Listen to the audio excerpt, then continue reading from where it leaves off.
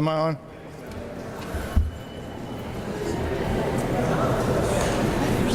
Good morning. My name is John Favre. I'm chairman of the State Election Board for Georgia. I don't do interviews and I don't do pressers, but I'm here today, and I want to welcome all y'all to the meeting today. We have some important business to take care of. The purpose of this presser this morning is for this board to come out and encourage all the voters of Georgia to get out there and vote.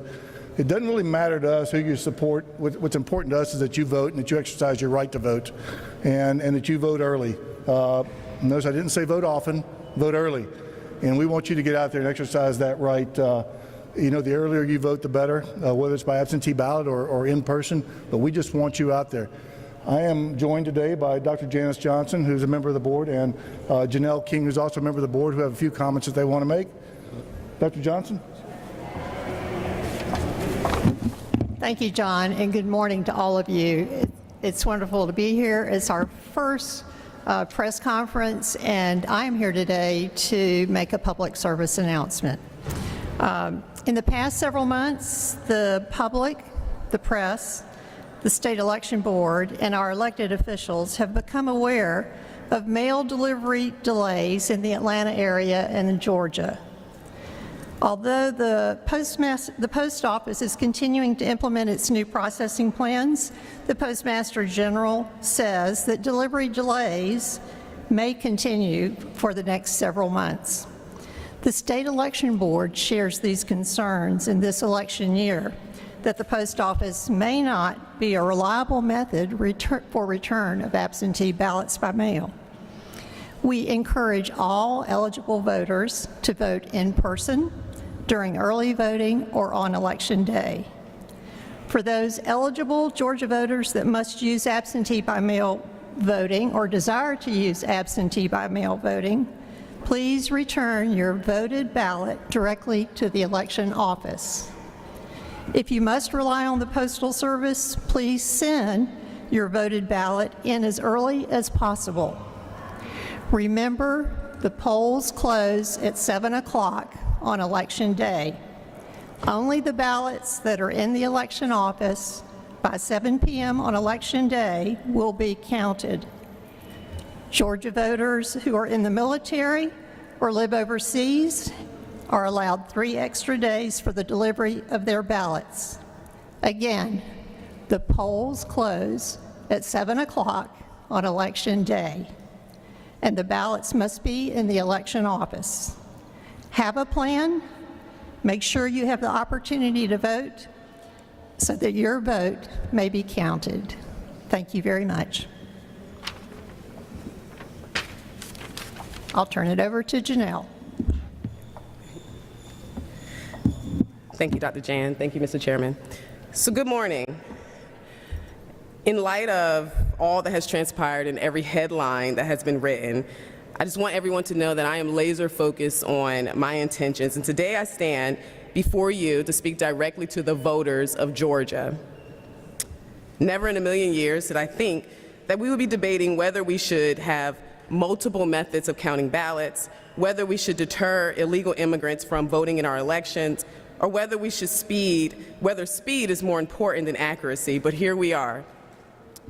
I've spoken to the media, I've spoken to auxiliary groups, I've had individual conversations surrounding the rule that allows election officials the right to a reasonable inquiry. This rule has led to several questions and concerns due to the narrative that the rule has somehow will cause mass decisions to not certify in the election for whatever reason. To clear things up, because I haven't spoken directly to you, county board members have always had the right to certify or not to certify. It is not a ministerial act. It is an option afforded to every board member. The option is present because of the legal document each must sign. This document states that you are certifying the election, that it is accurate, that it is perfect, and that it is free of fraud, and I'm paraphrasing. Considering we have seen board members choose not to certify in the past elections, I am of the thought process that making the decision more transparent and data more accessible would prevent this option from occurring. To be clear, the option to certify or not to certify rests on county boards, not the state board. The real question, I believe, is whether or not this inquiry will extend the certification process, thus breaking federal laws that provide a deadline for certification as a board. The answer is no. The rule clearly states that the inquiry must take place within the certification week. And if the board decides not to certify within that allotted time frame specified by the law, the board would be breaking the law and also violating this rule. Another concern is whether our actions that are being taken are too close to the election day. Well, I find it absolutely fascinating that the same media outlets that are questioning the timing of our decisions also find it completely normal to swap out a presidential candidate 4 months from an election. To answer the question directly, without speaking for the entire board, yes, I am absolutely considering time. But I also consider the job that we have been tasked to do, and sometimes it doesn't always agree.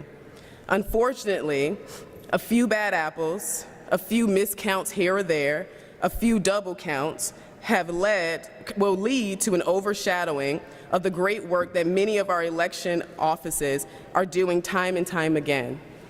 So this leaves us in a very difficult position. Do we maintain the status quo because it's easier, or do we make a few adjustments so that we can be better? I thank many election directors and staff who have provided solutions rather than criticisms, and the many who are working day in and day out to secure our elections and to ensure they are handled with care. This election year, I encourage you, the voters of Georgia, to truly understand that we are not living in the land of the free, and we are certainly not housing the brave if we do not have faith in our elections. We are not a democracy. We are a representative republic. Our elected officials are chosen by you to work for you. While we all can't have our own personal representatives, we can all hold those accountable. The first and foremost effective means of accountability is at the ballot box. So this message is not to those who benefit from the opportunities that present themselves in the midst of chaos. This isn't a partisan issue. This message, again, is to the voters of Georgia. We cannot get comfortable with some errors in our election process, because today it's a small error. Tomorrow, that small error could determine the fate of an election. We are raising the standard, because the right to elect our leaders is a fundamental core principle of a republic. Thank you. You done? Got anything? Very good. All right. You want to take questions? Good. All right. I guess we can take a few questions. How much time do we have? Y'all can take questions. I'm gonna go get ready for the meeting. Okay. All right. Well, we don't have much time, but thank you. All right. Yeah, we appreciate all y'all attending today. We have some important business to attend to, as you know, and hope you will come upstairs and watch it. Thanks.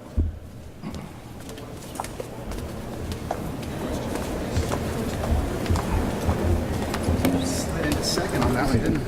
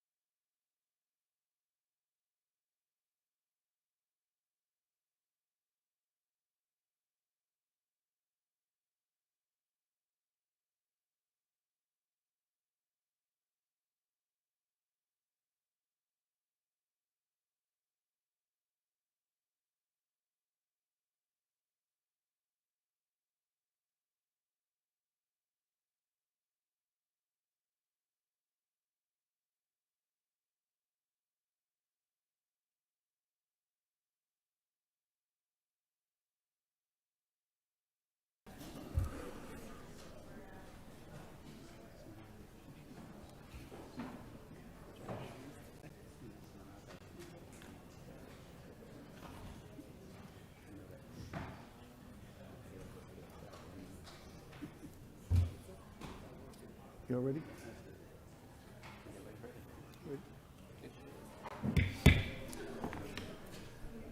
We'll call to order the Friday, September 20th, 2024 meeting of the Georgia State Election Board. My name is John Favere. I'm chairman of the board. I'm joined today by Dr. Janice Johnson, Member Janice Johnson, Member Rick Jeffries, Member Sarah Gazal, and Member Janelle King, and our Executive Director, Mike Cohn, and our paralegal, Alexandra, the one that does all the work. Thank you, Alexandra. We're going to start the meeting today with our invocation, Pledge of Allegiance. Dr. Johnson, would you lead us in our invocation, please?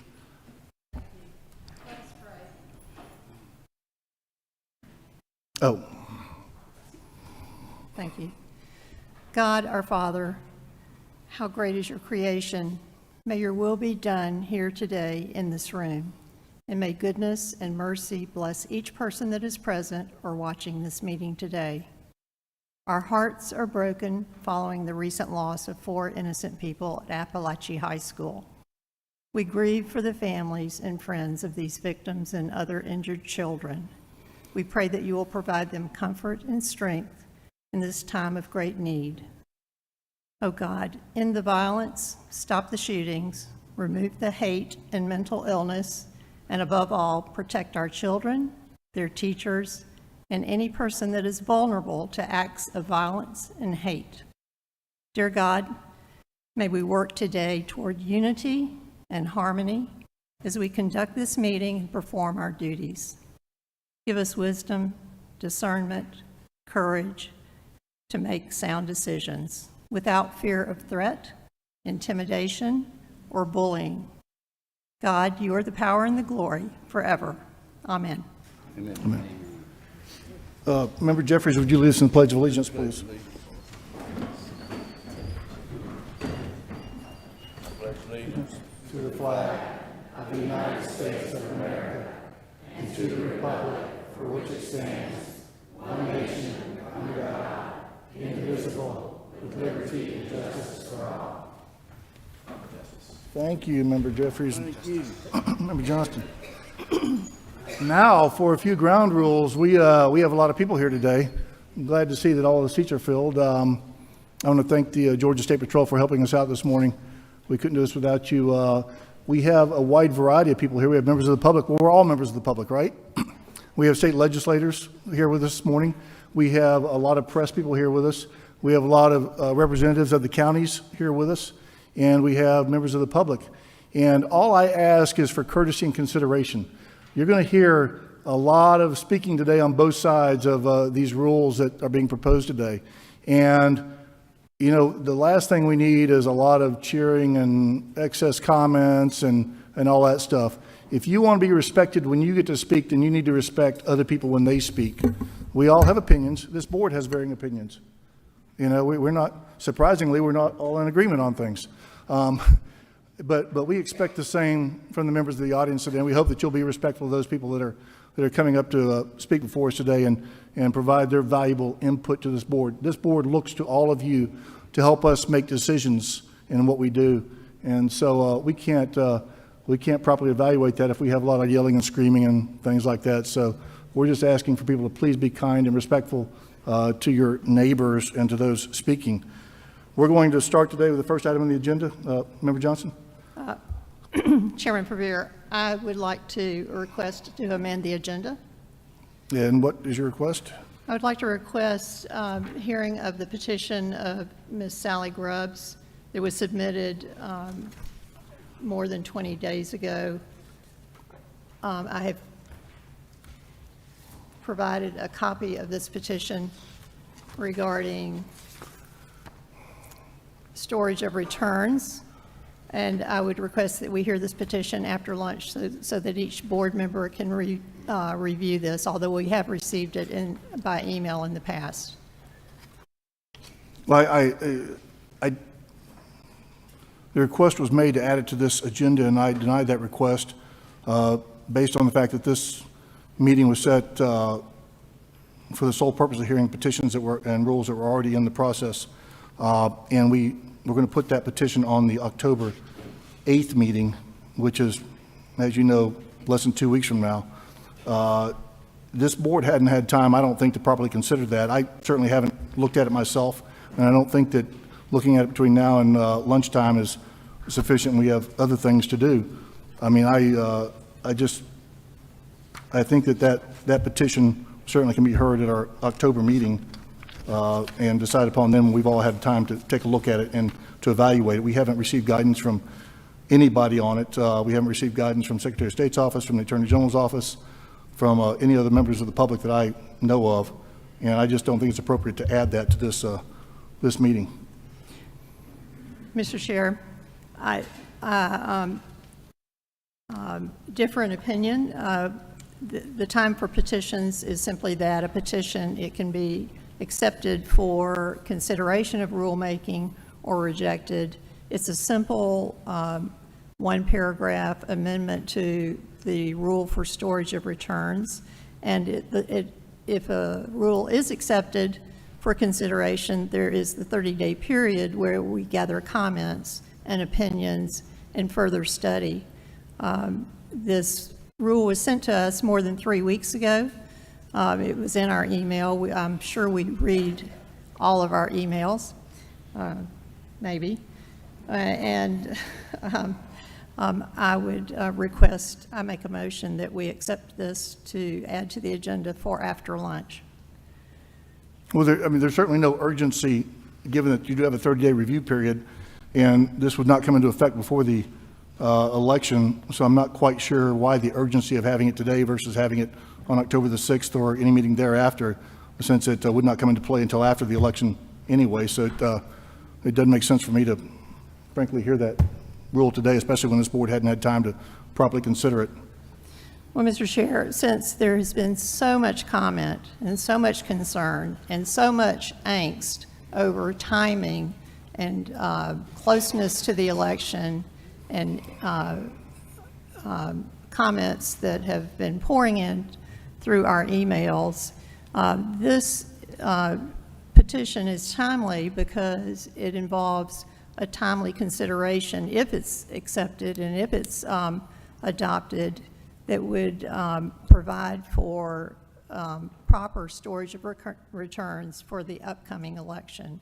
So waiting even until October 8th is time wasted and of concern that, again, there will be a howl of voices that it is too late to accept this or adopt it or implement it for this current election. As I said earlier, I think that adding this petition at the very last minute is not the responsible thing for this board to do. The chair is going to exercise its option to not add that to the agenda today. If you want to make a motion to overrule the chair, then that certainly is your prerogative. Mr. Chair, I appeal the decision of the chair. Are you making a motion? Yes. And your motion is? Second. Let's just hear it. I don't understand why we can't just hear it. It's a very short petition. Ms. Grubb is already present in the room. I don't understand why we can't just hear it. Well, this board hadn't had time to properly consider it before we initiate rulemaking procedures. We need to take a look at it, and receiving it the day of the meeting. Do you think we're going to get through all of this today? Or you think we're going to be back on Monday? You're going to try to get through it? Well, if we were able to go through the agenda as it was, we might could have, but it appears there's going to be some alterations to it. So, well, I mean, adding one petition to be heard, I mean, it'll give me more information. I would like to hear directly from the petitioner. That'll help me to make decisions. well, that can be done on October the 6th. Like I said, this will not take place before the election this year, so I don't see the reason to go ahead and put it on the agenda today. Well, if it's not going to affect anything, I don't see the reason to keep debating it and wasting time. But we haven't debated it. We haven't heard it No, I'm yet. talking about this debate here of putting it on the agenda or not. Okay. We have a motion to appeal the chair's decision. Is there a second? Second. There's a motion and a second. Any discussion? Yes, Member Gazal. I have a hard time understanding how our mantra is transparency, and we are talking about debating a rule that nobody in the public has seen. To the point, I mean, I have a challenge as well, and that's whether or not we're following procedures. If she presented it and submitted it within the right time frame to be on the agenda today, then it should be on the agenda today.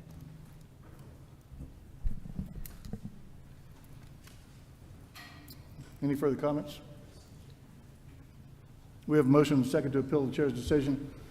All those in favor signify by saying aye. Aye. All those opposed signify by saying nay. Nay. The chair votes nay. The ayes carry 3-2. Do you have another motion? Mr. Chair, I have another amendment to the agenda. Under the heading of new business, there is an item, discussion of voter challenges complaints. This was an item that I asked to be put on the agenda, and unbeknownst to me, a lawsuit, writ of mandamus was filed in DeKalb County, and it appears that an emergency complaint has been delivered to us yesterday. I would like to include this as consideration of hearing this complaint concerning 230 challenges to be added to the new business item of voter challenges, and request that it be moved up on the agenda for discussion for after lunch. I think that we've had a lot of people that have come here from afar to talk about these petitions, and altering this agenda, continuing to alter this agenda, forcing these individuals to stay longer is just inappropriate.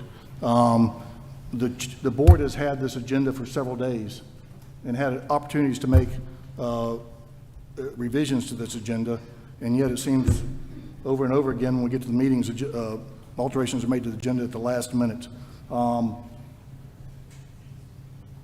Is this a legal issue that you're wanting to discuss? This was sent to us as a complaint of violations of OCGA 212230 by DeKalb County by Ms. Marcy McCarthy.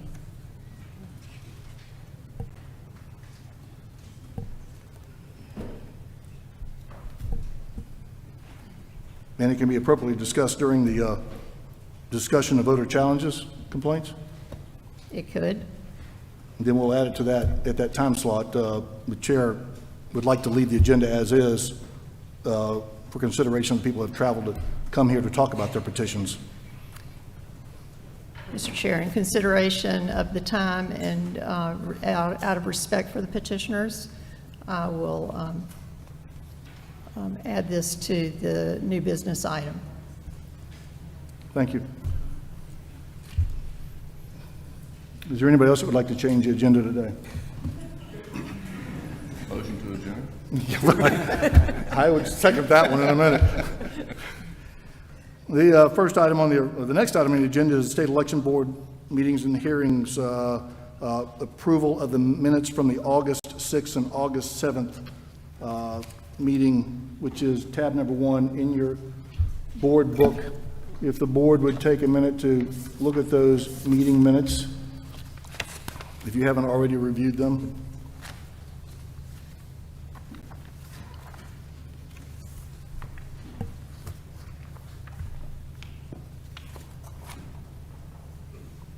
Are there any corrections, alterations, or additions to be made to the minutes? Make a motion to approve. We have a motion from Member Jeffries to approve the minutes of the August 6th and 7th State Election Board. Do we have a second? Second.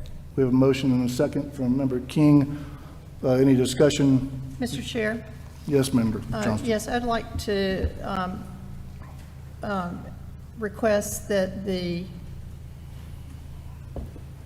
in the minutes from August 19th, that the rule number be included with each of the petitions. Some of in the minutes, the petitions do not provide the rule number for the petition. Member Johnson, that we're working on the 6th and the 7th now. That'll be the next item on the Oh, agenda to sorry. discuss.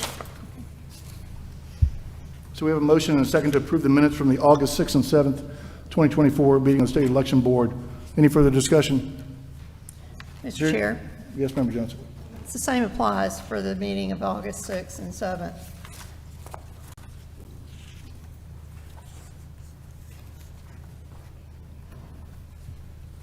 You want the petition numbers added where? Where procedure matters petition for A, B, C, D, E, and F, that the rule number be included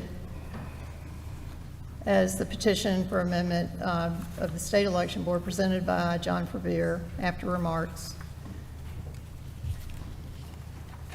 That the actual rule number petition would be included to provide information for future reference.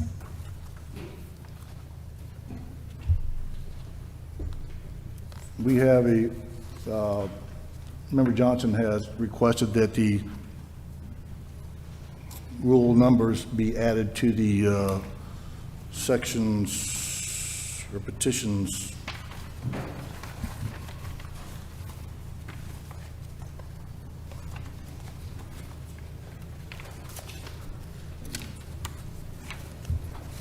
A, B, C, D, E, and F. Without consent, we'll do that. Alexander, can you add that? Okay. I would just say that some of them were new rules that didn't already have a number of them, so those are not my numbers. Okay. We'll make that alteration. Are there any other alterations to the minutes? No, sir. With the alteration and the board's approval recommended by Dr. Johnson, we have a motion and a second to approve the minutes with that alteration. Any further discussion? Hearing no further discussion, all those in favor signify by saying aye. Aye. Any opposition? Hearing no opposition, so moved. Carries 4-0. Next item on the agenda is to approve the minutes from the August 19th, 2024 meeting. Member Johnson, I believe you had some comments about that? The request to amend the minutes to reflect the rule referred to under it has for A and B, but not C, D, E, and F.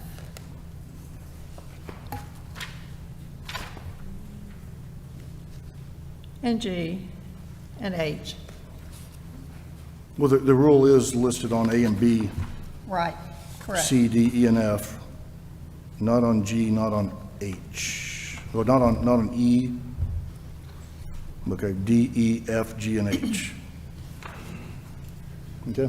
Thank you. Alexander, can you add that? Okay. Without any dissent by the board, we'll do that. Do we have a motion to approve the minutes as presented with the alterations made by Dr. Johnson? Second. We need somebody to make a motion. Motion to approve. the We have a motion to minutes as approve. amended. Do we have a second? Second. We have a motion and a second. Any discussion? Hearing no discussion, all those in favor of approving the minutes as presented with the alterations recommended by Dr. Johnson signify by saying aye. Aye. Any opposition? Hearing no opposition, so moved. The next item on the agenda is my favorite portion of the meeting, is to hear public comment. Executive Director Cohn is going to be our gatekeeper. For those that might be in overflow rooms, Executive Director Cohn will call out the first 5 people to speak. Then we get near the end of that, he'll call the next 5 people. And if you would quickly hurry down here to take your place speaking, we'd appreciate that. We don't want to be looking for where's Waldo. And we will allot 2 minutes to individuals to speak, please. And at the end of your 2 minutes, or near the end of your 2 minutes, you'll hear a light tap like this, which is your warning that your time is about up. And if you exceed it, then you'll hear heavier and heavier and heavier taps, because Executive Director Cohn can be quite heavy-handed with that gavel. So Executive Director Cohen? All right, we're going to go through we've got 30 on the agenda. We're going to go through those, again, as he said, 5 at a time. The first 5 is going to be Mason Hill, Natalie Crawford, Brooke Shiner, Barbara Gooby, and Larry Lejour. That's our first 5. If you guys would just, you can stand over on the side and make a line. That makes it easier for everybody. You don't have to shuffle each time. I appreciate you guys helping.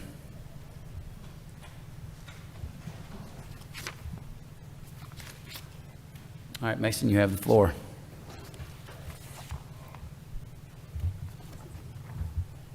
It will be. You're good. As you may know, since the 1980s, there's been a growing trend away from physical in-person voting. As far back as the 1880s, we see tabulators being used to count measure ballots and voter fraud.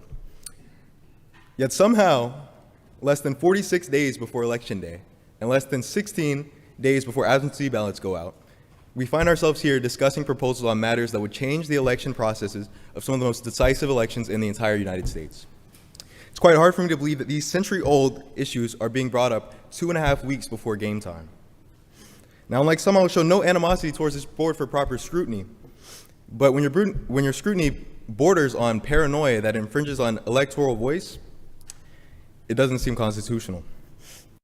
Many of us would argue that this policy questioning the validity of machines designed for elections, allowing human error to affect results, and positioning poll watchers in tabulation centers full of personal information crosses that line. I'm quite aware that the board I'm addressing is largely Republican and that the opposition is largely Democrat. I'd also like to mention that I don't care. This is a matter of protecting the rights of citizens, and that should permanently remain bipartisan. No matter what political lens you want to view this through, this proposal has no grounds in protecting the uniformity, safety, and efficiency of our elections. I will not pretend to possess any expertise in these matters of logistics, but presuming our shared goal is for every citizen of Georgia to vote in this election and get their vote counted, there's no way that any of these proposals infer a fair election. I ask you, anyone, please explain to me how printing 2 more ballots for anyone who wants to vote absentee or early has to be printed in the next 2 weeks would ensure we have a fair election. I ask anyone who questioned voter fraud in the last election, how do you think that people unsealing the ballots and then counting them themselves by hand would ensure in any way that there would be less voter fraud? I ask anyone who questioned safety in the last election, how would poll watchers, volunteers, which I'm not discrediting in any way, being positioned in tabulation centers where reconciliation is happening, prevent people from seeing personal information of voters? Please reconsider this matter. Thank you. Thank you, Mason. Next up is Natalie Crawford. Chair, Board, thank you very much. Again, I'm Natalie Crawford, founder of Georgia First, a cross-partisan nonprofit whose mission includes ensuring election access and security. We always seek to put people over politics. The instability, injustice, and confusion introduced into the public councils have in truth been the mortal disease under which proper governments have everywhere perished. Those are the words of James Madison, and as a lifelong Republican, I fear we are living in his worst nightmare. I'm appalled by the recent actions of this board, the hyperpartisan behavior, and its embrace of ill-informed, conspiracy theory-fueled rulemaking. The recent actions of the board sow chaos and dramatically undermine trust in our constitutional republic and its democratic processes. For this reason, I wish to inform this board, Georgia First will file an amicus brief in support of the lawsuit filed by Eternal Vigilance Action, Scott Turner, and James Hall. We concur with all counts outlined in the complaint and support the relief requested. The board's attempts to legislate through rulemaking violate the state election code and our Constitution's separation of powers and non-delegation mandates. Simply put, this appointed board has exceeded its legal authority by mandating a vague, undefined inquiry into election results before county election boards can even certify, risking unnecessary certification delays across all parties and races. Ordering county election boards to provide any individual board member with unlimited election-related documentation prior to certifying and without any justification adding onerous new restrictions on absentee voting, and lastly, requiring recorded video surveillance of early voting drop boxes. These rules are unlawful because your authority doesn't permit you to define certify, and our election code clearly outlines certification timing and requirements. The 500 pages of the Georgia Election Code specify the timing, manner, and method for producing and maintaining election-related documents.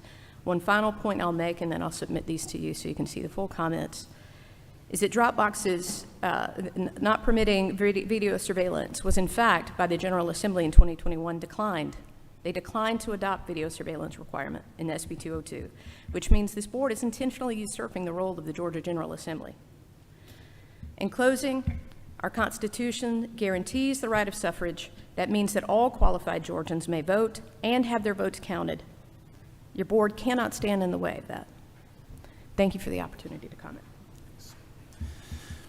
Thank you, Natalie. Okay, I'll go ahead and call up Elizabeth Hendrickson and Tate Fall. Y'all can get in line because you're going to be coming up soon. Next, we have Brooke. Brooke? Schreiner. Yes, Brooke Schreiner. Thank you. Good morning, Board. Brooke Schreiner, Butts County Board of Elections Registration, Gavrio member, and Region 6 leader. I, as well as my colleagues, urge you to refrain from voting on the proposed rules this close to an election. We are currently in the critical stages of election preparation, which includes setting up voting machines, training poll clerks, and organizing election night procedures. Additionally, some counties are in the initial phases of preparing for a potential March election as well, and these efforts require significant planning and focus. As per election law, counties are prohibited from making certain changes within 90 to 60 days before an election. I believe the same consideration should apply to rule changes by this board. While we do not oppose many of the rules being processed, the timing could certainly be improved. Regarding the rule on election night ballot counting, requiring the poll manager and 2 clerks to individually count ballots from the scanner would unnecessarily delay election day tabulation. Poll managers and workers are already tasked with sealing all ballots, securing the memory cards, ensuring all recap sheets are accounted for, which is then transported to the tabulation center. Adding this additional step would slow down the 2 required uploads for an election night reporting. Furthermore, many poll workers and managers take time off from their regular jobs for election day duties and return to work the following day. The requirements for them to return the next day at the poll manager's discretion is impractical for many polling locations. Finally, I encourage the board to consult a variety of counties, small, medium, large, not just larger counties like Fulton and Cobb, to ensure the rules are practical and beneficial across all types of election jurisdictions. Thank you for your attention to these concerns. Thank you, Brooke. You're the first one that really hit the number on the head, so good job. Thank you. I appreciate that. All right, next up we have Barbara Gooby. There. Hi, I'm from Chatham County. I've been a poll watcher, poll clerk, and now poll manager. I believe the proposals being discussed today introduced huge opportunities for chaos, error, voter insecurity, and therefore, as we heard, lawsuits. Please know that every poll worker and elections board worker I've ever worked with has always acted absolutely professionally, taking every precaution to ensure that all ballots are accurately counted. Using the current procedures, they are. The elections board trains us never to touch the ballots. Only the voter handles their printed ballot and enters it into the ballot box. This assures voters that no one has interfered with their ballot. The proposals for hand counting, both absentee and election day ballots, destroys this assurance. They also introduce the very real opportunity for all too human error, as does introducing poll watchers to the tabulation centers. The current electronic voting system works well and accurately.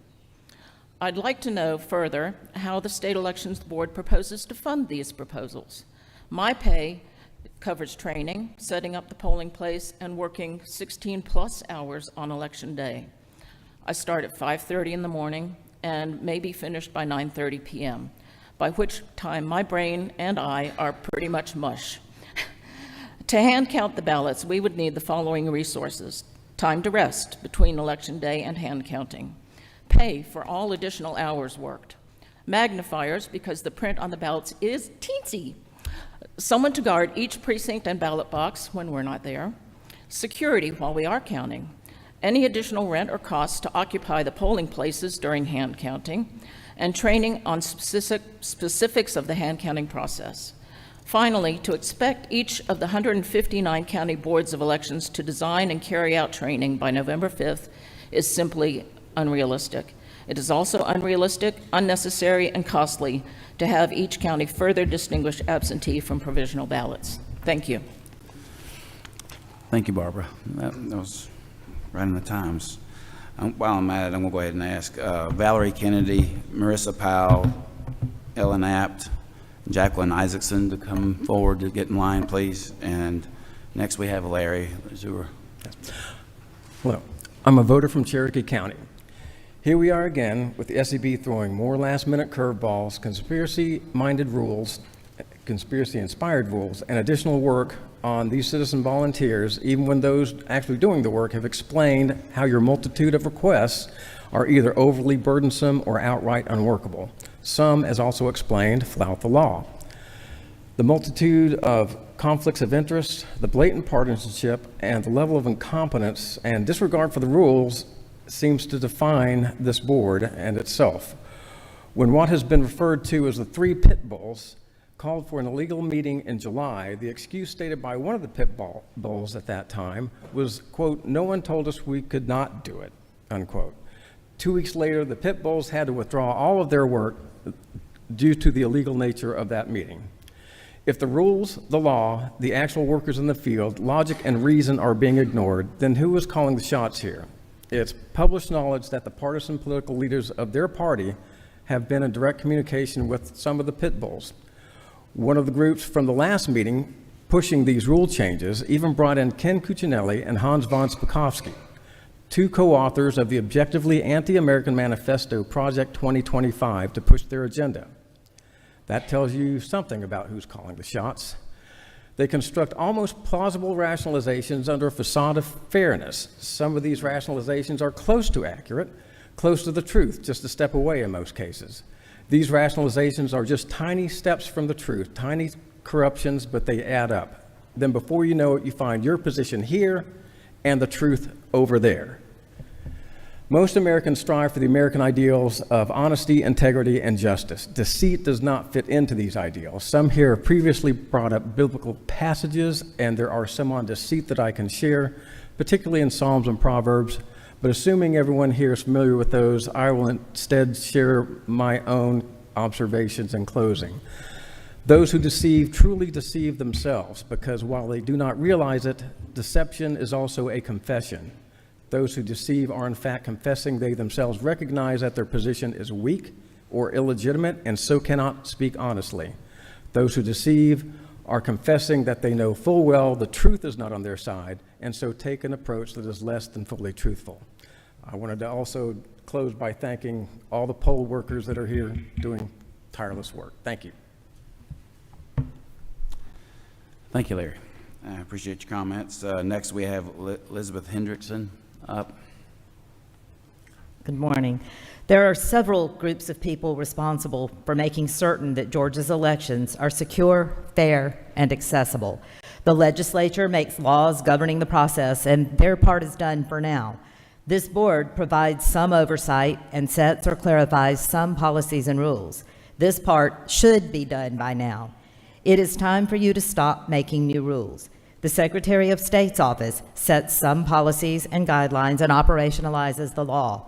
The county election staff apply the laws, policies, and rules to operate elections.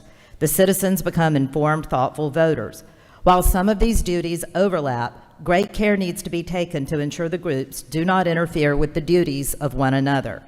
Most of the recently enacted and proposed rules have been brought by presumably well-meaning citizens who are in many cases not electoral professionals or experts. Most of their concerns are based on highly unlikely what-if scenarios rather than anything evidence-based. There is a fine line between citizen oversight and citizen micromanagement. And some of these rules, particularly those that specify how many ballots should be in a pile for counting, for example, clearly cross that line. Concerned citizens have every right to be heard, but board members should give far more weight to the views of the professionals who have the experience and the duty to keep our elections fair, secure, and accessible.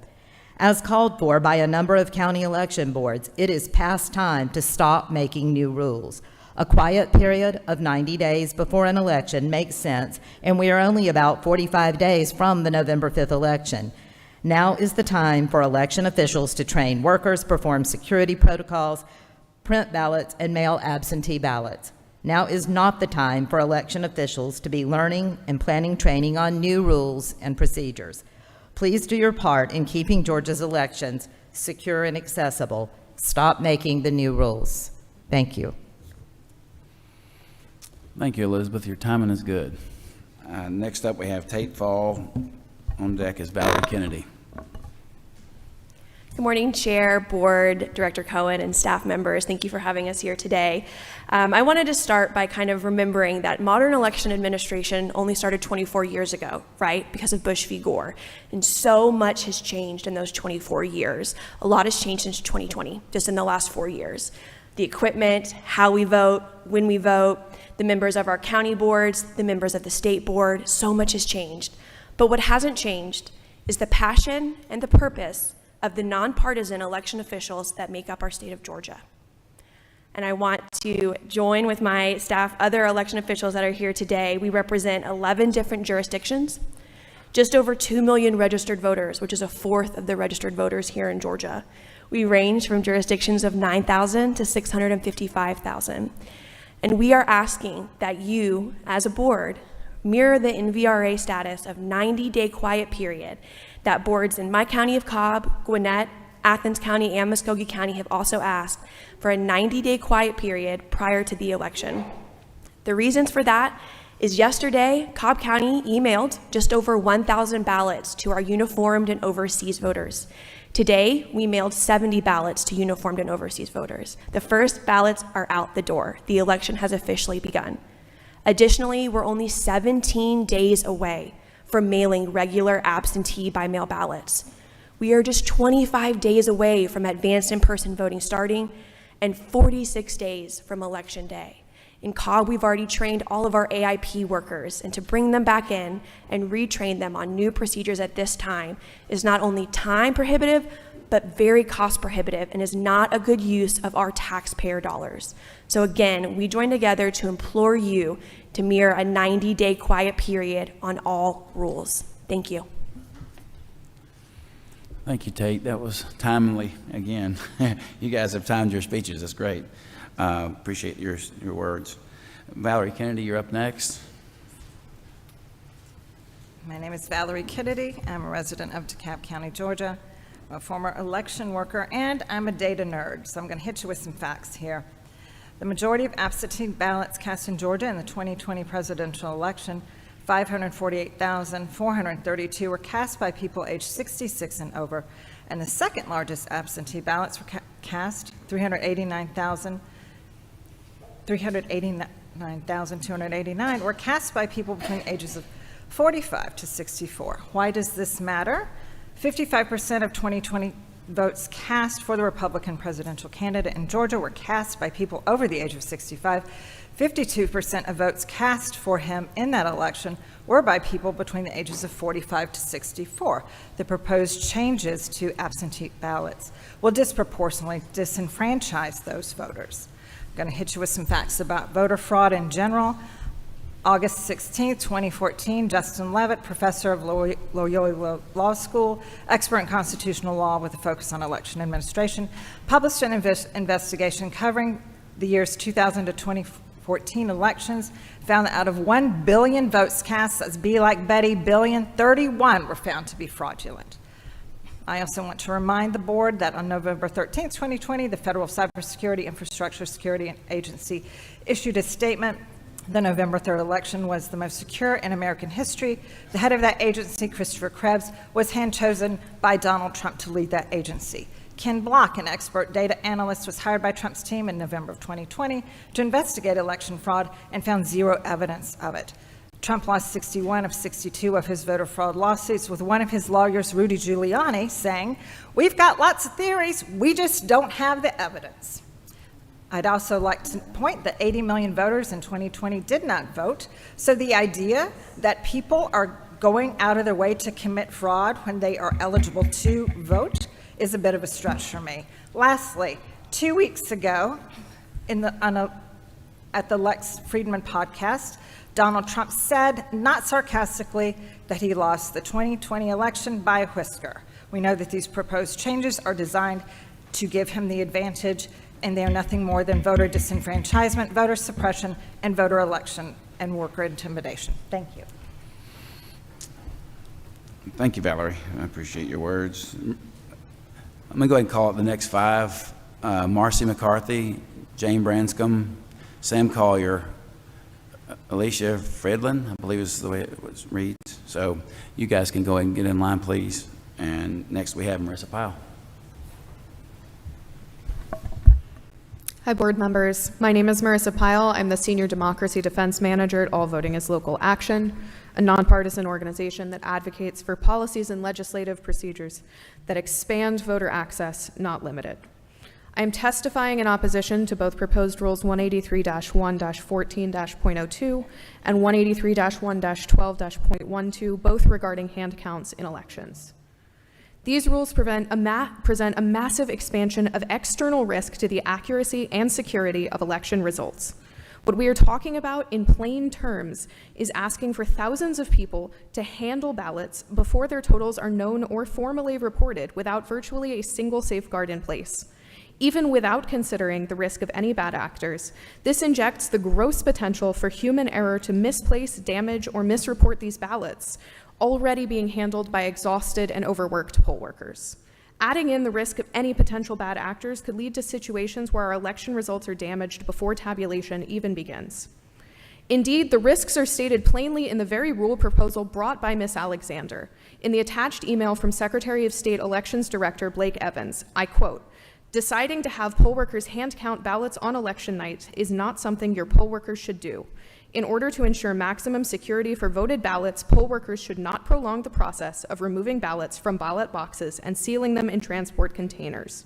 This process should be done efficiently, transparently, and immediately after the polls have closed and votes have been cast. Simply put, this board and those before it cannot have it both ways. We cannot claim that it is a short chain of custody for ballots is paramount, while also passing rules that vastly expand the handling of ballots, including prior to results being calculated. What this rule means is that elections staff, many of whom are here today, are wedged into an ever more crushing situation of needing to perform superhuman feats under rules that make it virtually impossible for them to do their job.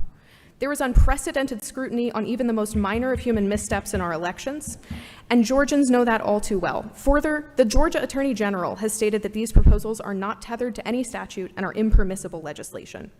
To close, this rulemaking process that the board has chosen reflects the allocation of precious time and resources towards solving problems that don't exist. Election staff are begging you to stop what this board is doing. Once again, we are here to consider rules that expressly go against these needs. Why? Who does this serve? Thank you, I ask Marissa. you to reject these rules. Thank you, Marissa. Appreciate your comments. Ellen, you're up next, please. Thank you. I am a mere lowly resident of DeKalb County, and I concur with everything that's been said so far. I object to these rules because of the increase. They increase a chance of human error in counting the ballot, and that makes it not a fair election. And the cost and time consumption to the taxpayers of Georgia is better spent elsewhere. Thank you very much. You're as brief as I've ever seen. Thank you. Appreciate that. You set the record. You've been shut off. You have the undying appreciation of the chairman. All right. Let's see here. All right. Next up, we have Jacqueline Isaacson with Marcy McCarthy on deck. Thank you. I'm from Peachtree City, which is in Fayette County. I've been a poll worker for about 4 years, including serving as assistant manager. Poll workers go through extensive training, before the election. Training in my county starts next Tuesday. On the election day, there's a lot of paperwork, a lot of seals, a lot of serial numbers, and a lot of checks and balances at the opening, throughout the day, and at the closing of the polls. I'm glad to serve as a poll worker, even though it can be cumbersome, tiring, and stressful at times. All of these proposals are attempting to remedy problems that don't exist. I'll address two in particular. Hand counting on election day. There are machine counts done at check-in, every hour throughout the day, and at closing. They're done with, the check-in machines, the voting machines that people use, and the machine in which you insert your ballot. These are there are existing instructions for any irregularities that I personally have never seen. One time for the Warnock-Walker runoff election, the poll manager required us to hand count the votes, even though it wasn't a requirement and probably a little questionable. We had to do it 3 times because of human error, because the machine was right, the people weren't right. Also, poll watchers at election centers. My fellow poll workers and I receive a modest stipend, but we do this to serve. We're carrying out the election process. The proposed rules will crowd locations, cause chaos in what is already an intense yet organized process, and critically, there's a high potential for personal information being compromised and poll workers being intimidated. In closing, these changes are under the guise of transparency, but if passed, would unnecessarily encumber what are already fair and honest processes. Again, please vote no. These proposals are attempting to remedy problems that don't exist. Thank you very much. Great job. Thank you for your time and promptness on that. Next, we have Marcy McCarthy. I want to go ahead and call out some more names. Maribel Hodges, Michael Beach, Travis Doss. If you guys want to go ahead and get in line, you're certainly welcome to do so. Help everything move orderly. Marcy, you have the floor. Thank you very much. My name is Marcy McCarthy, and I'm the chair of the Republican Party of DeKalb County, Georgia. We have spent the last 4 years working tirelessly to restore faith, integrity, and trust in our election system. Recently, William Henderson, a concerned citizen, used OCGA 21-2230 to challenge over 5,000 ineligible voters who were based on non-residential registrations and other clear violations. Many have voted from their new addresses, so we're just trying to clean these voter rolls. And this reflects just about 1/8 of the voter roll, the active voter roll population in DeKalb County. At the last DeKalb Elections Board meeting that took place on September 12th, the board flagrantly ignored federal and state laws, passing a resolution to block these challenges, rather than actually taking the time to review them as required by law.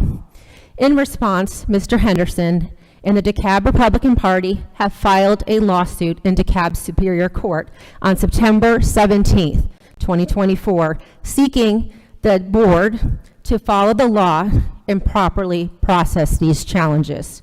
We urge the SEB to take immediate action to set clear procedures and enforce compliance with OCGA 21-2230. It is absolutely critical to protect the integrity of our vote by ensuring that ineligible voters are not allowed to dilute the voice of eligible citizens. Thank you. Thank you, Marcy. That was very good on time and everything. So good job. Okay, next we have Jane Branscombe up. Jane? Good morning. Candidate Trump praised 3 of you by name as pit bulls fighting for honesty, transparency, and victory. You are acting like pit bulls and pushing through new rules without proper transparency, input, and deliberation. And I'm sure there are many in this room who believe the drumbeat lie that there was widespread fraud in the 2020 election, who will think you're fighting for honesty and transparency. But given that the system we have has been proven over and over and over again to be free of any systematic fraud and all but the most trivial and innocent irregularities, your moves instead are promoting chaos, election worker distress, and voter anxiety. The third objective of your actions that the former president stated gets straight to the heart of the matter: victory. Specifically, his victory. Your actions attempt to stack the deck for a particular outcome, and that is the definition of anti-democratic. Thank you for hearing me. Thank you, Jane, for your comments. Sam Collier, you're up next. Thank you. My name is Sam Collier, longtime resident of Georgia, and I'm pleased to talk to you today. It's interesting. I feel like there's two movements, two tribes in the room. There's a movement, people who are just assured that there's a problem in their direction, and some others are assured there's a problem in their direction. And so I think we're all here because we're concerned about something, and I think we ought to acknowledge that we all come here out of a sense of concern. I would say, though, that because we have two different feeds, a blue feed and a red feed, which have now turned into algorithms, if you believe something and you click on things you believe, before long you get deeper and deeper into those because the algorithm leads you in that direction. So my algorithm doesn't lead me to believe that there's widespread voter fraud that nobody has happened to find out, and $750 million later court verdict shows that it's probably not even true, and that if you espouse that in your algorithm, you may be liable. I tend to believe that having watched polls at every step, from closing the polls to the late night bringing all of the returns into a county headquarters, to opening absentee ballots the day after and certifying absentee ballots, that if you disrupt the process that's been worked out for so long, you will create far more chaos and far more headlines and far more lawsuits and far more grief than you ever imagined. And I would truly urge the three pit bulls to take that into account as you decide whether you're going to pass this vote today. Thank you. Thank you, Sam. Appreciate your comments. Akiva Fredlin, did I get that right? Pretty close. Close enough. Morning. Okay. We're I'm playing golf. Akiva Friedland. Friedland. Okay, very morning. good. Thank you, sir. Thank you, honorable board members. I'm an attorney at the ACLU of Georgia, where we work to ensure that voting is easy and accessible for all Georgians. I ask you to wisely reject all 11 petitions in the rulemaking phase today, especially asking you to vote against the revisions to 183-1-12.12 about hand counting ballots in polling places, and 183-1-14.02 about hand counting at early vote locations.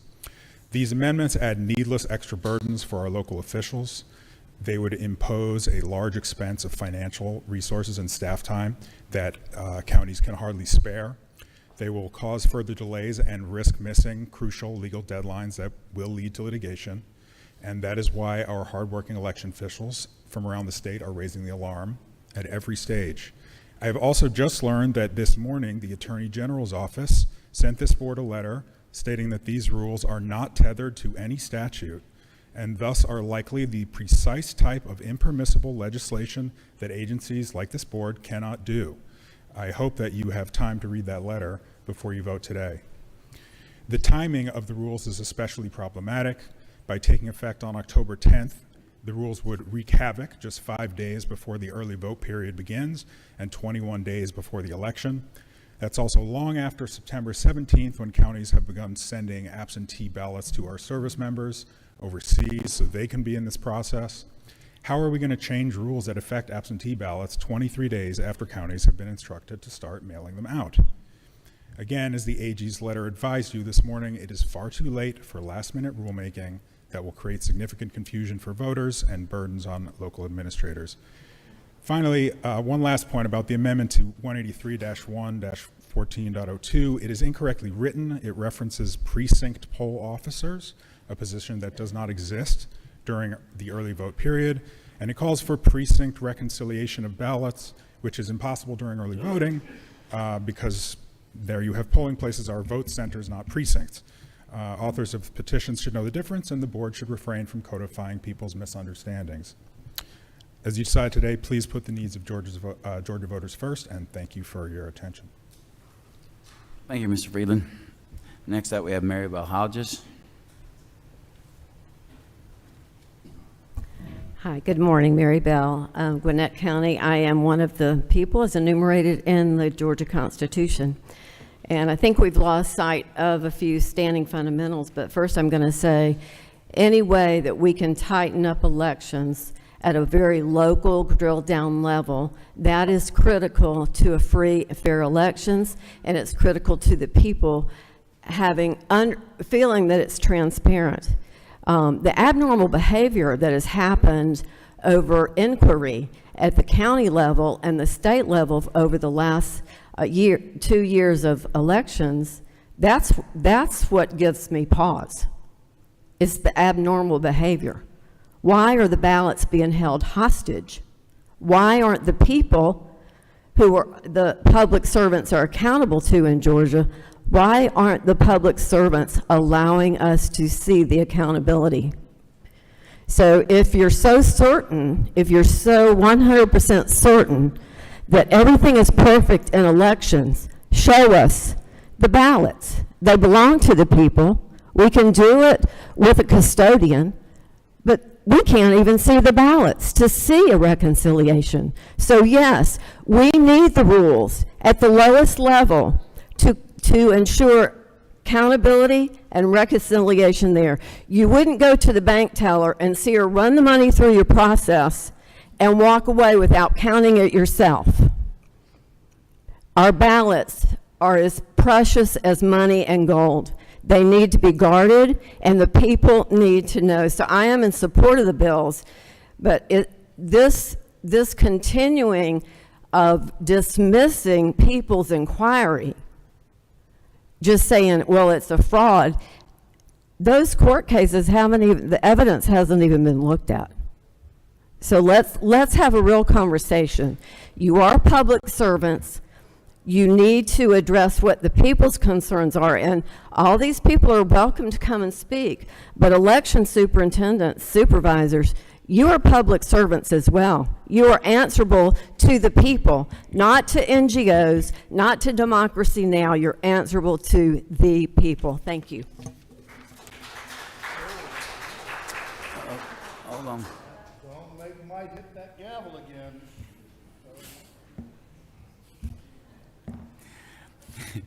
Next up, we have Michael Beach. Thanks. I'm Boomer. I've got paper. My name's Dr. Michael Beach. I'm speaking as an assistant poll manager. There are only 25 days until early voting opens, and I ask you, as you've heard already, that you respect county election officials across the state who've been asking you for a 90-day moratorium on rule changes before any election. It's too late for changes. Some process thoughts. I believe board members want a process to hear full, accurate, and truthful discussion on rule changes before voting. Instead, I see a process where individuals submit proposals and often air false narratives and reference misleading or false information. I'm not aware of any other rulemaking process that hears seemingly unlimited oral presentation from the petitioner with no oral process for listening to other perspectives. I ask you to develop a process where decisions are based on a full, well-rounded, and fact-based summary for each proposal. I'd like to ask what the board's trying to accomplish when they are doing this. I haven't heard you ask petitioners, what problem are you trying to solve? What documentation says that such a problem exists? Why do we need this? We should be using accurate data and information to identify key areas for improvement, to target our limited time and resources. Attempting to make such a complex process error-free is resulting in over-bureaucratization by massing layer upon layer of rules, which may likely increase errors. We have to accept that this has become an argument between a belief that elections are not secure and the facts that they are secure. Changing beliefs cannot be accomplished easily. There will always be new beliefs requiring endless new rules. Finally, I've been through the proposed rules. I won't get into details. You've heard some of them. Much of what I see is already part of the polling place protocol. I wish petitioners would become poll workers and thoroughly study poll worker manuals so we could focus on needed improvements. So in summary, we should weigh the facts about the security of our elections, the impact of increased staff turnover, the increased difficulty recruiting poll workers, and the efficient use of taxpayer money so Georgia continues to have secure elections. Thank you. Thank you, Michael. I appreciate your comments. Okay, let's go ahead and get the next 5 in line. We've got Tawny Adams, Kevin Muldowney, Kathleen Hamill, Lisa Rutherford. And we'll go ahead and do Matt Ravensick as well. That's the next 5. God bless you. You win a big prize. You just become the chairman's favorite.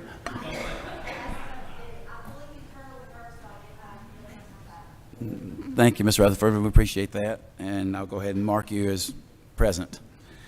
All right, next up we have Travis Doss. Good morning. My name is Travis Doss, and I serve as the Executive Director of the Richmond County Board of Elections. With over 29 years of experience in election administration, I currently hold the position of President of the Georgia Association of Voter Registration and President of the Voter Registration and Election Officials. I have previously served as President of the Voter Registrars Association. I am both a certified Georgia election official and a certified election administrator. I'm here today to respectfully request that you delay your decision on the 11 proposed rules currently under consideration. Federal law mandates a 90-day quiet period for any changes to voter registration and core election procedures. State law requires a 60-day notice for polling place changes and precinct adjustments. Current SEB regulations necessitate a 30-day notification of any voters if you are changing a polling place. Should you approve these rules today, they will not legally take effect until October the 11th, leaving us only 25 days until Election Day. 25 days is an extremely limited window, especially when we are this close to the election. This is akin to entering the 3rd trimester of pregnancy nearing the due date. Now is simply not the time to implement sweeping changes that could create unnecessary confusion and disruption. As recent history shows, election changes made in the final stage often becomes the focal points of post-election controversy. In 2018, Stacey Abrams attributed her loss to the gubernatorial race to changes made by then Secretary of State Brian Kemp. In 2020, Donald Trump blamed Secretary of State Brad Raffensperger for voting methods and absentee ballot changes. In 2024, whoever loses will likely look for a similar scapegoat, and these last-minute rule changes may become the reason. Please do not provide additional grounds for confusion or blame. I urge you to take this into consideration and delay your decision on these proposed rules. Thank you. Thank you, Travis. Appreciate your comments. Next, we have Tawny Adams. My name is Tawny Adams. I'm the election supervisor in Heard County, Georgia. I'm a member of Gavrio. Imagine, if you will, the national championship football game. Everyone has been anticipating this matchup between the teams for 4 years. Fans of both teams are waiting to take part in the game to root for their side. However, there is a small group of fans who do not like the way the game is being played, so they have decided to approach the 5 commissioners of the Football League to change the rules less than 2 months before the game. 3 of these commissioners think it's a good idea to change the rules, despite the pleadings of the officials on the field who would be the referees and must understand the rules the games the players and fans operate under. The other 2 commissioners have made the point that changing the rules this close to the playing of the game might confuse the players in the field, the referees, and the fans watching the game. The game officials have been told that the rule changes the commissioners have proposed are common sense rule changes. This is all despite the fact that some of the changes the fans in the peanut gallery have proposed violate the official rules of the game as written by the overarching body who determines the final say of how the game is played. Some of the rules contain changes the commissioners are not even allowed to make because they lack the statutory authority to make those changes. So despite the pleas of their fellow commissioners, the referees on the field, the concerned fans, they decide to go forward with these changes. The game time approaches, and no one is sure what the rules are because of all the confusion the new rules have caused. The game is played. As the action unfolds, the referees do their best to implement the new rules. However, the confusion with the new rules causes there to be irregularities. During the post-game news conference, the media asked the commissioners why there was so much confusion on the field. In response, the commissioners who proposed the new rules so close to the game say that the new rules were common sense rules. So the problem must have been with the officials tasked with their implementation. Is this what will happen when confusion leads to inconsistencies with the November 5th, 2024 election? Who will be given the blame when new rules cause chaos? Thank you, Tony. Appreciate your comments. Let's go ahead and add some more folks in the line, please. Matt Rowensack, Milton Kidd, Joseph Kirk, Julie Adams, and Ethan Compton, please. If you guys will get in line, that'd be great, very helpful. I didn't think I called everybody. Okay, Kevin Muldowney, you got the floor. Good morning. Kevin Muldowney. Worked as a poll worker, poll watcher, at poll tech, absentee ballot adjudication. I firmly support the proposed rules before this board and sincerely want to thank you all for your hard work. These rules will give much needed support, transparency, and clarity to existing Georgia election law. We are, after all, a constitutional republic. We are governed by laws, and clarity of those laws is of utmost importance. It's hard to imagine how anyone interested in free and fair elections could oppose any of them. Gavrio, a suspiciously partisan group, is trying to make any argument they can to stop the process. These proposed rules will increase confidence in our voting process and will be virtually invisible to the voters' experience. On to the issue of an election monitoring team for Fulton County. The very reason an election oversight team was ever considered was due to the fact of documented and very real manipulation of past elections by Fulton County Elections Department. Both Ryan Germany and the Carter Center have gone on record praising the supposed accuracy and perfect result of the 2020 election. That in itself completely disqualifies both of these entities. If the decision is made after fully adjudicating Rossi Moncla, then that we do in fact need a monitoring team. That team should be carefully chosen and approved by this board in its entirety. Thank you.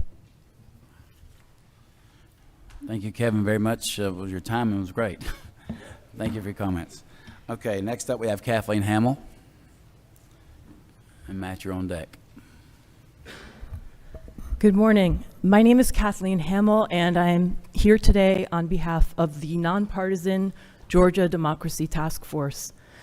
We believe deeply in the integrity of our current voting system. Our system is safe, it is secure, not perfect, it has stood the test of time.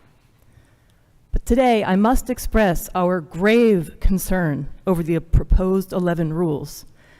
These rules threaten to upend our election process in just 46 days. The earliest these rules could take effect is October 14th. That's 1 week after counties begin mailing absentee ballots. It is 1 day before early voting starts, and it is long after overseas and military ballots must be mailed, which is by September 21st, tomorrow. This timeline is not just tight, it is impossible. Imagine the uncertainty and the confusion and the added burden on election workers and county budgets. These rules do not protect our elections, they undermine them. Our Georgia election laws are among the most robust in the nation. They have been tested, they have been audited, they work. The U.S. Supreme Court has warned us about this very situation.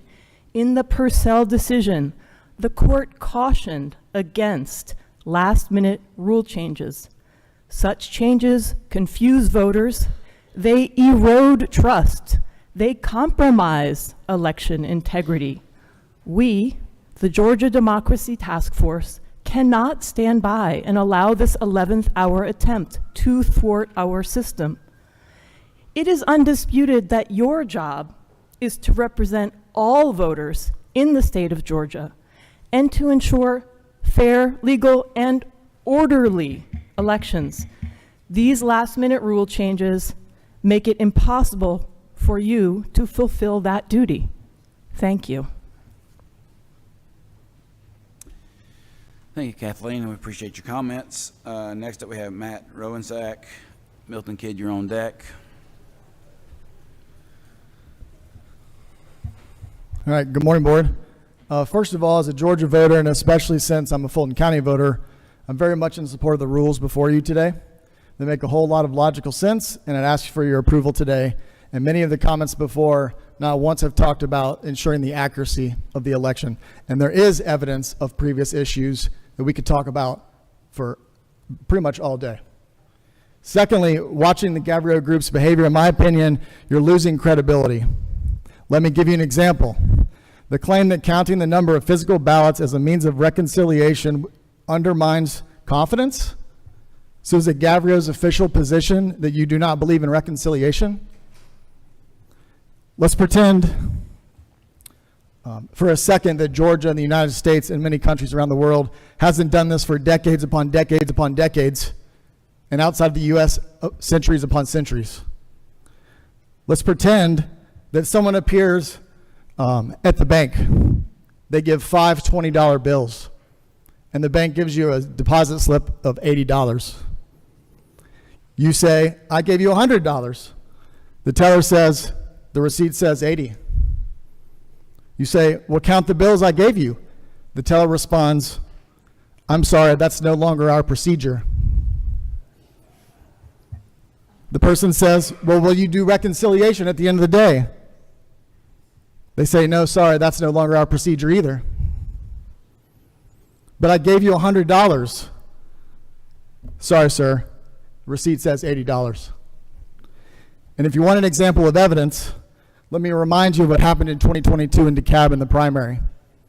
This very rule would have prevented Michelle Long Spears, who ended up in last, when they counted the physical ballots, which this rule isn't even counting the results, it's just the ballots themselves, went from last place with about 3,000 votes to over 6,500 votes, and she won the race. This rule is very important. It makes a lot of sense, and you would never advocate for no reconciliation in your daily lives because you would be raising hell. Thank you.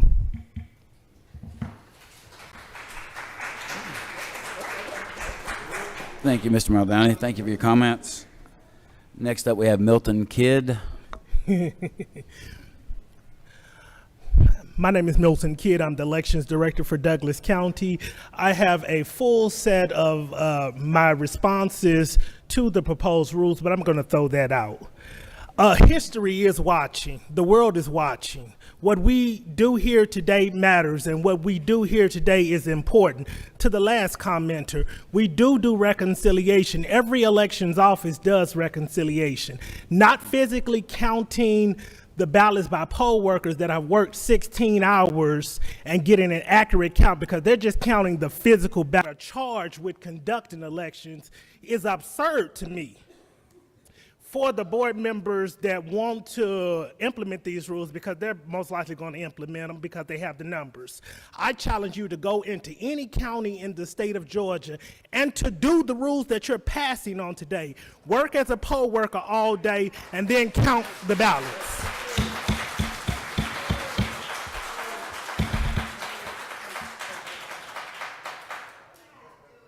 We all have given our lives. Most of us work decades in these career paths. And to say that we don't know what we're talking about, you wouldn't say that to any other professional.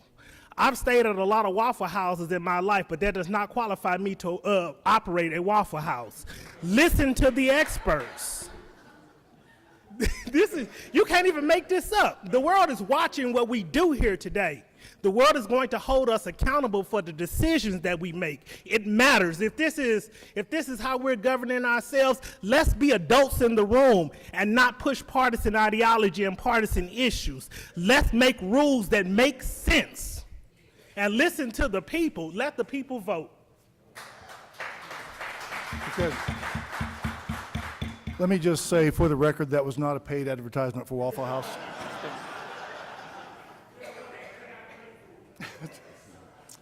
Thank you for your comments, Milton. Okay, next up we have Joseph Kirk. Let's go ahead and get these are the last ones on the list for today's speaking. No applause, please. Yes, please, no applause. Sandy Shepke, Richard Schroeder, Christian Neighbors, and Syra Draper. Please get in line. And that'll conclude today's comments after those folks have spoken. That'll conclude the morning comment session. Yes. We will have an afternoon comment session. Yes. Joseph Kirk, you have the floor. Thank you. Thank you for the opportunity to speak. My name is Joseph Kirk. I'm the election supervisor from Bartow County. I've been in that position since 2007. I'm also the president-elect of Gavrio. Like my other members that are here today, I'm here to speak on behalf of myself, not my organization. But I would like to flag that Gavrio did submit comments about proposed rules. I'm not going to step through each rule today, but I do welcome folks to read those comments. If you do, you will see, for example, we have never stood against reconciliation just in the procedure outlined in rule. There's other ways to do it.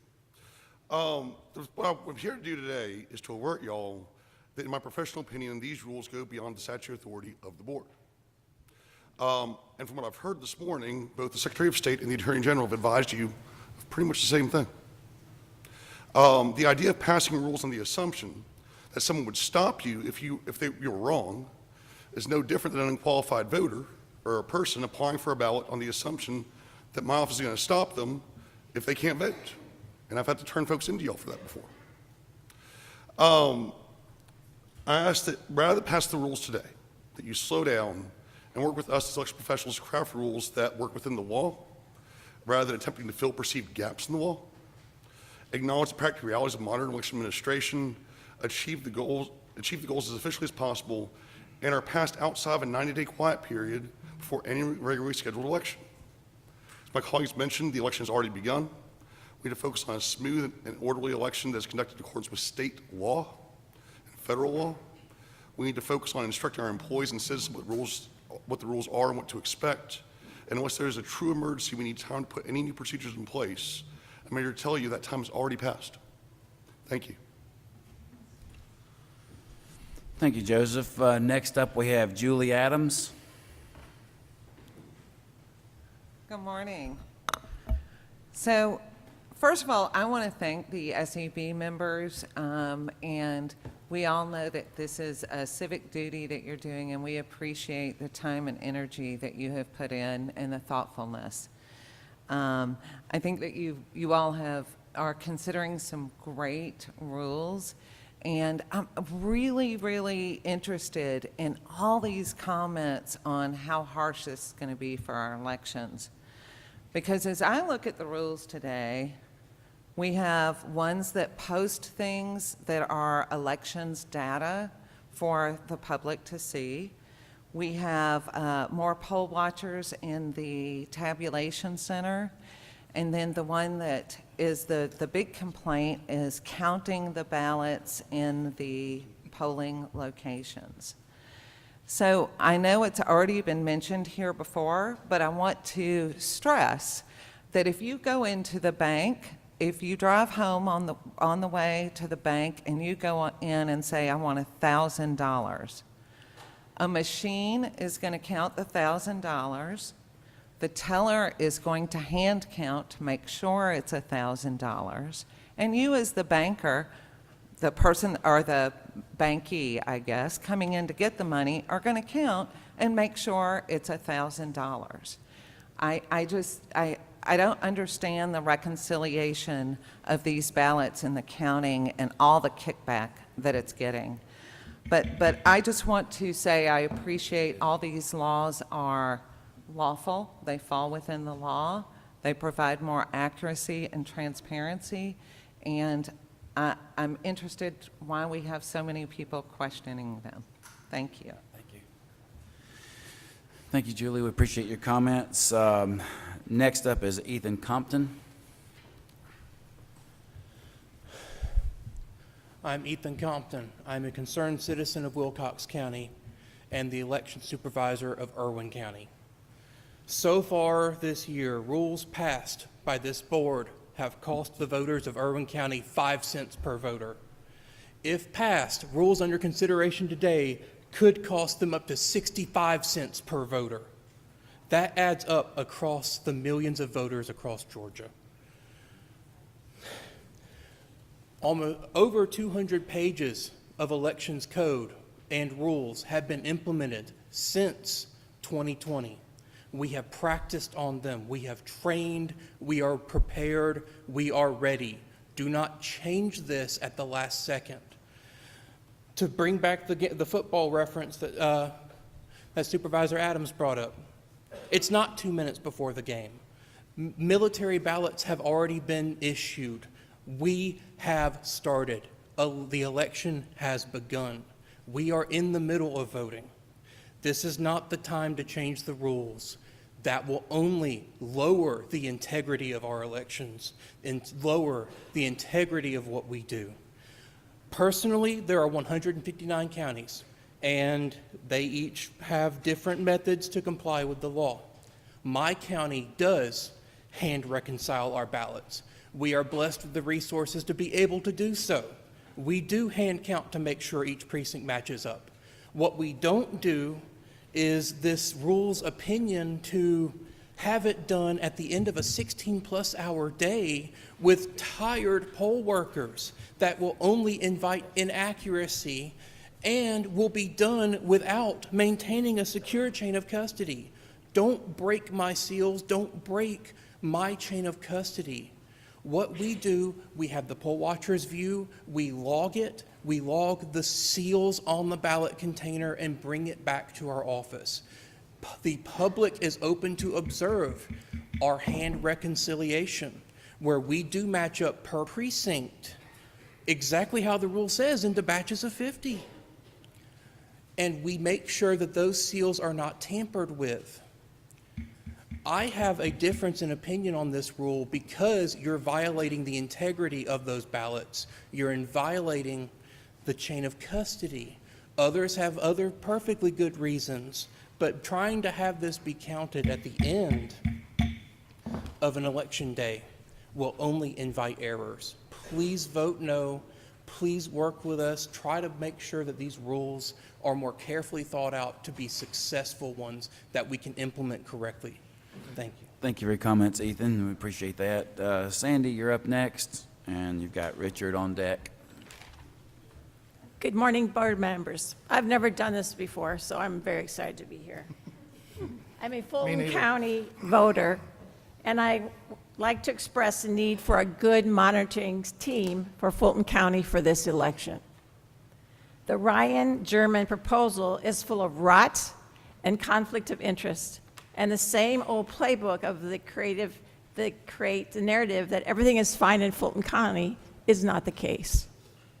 I will give you an example of what's going on in Fulton elections now.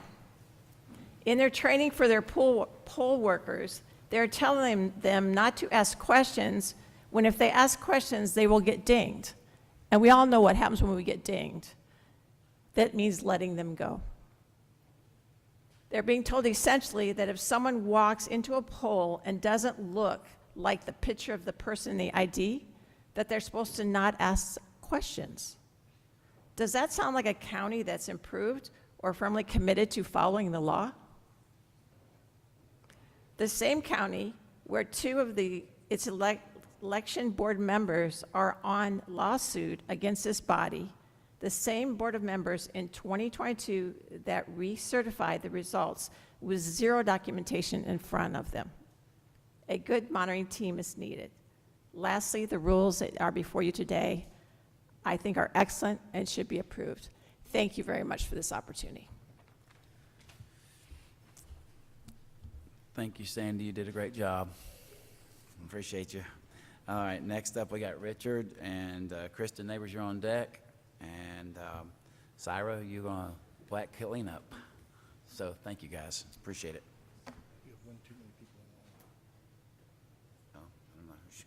I'm Richard Schroeder. First of all, this isn't my speech. I'm a U.S. Army veteran. I took an oath to defend the Constitution of the United States of America. I'm also a poll worker in Hall County. I'm the tabulator lead. I take the paper ballots out of the tabulator, put them in a container. I'll stay till as long as it takes to count those ballots and make our elections better. Not going to what I got. Following the 2020 election, there was a significant lack of confidence in Georgia election systems, with many electors concerned about allegations of rampant voter fraud. This sentence is in this book probably 100 times. They put it as an editor's note after just about every law. They had to address the problems that were evident in the 2020 election. The changes made in this legislation in 2021 are designed to address the lack of elector confidence in the election system. I appreciate this current board and the progress in obtaining these goals for fair elections. However, the latest efforts last summer from our legislator does little to address the issues that plague our voting system today. We're still using the vulnerable electronic voting machines. We're running elections through an illegal QR code and sealing the electors' readable ballots, as in 300, into containers that are stored in various locations around the state with questionable chain of custody in place. Going back to last December, we had a SEB meeting on December 20th when Garland Favorito and Marlon Marks was petitioning the board. There was hardly a dozen people in attendance, much unlike the previous day when the room was packed out. There was a motion to make the sealed paper ballots available to the County Board of Elections and to the public. The motion died with no second the motion from the rest of the board. The current board has come a long way since that fateful day in December. We're actually passing rules that will make our elections more transparent and believable. These changes promote improvements for future elections. The motion to unseal the paper-readable ballots from the previous elections will not only address the confidence and integrity of our elections, but it could actually be the key to the questionable outcome that created the mistrust of the public.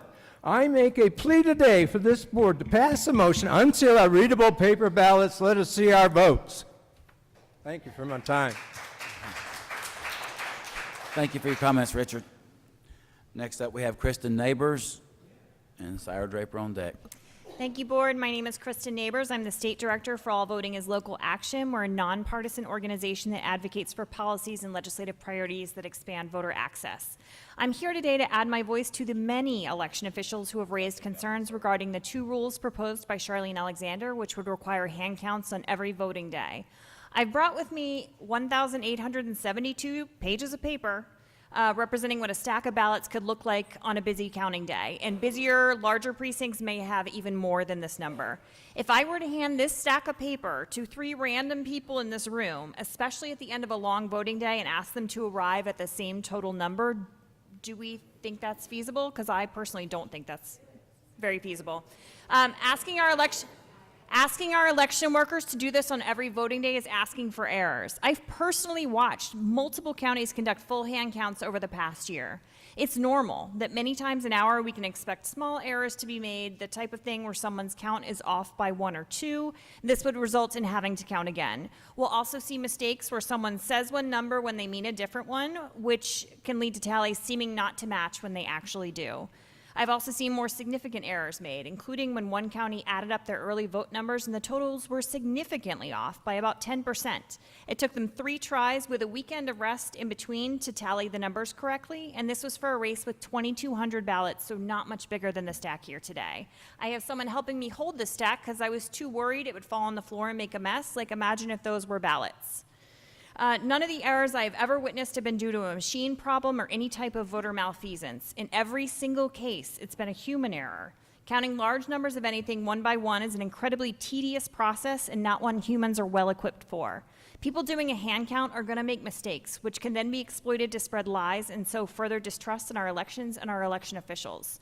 It's worth noting that a number of election officials have gone on record recently about the threats they've been facing from activists who don't believe our elections are fair. Passing this rule is just going to add fuel to that fire. I urge you to reject these proposals. Thank you. We appreciate your comments, Kristen. Next up, we have Sarah Draper to finish the morning. Thank you. Discussions. Good morning, everyone. My name is Syra Draper. I'm the state representative for House District 90. And as I've listened to the comments today, I think a lot about what it means to act in good faith. As a legislator, especially on the minority side, on the minority party side, I try to approach all my conversations with my colleagues in good faith and assuming that they are also operating in good faith, because I believe that even when there are policy differences, you can reach a middle ground. And I think a lot of people here today that have testified and given commentary have presumed you are approaching this issue with good faith. And they have presented to you all of the operational issues, logistical issues, practicalities of implementing these rules so close to election days. And I'm blown away by the number of election professionals, nonpartisan election professionals that have put their names on the line to come up here and talk to you today. Because I have been following the state election board for many, many, many years, and I have never seen a reaction to a slate of rules like what I am witnessing today. But I have to say, we're talking about poll workers that have already been trained, right? We are talking about all these last-minute changes, and it makes me question whether members of this board are operating in good faith. Here is what I think is happening, because I know there's a bunch of really nice suits and we're in a really nice building, but at the end of the day, I think putting 11, maybe 12 rules into play days before Election Day is a grift. I think what is happening is we are setting up our counties to fail. Why do we know they're going to fail? Because they are telling you that. They are telling you they cannot implement these rules with the time we have left and with the funds they do not have. They're telling you that. And when these counties fail, when there are inaccuracies, if there is a result of the election that some of the members of this board do not like, they will be able to point to those inaccuracies and they will say that that the election is inaccurate, that there is a lack of integrity in the election. I think the bottom line is, if your purported goal is to bring accuracy and integrity to our election, we now have an overwhelming mountain of evidence that these rules will not achieve that goal. So what are we trying to do here? We're trying to sow chaos. We're trying to invite disruption by putting our counties up to fail. And I think that is exactly what is happening here. I hope you prove me wrong. Thank you very much. Take it away.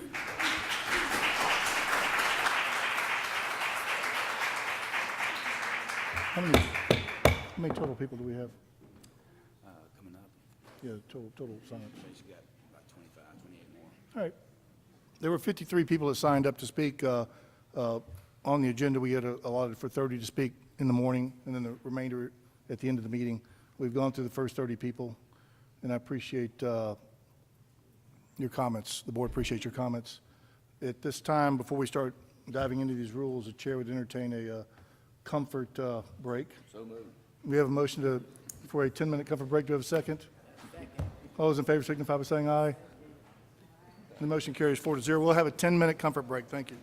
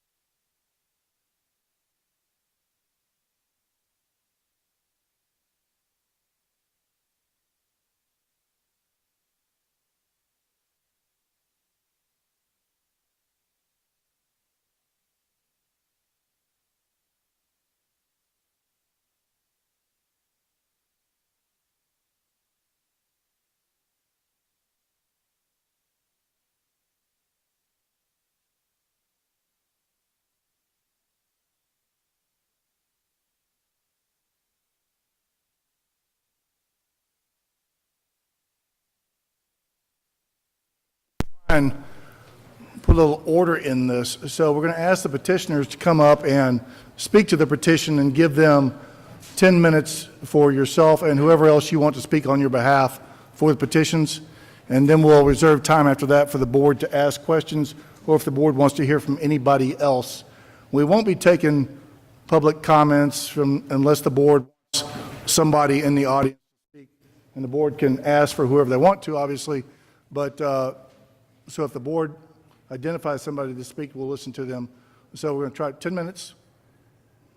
We've heard all these petitions before, so we're not plowing new ground here.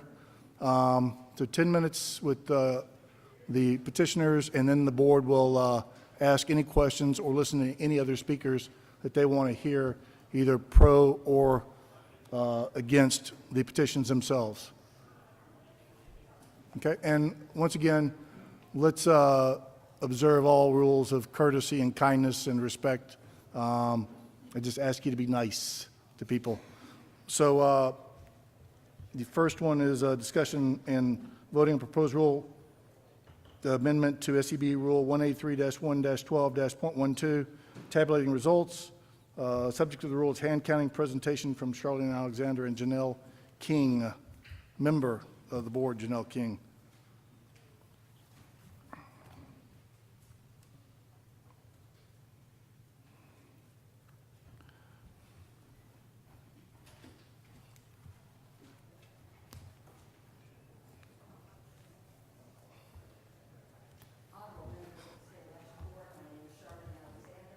I am a 34-year resident of Fayette County, and I want to make it very clear that every time I have presented a petition, I am presenting it as an individual and not on behalf of any organization or any other individual.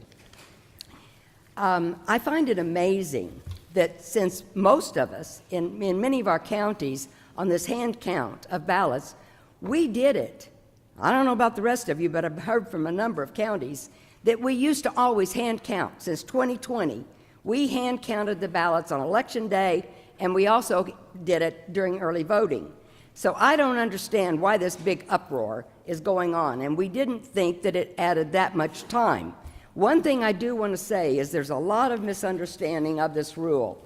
We are not saying that we are tabulating those ballots. We are strictly counting the number of ballots that come out of that scanner. And I'm going to show you something because I don't understand how this goes. But let's say this is a stack of ballots, all right? The paper might be a little bit thicker. All you're going to do is you can take a finger glove or a stop quick, that licky stuff, and all you're going to do is these are going to come in, they're going to be upside down, you could be looking at the back, it doesn't matter, you're pulling them out of a pile, and you're strictly going to go to the corner and you're just going to count those ballots. Now, how difficult is that? That is not a big deal. I mean, in my opinion, that's not a big deal. So, and you should be thankful. I mean, if everything is so good, and we're back there and we are counting these ballots, and 3 of them come up with the same amount, and it agrees with the scanner, great.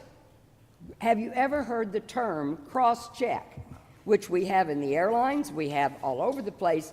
Cross-check means that we are verifying a set of numbers or a discussion by using another means. That's all we're doing. We are strictly saying that the ballots came out of the scanner, and we are going to say, this is the total number of ballots. It is not that difficult. I don't know why you keep saying that there's going to be errors.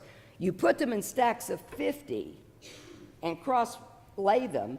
The reason you do that is as you put those stacks of 50 together and you count them and you go to the total count, let's say you come up and one of you has 1 or 2 different than the other 2.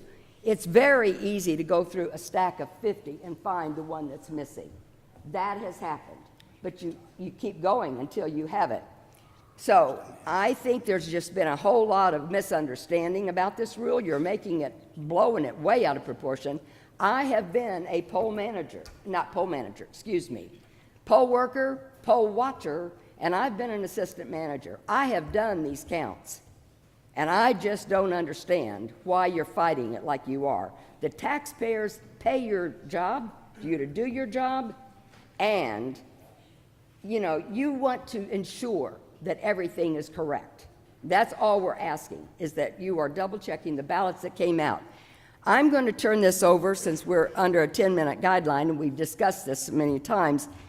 I have the good fortune that one of several co-authors of the Help America Vote Act is here with us today. And I'm going to introduce Mr. Harry Hari, and he's going to explain to you the concepts of chain of custody as well as paper audit trails. Thank you, Harry.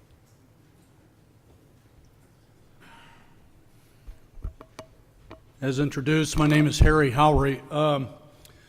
I've been active in elections since the 1990s.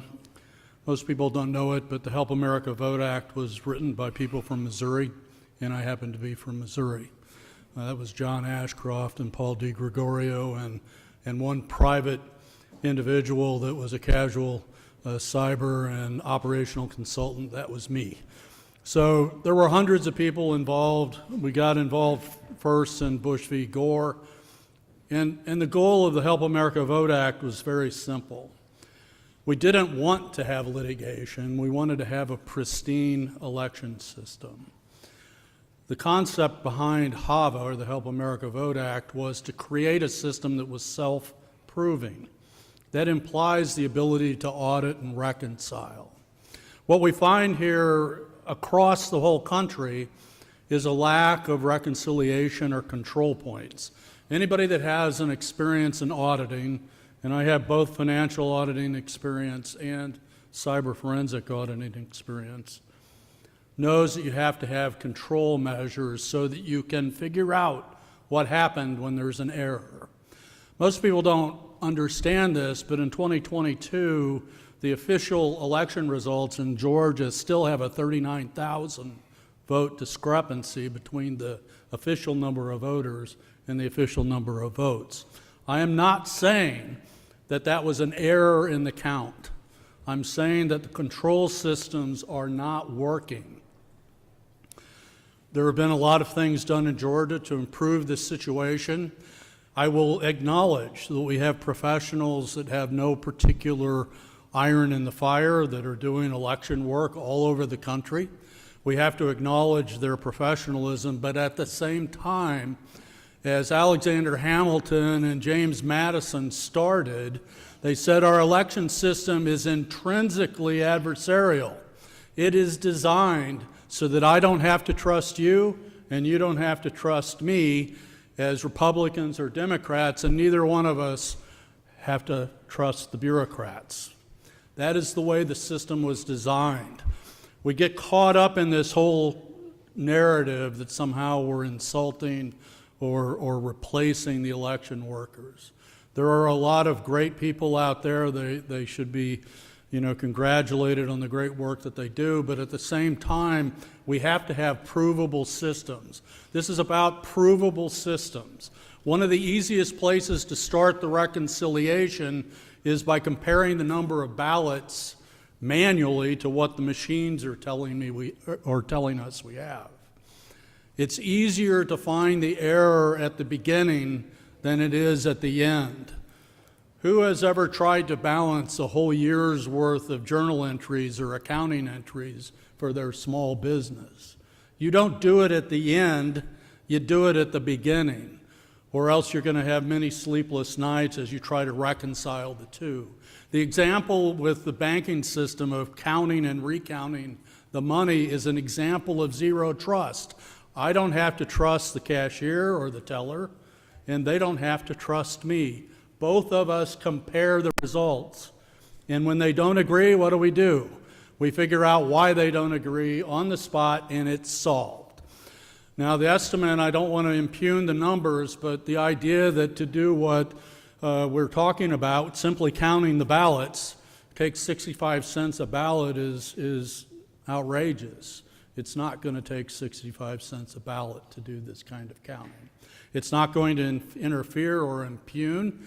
If the mechanical systems are correct, great.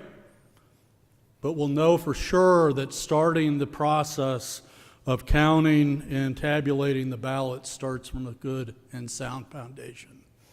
We have this problem in many, many other ways, but the idea that we break chain of custody by simply opening a system and counting them is nonsense. You might need sign-offs, you might need attestations, you may need dual oversight to make sure that nobody's doing anything that they shouldn't be doing, but we do this all the time. We do it with adjudication, we do it with provisional reconciliation. And then we have things like mail-in ballots that we're not doing anything with to determine whether all the mail-in ballots even got into the system to count. So I would recommend very strongly that this is not an abrogation of chain of custody. If it's done properly, it's a very small impediment to the system, a very small amount of labor, and it gives you a very good reconciliation of the count of the ballots in the system. And from our perspective, my perspective, any type of system that improves accountability and improves auditability, which is a requirement, by the way, under HAVA, all auditable items are supposed to be maintained. What does that mean, all auditable items? It actually is a performance-based standard. It's saying that if you can audit this item, you have to maintain the information to be able to audit the item. It makes no other sense otherwise. You don't create an audit system, you don't create a financial control system by arbitrarily saying, well, we're going to monitor our memos and our journal entries, but we're not going to pay any attention at all to accounts payable. This is what we're talking about here. Controls that make sure that the system is pristine and clean from the beginning. If it costs a little bit of money, you know, this is an issue obviously that has to be grappled with, but the fact of the matter is a non-provable election is what is eating the country up right now. We have to protect all of the people's rights. This isn't about denying entry into the system. This is about making sure that we come up with a result that we all can trust. And I would suggest that you all consider strongly passing these particular resolutions. Amen. All right, go on, talk about it. You stay here. Ms. Alexander, you have about a minute left. Okay, you're going to ask questions? Well, the board then will, if they Okay. have questions, they'll ask them. The other thing that we have to keep in mind is we're not counting the ballots every single day. And I know there have been a lot of numbers that have been tossed out. I've looked at the numbers, the ones that I could get. Understand that when we're talking about whether it's election day or early voting, we are talking about drilling it down from registered voters to estimated turnout, and then you are breaking it down by the precincts, and you're taking it on down to election day. You all know that roughly 20% vote on election day. You take that, Fulton County, 432 precincts, take that 20% of your turnout and divide it by 432. Trust me, there were not any precincts that I found in 22 in Fulton that were over 1,700 people showed up on election day. We're not talking about doing 5,000 on one day. If so, 3 is the minimum. 3 is the minimum. You can always bring in more, as long as we can control them. So, that's my minute. Thank you, Ms. Alexander. Are there comments from the board or questions from the board? Member Gazal, and I ask the board, please, one at a time, and I'll try and keep an eye on who wants to speak and keep this an orderly process. So. Has anybody conducted a survey of precincts across the state to understand whether or not there's even the physical capacity? Because this is one of the concerns that I've heard from election supervisors, that they just don't have the space to do this in a way that is secure. Have you spoken with election supervisors about the implementation of this? Yes, not all of them, of course. There are some that won't even talk to me, but have I talked to the ones that I know? And I've watched it happen in my county and in some of our surrounding counties, and you're just not talking about a big deal. You have to have tables to bring the bring the people in, and so you check them in. You've got tables there where you've used the poll pads. You can move the poll pads off, and that's what you do as soon as you close the polls, and you've got tables right there. We're not asking people to turn those ballots up so you can see them. It's however they come out of the scanner. You're just going to take and put them so that you can count them. Do I think we did it. I mean, I don't understand, because across the state, most of the counties in 2020 up through October of 2022, they did exactly what these rules ask for.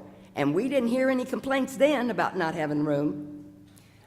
The complaints that I have heard are that the late date, the resources, the time, and the fact that there are extremely strict statutory requirements of getting other information uploaded to the state. And that has been the reason that I understand the state recommended not doing this at the precinct, is because it was leading, it was not done in a way that was accurate. There were problems with it. They tried this and it failed. And I am going to defer to the 159 counties and the election experts who actually conduct elections and have done so for decades. And I'm going to rely on their expertise, because I have not conducted an election. I know a lot. I'm an attorney. I'm an election law attorney. I've observed elections across the globe. And I know that the 159 counties have professionals that we owe a tremendous debt of gratitude to. I think that the aspersions that have been cast... We're not going to cheer for election officials today. The aspersions that have been cast upon our election professionals, who are wholly nonpartisan, to suggest that they are partisan actors because they articulate the problems that they're facing, is a gross understanding of what the burdens and duties of election officials are. And, sorry, I don't mean to get y'all in trouble.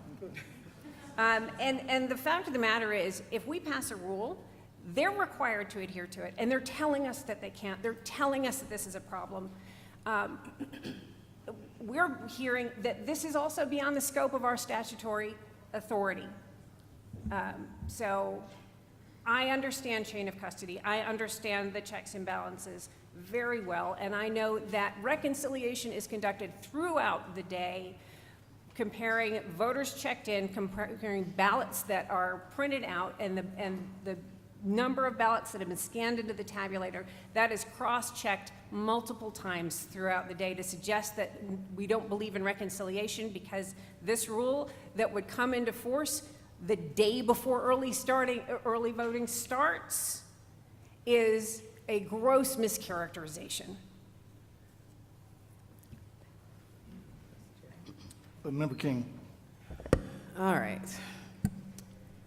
I do have a question for you, Member Gazan. When you say they and all, are you stating that every election worker and official is against this rule?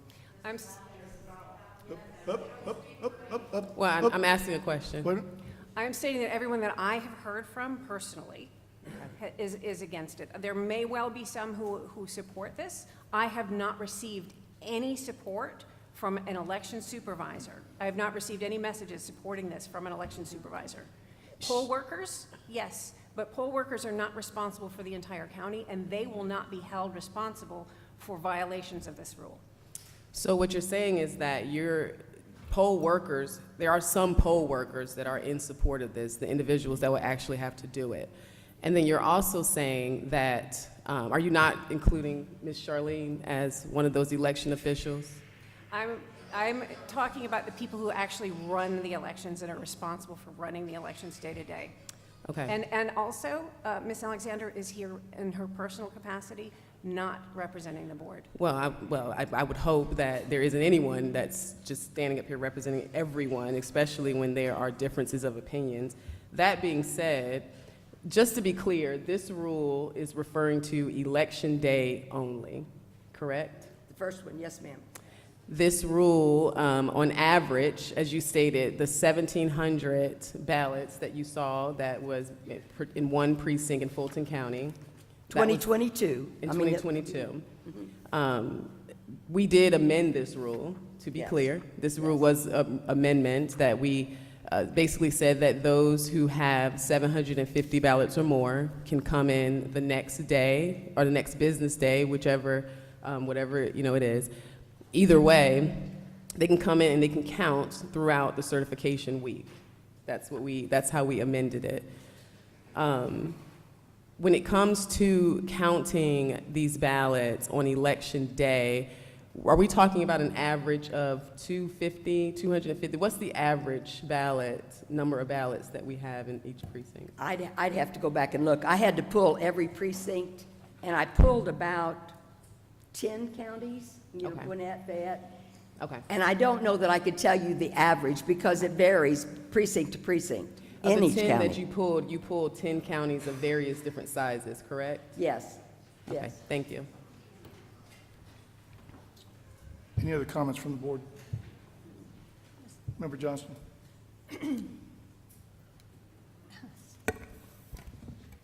Thank you for your presentation.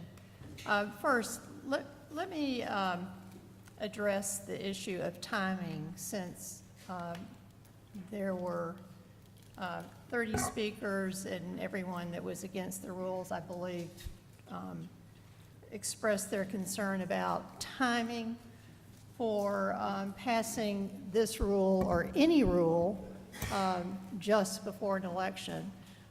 First, I take pause with Gabrielle suggesting to alter the Administrative Procedures Act that says in rulemaking that rules are adopted and become effective in 20 days. It's not appropriate for Gabrielle to say, we want it to be 60 days or 90 days. If that's the case, then there probably needs to be some legislative changes. But as far as passing rules close to an election, I did a little homework, and I looked in our state election board rules. I think we have maybe 69 or 59 rules. And I'll share with you Rule 183.16.02, voter registration, was adopted on October 29th, 2009.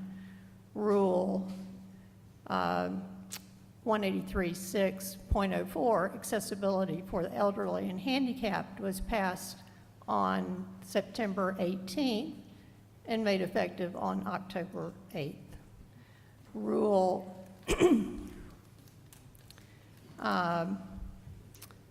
183.112.06, handling of voting systems, adopted on 10/18 and made effective on 11/7.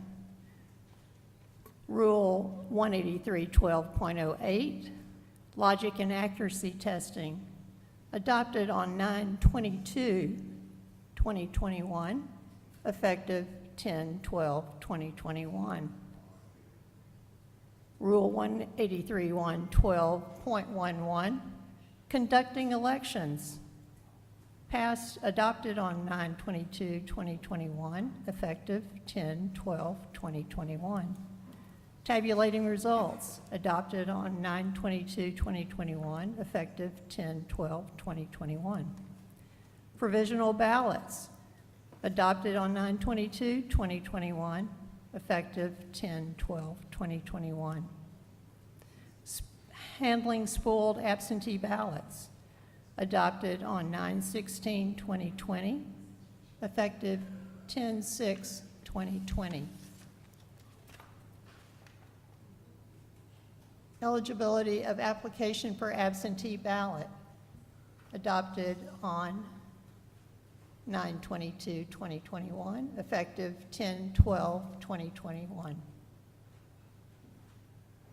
Notification of absentee ballot rejection, adopted 8/31/2020, effective 8/31/2020.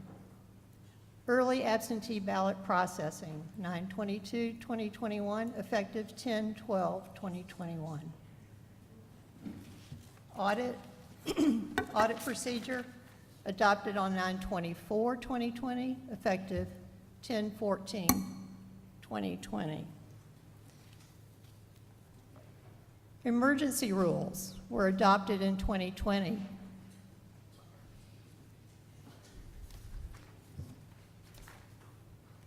Emergency Rule 183-14-.06 through .14, that would be 8 rules, adopted on 4/15/2020, effective 4/15/2020, just before a primary.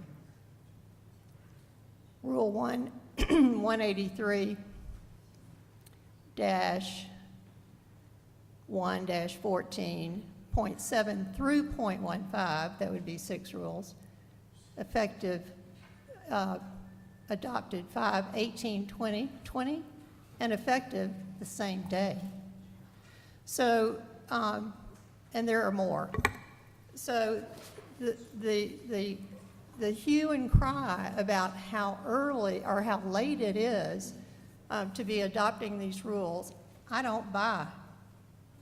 This is, rulemaking is good any month of the year, and as I look through the rules, actually the rules are adopted and made effective throughout the year, every month of the year.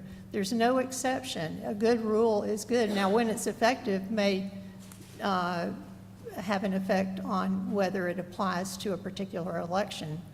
But I think the concern about timing probably should be thought about a little more carefully.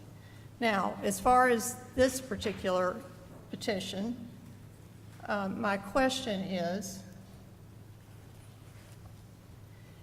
Mr. Howery, is the failure to count the paper ballots a failure of compliance with HAVA?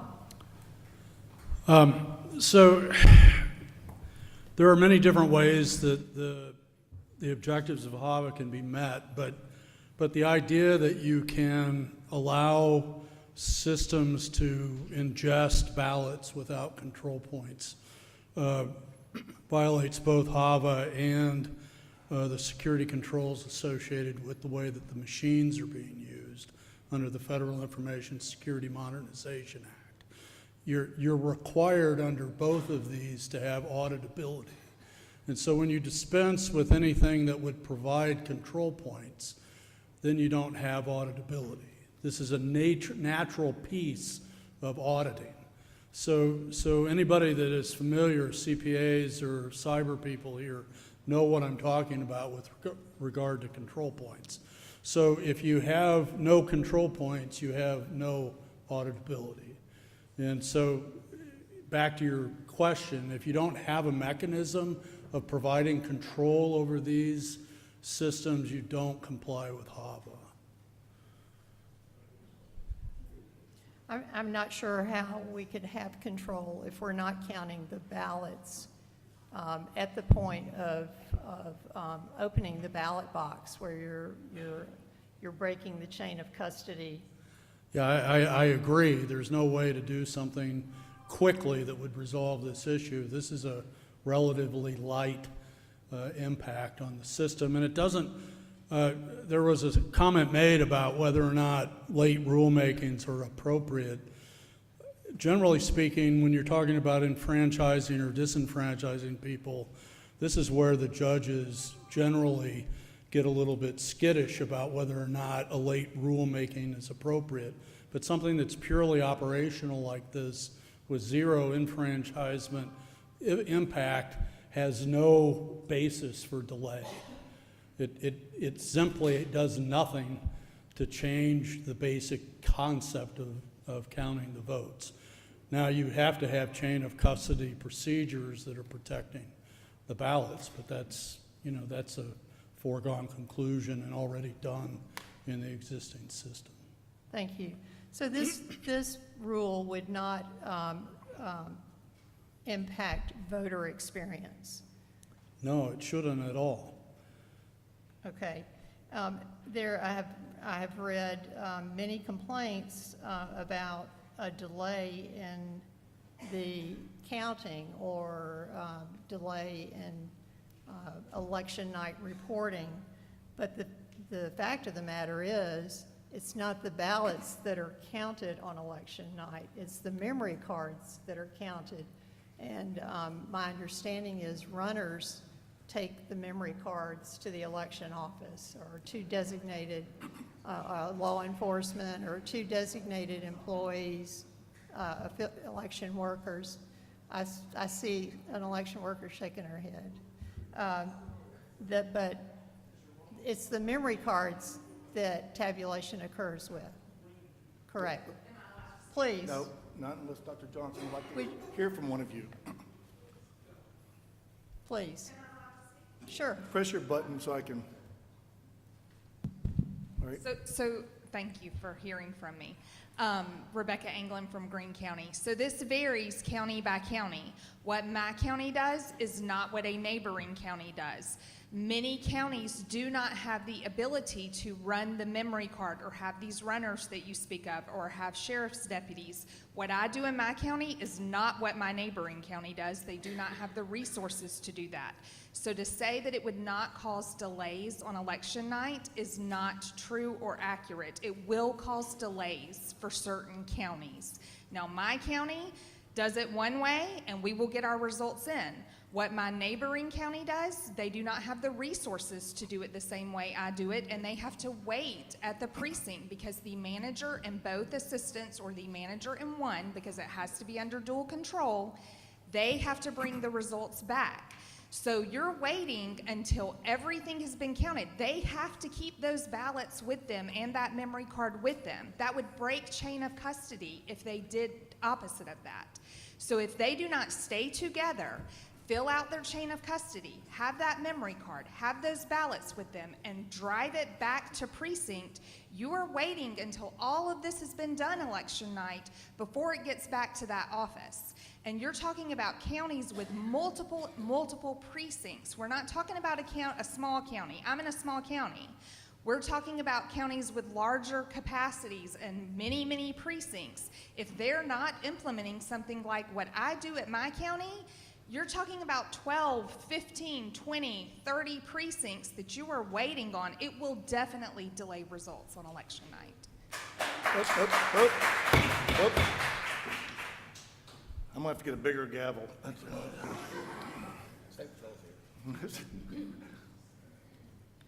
So, so when the ballot box is open, the chain of custody is broken, and I have worked as a poll worker, and I have crawled into those ballot boxes to get the ballots out, and I see them strewn all over the floor, and it takes a certain amount of time just to do that, and to put them back together and tap them and get them straightened. It's not like the pristine pile that somebody walked up here with. It's like 52 card pickup. But I think that's the time, that's the moment when these ballots could be put on the table and counted. And as I spoke last month, I looked at several counties at their election day ballot cast, and the numbers were not that great. And as the trend continues to move toward early in-person voting, the election day vote ballots cast actually becomes smaller and smaller. And so I think the time to do that and bring all the equipment together, that's what we're trying to work for. What I'm trying to work for is some uniformity. And if some counties are counting ballots and others are not, it's not uniform. Now, how you get them to the polling place, there's certainly options and choices for county supervisors to use. But counting the ballots, if you're not doing that, then I fear that we're not providing equal protection. okay? And that's very important. That one county is providing the provable, auditable trail, and another county is not. And if you ever want to do an audit, a risk limiting audit, or if you need to do a recount and you have not counted those pieces of paper, and then you open the batch and the number of ballots is not the same, what do you do? How do you remedy that? What's the remedy? Because you didn't count it in the first place. How do you reconcile that?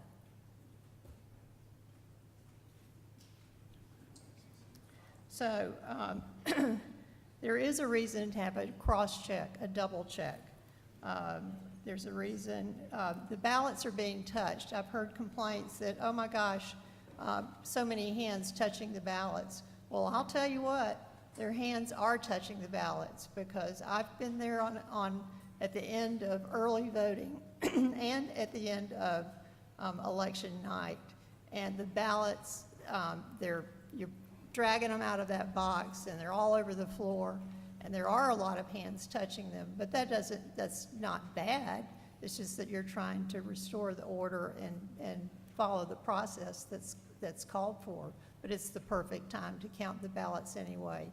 And it's better to do it in the beginning than try to do it at the end when you don't have a remedy for a miscount.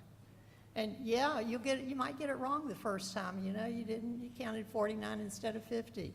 But you do it again until you get it right. It's easy, nothing to it. So,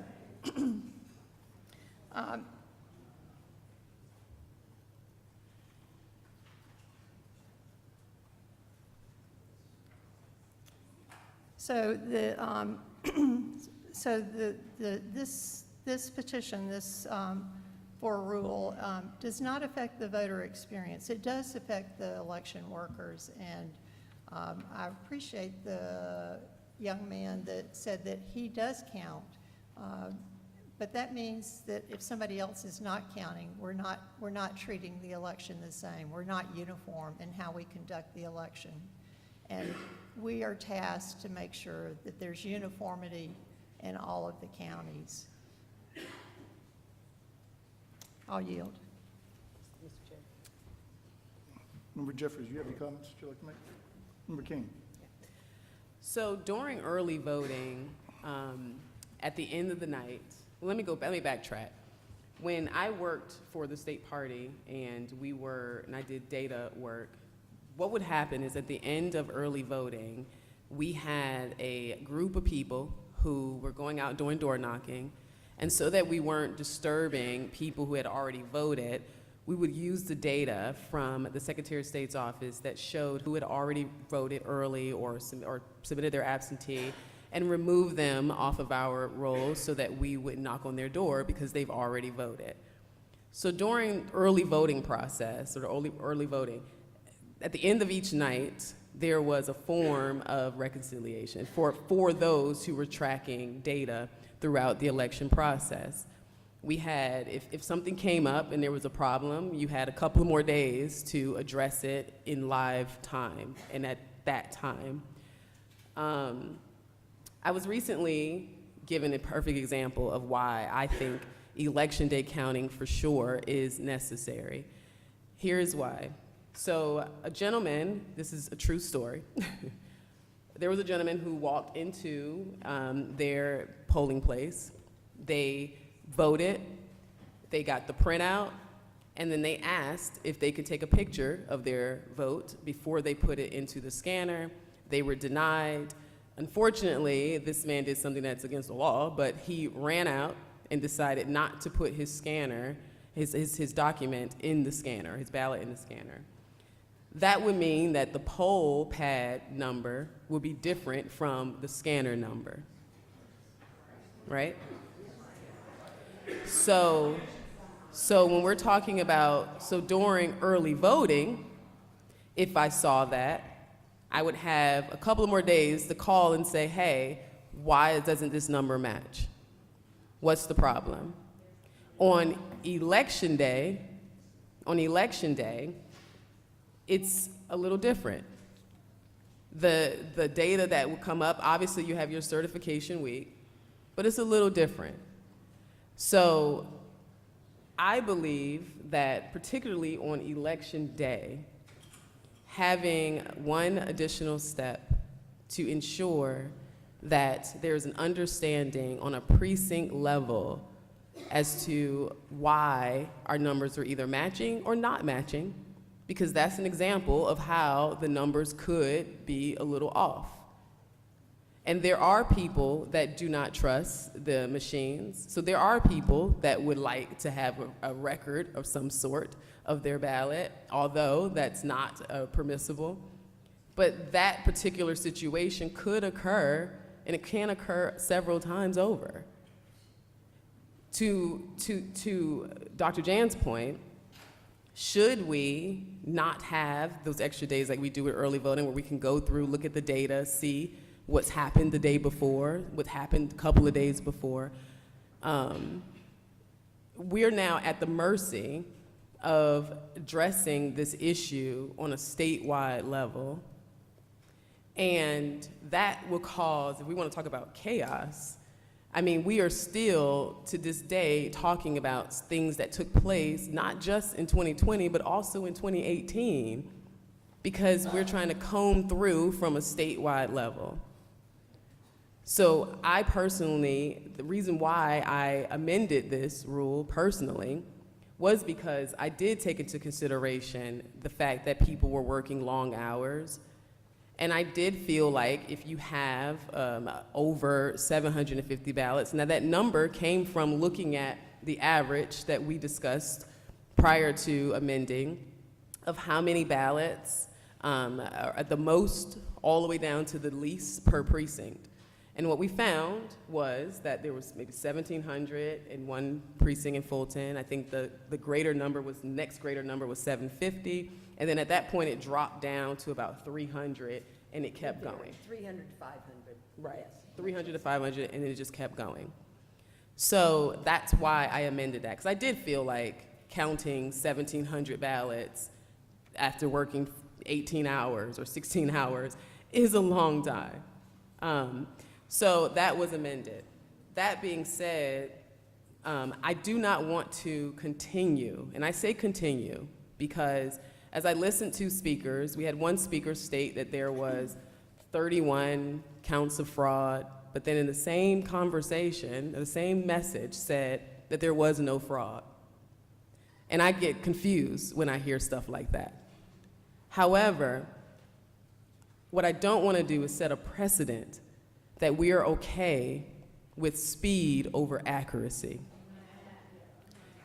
A delay of any sort, whether it be a couple of hours, I can guarantee you as a voter, I would rather wait another hour to ensure that the count is accurate than to get a count or get a number within that hour, and then to find out at the close of an election, after certification has already taken place, that we have people suing because the count was not accurate.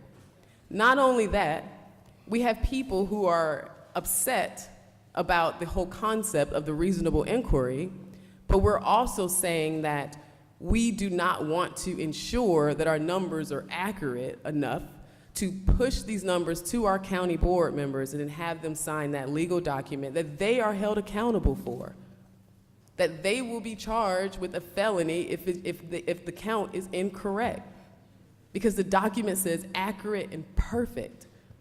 So I think that what we're doing is creating more stability in our election process. We're also putting our county board members in position to certify with confidence, since that's the big concern.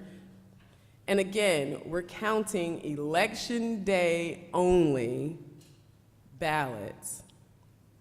If it extends it for a short period of time, let's do so that we can be accurate across the state.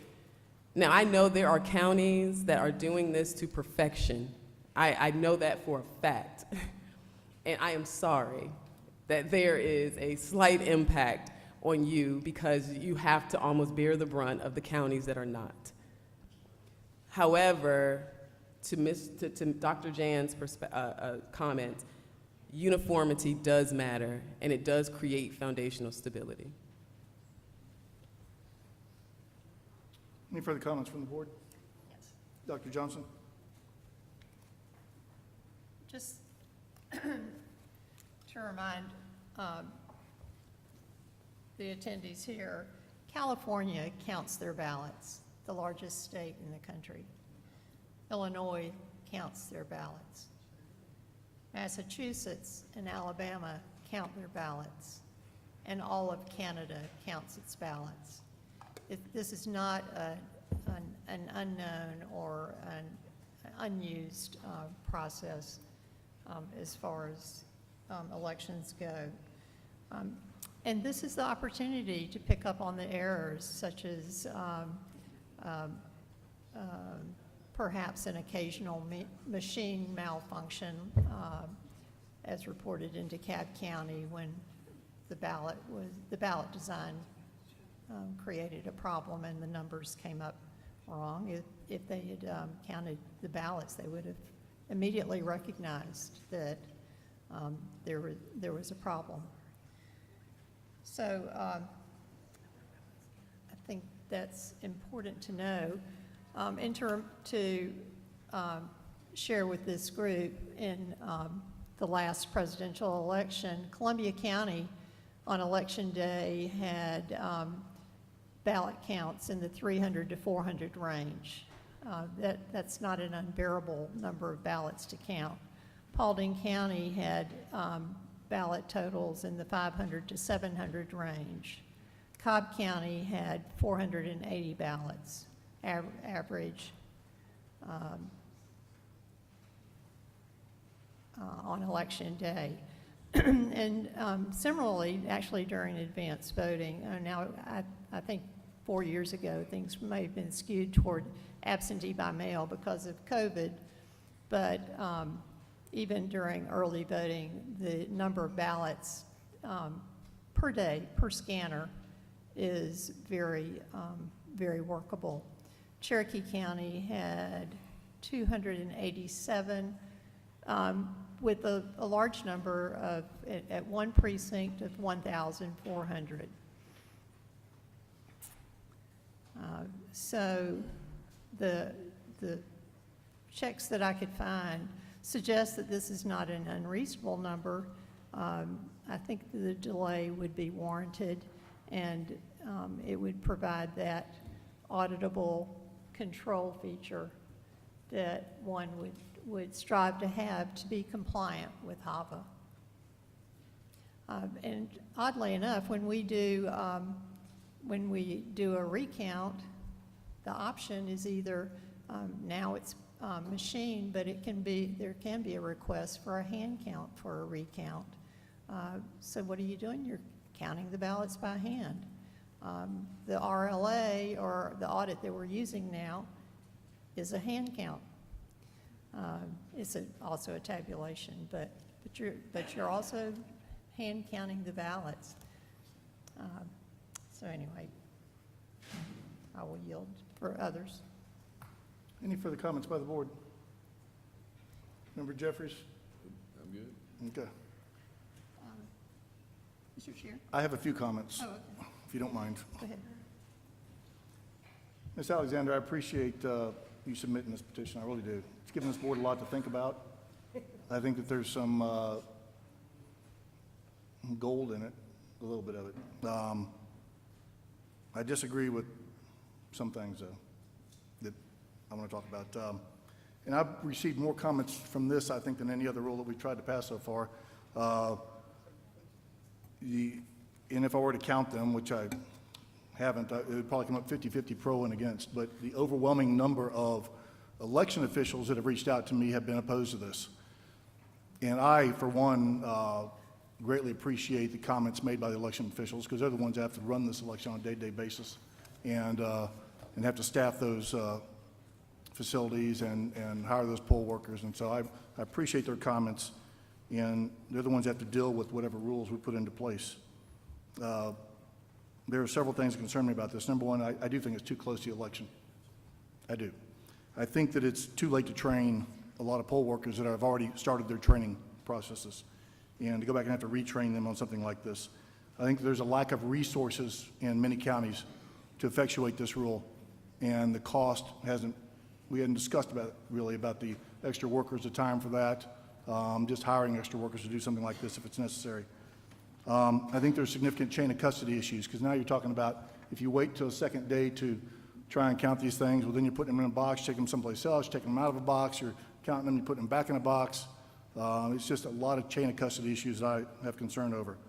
But most importantly, I believe that this is not supported at all in statute. This body, this board is an administrative body. It's not a legislative body. If the legislature had wanted this, they would have put it in statute.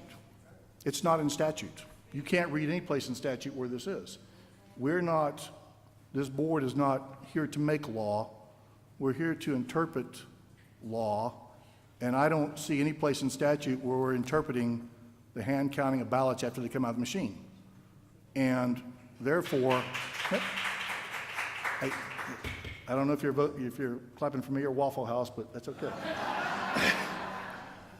But it's just not supported in statute. We have received guidance from the Secretary of State and from the Attorney General's office that say it's not supported in statute.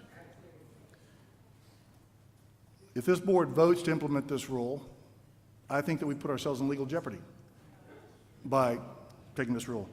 I think that the more appropriate course of action for this board would be to send a proposal to the legislature. If we believe in this, then let's send a proposal to the legislature and ask them to enact this. You know, let's let the legislature do their job. We don't need to do the job for them. That would be my comments on this. We know the legislature is not shy of passing laws, whether you like them or not. But you know, they need to do their job. So this board needs to take seriously the guidance that we've received from the Attorney General, from the Secretary of State's office, and from the election professionals across this state that have opined on this particular rule. For that reason, I will oppose this. Like I said, I don't disagree with what you're trying to do. The mechanics of it bother me significantly, especially when it comes to statute. I will always follow the legislature on these types of issues. What about HAVA? Do you agree that you should be compliant with HAVA and the other federal laws? Well, I am going to pass the buck to the legislature on all of this. So, are there any other comments from the board? One further. Yes, Dr. Johnson. One further comment. In OCGA 21.2, the definition of ballot is 21.2.2 is ballot is official ballot or paper ballot. In 21.2.434, as the election code describes counting paper ballots, it says only official ballots shall be deposited in the ballot box and counted. 21.2.437 says after the polls have closed, the ballots shall then be counted one by one and a record made of the total. So one could argue that we do have an electronic voting system, Dominion, but it was sold to the state of Georgia that it produces a paper ballot. So indeed, you know, we actually have a voting system that uses a paper ballot, and these statutes should apply. 434 and 437, after the polls have closed, the ballots shall then be counted one by one and a record made of the total. So if we're following that statute, because we tell the citizens of Georgia that we have paper ballots, then we're not following Georgia code. Now, there is a separate section that deals with ballot marking devices and the ballot summaries that are printed out. But we call those the official paper ballot. So we should be counting the paper ballots. I'm going to disagree with you a little bit on that because counting a ballot and counting a piece of paper are two different things. And this rule has us counting a piece of paper. This rule has us counting pieces of paper, not counting ballots. This is not tabulating. I'm not talking about tabulating. I'm talking about counting the ballots. Mr. Chair, Yes, Member King. I just want to point out that according to our Georgia code, the role of the state election board, part of our role is to promulgate rules and regulations to define uniform and non-discriminatory standards. As we stated several times, having some counties counting by hand and some counties not does not establish uniformity. This rule will do that, and we do have the ability to do that. We would not be breaking any statutes. Well, it says in accordance with the law and with the existing statute, I believe. And if there's no statute support for Can this. you show that to me, Mr. Chairman? Did you? I just read it. Did you read the Attorney General's I just opinion? read it out loud. I'm not talking about the Attorney General's opinion. I'm talking about what is in our Georgia election code book. Okay. Yeah. Are there any further comments by this board?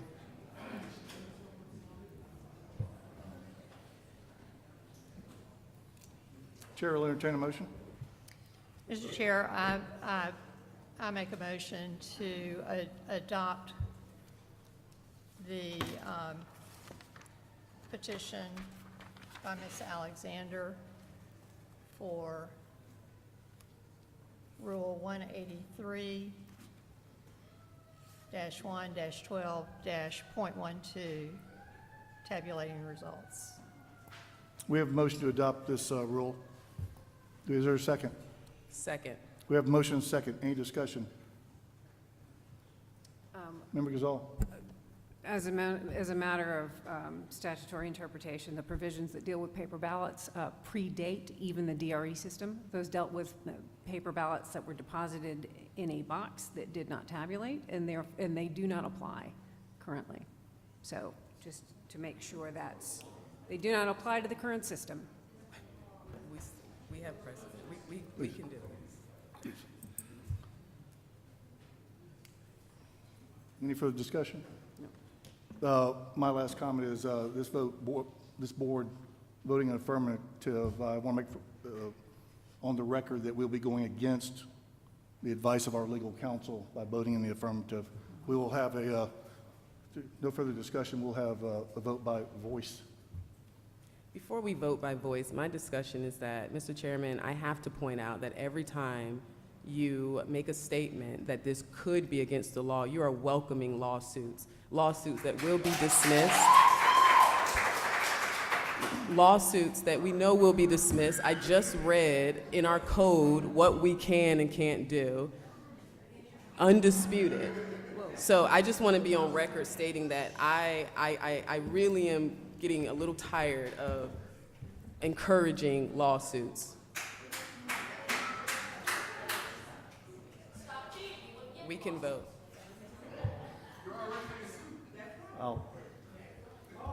I will not correct your comments.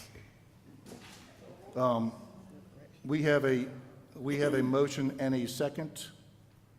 We will vote by voice vote by order of seniority. Member Gazal, how do you vote? Nay. Member Johnston, how do you vote? Aye. Member Jeffries, how do you vote? Aye. Member King, how do you vote? Aye. The chair will exercise his right to vote and will vote nay. The motion passes 3-2.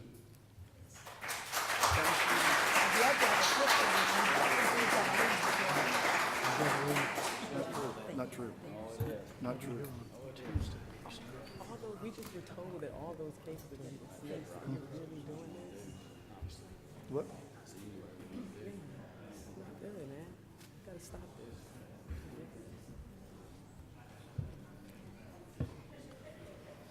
this.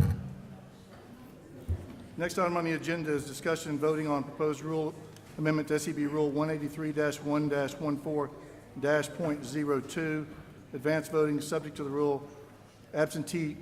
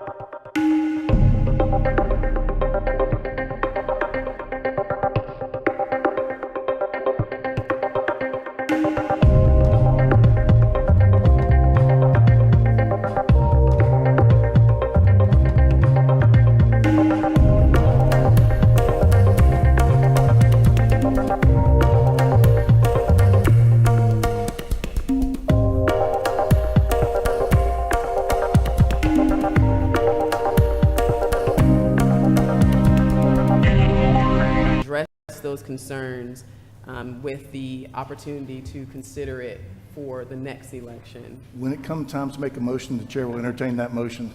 Are there any other comments from the board?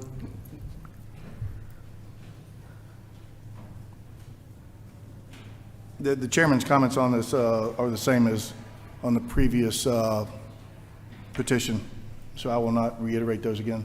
The chair will, if there's no further comments, Member Jeffries, I always want to give you an opportunity to speak.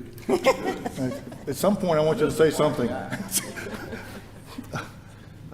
The chair will entertain a motion on this petition, on this rule. Mr. Chair, I would like to make a motion that we table this rule to be discussed post this 2024 election so that we can make sure that we have a plan in place that will address my concerns about being able to track what's happening in precincts going forward. And my concern around integrity is valid. I certainly didn't think that our Secretary of State's office would record a sitting President of the United States either, and that took place. So I do know that people do things that are a bit unethical. So that I have precedent why I feel a little concerned about unethical behavior. That being said, my motion is that we table this to discuss it after the 2024 election so that I can ensure that we have some parameters in place. We have a motion from Member King to table proposed rule 183-1-14-.02. Is there a second? Second. We have a motion and a second. Any discussion? Hearing no discussion, we will vote. We'll have a voice vote in order of seniority. Member Gazal? Aye. Member Member Johnston? Nay. Member Jeffries? Aye. Member King? Aye. The chair will exercise his right to vote and will vote aye. Motion carries 4-0. 4-1. I'm sorry, 4-1. I'm getting a brain fog here for lack of food. We are at a point which would be a good stopping point if the board would like to take a 40-minute recess for lunch and then come back and finish. Do we have a motion to recess for lunch? We have a motion with a second? Second. All those in favor signify by saying aye. Aye. So moved. I don't know. We're going to have to ask Alexandra.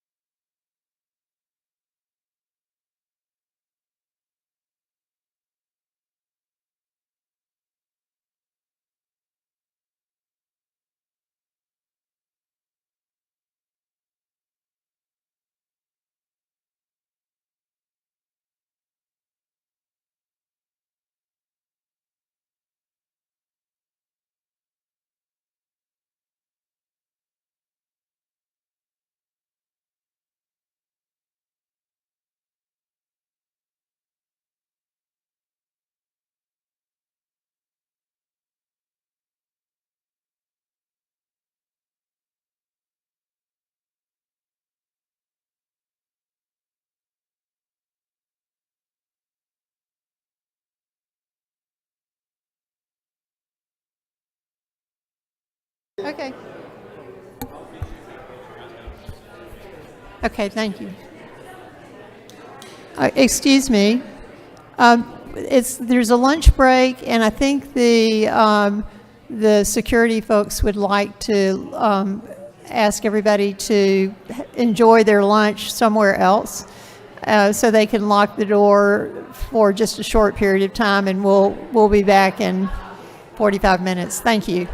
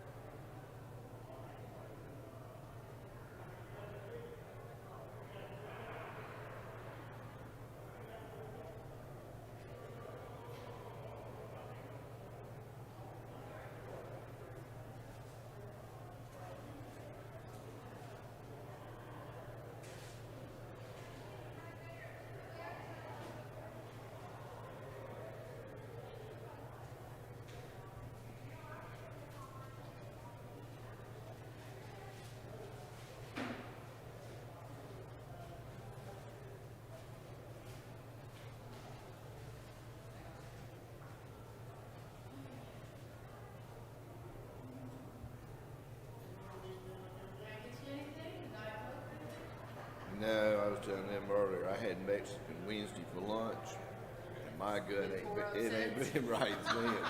I ate about a half that sandwich. I said, I ain't gonna chance this, and I've been, about 12 hours, I just laid on the floor.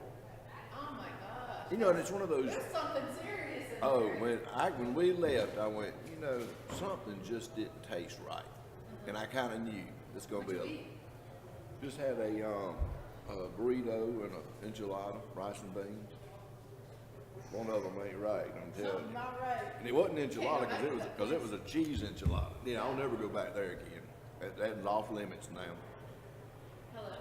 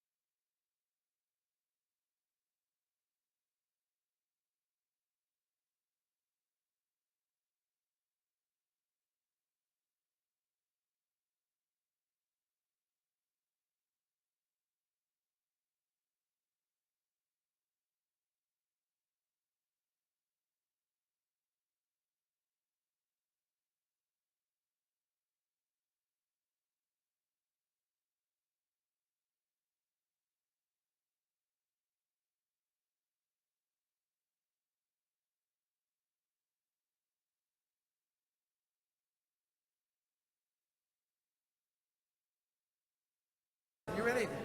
Get it on. That's right, get it on. Gotta keep a sense of humor. That's right.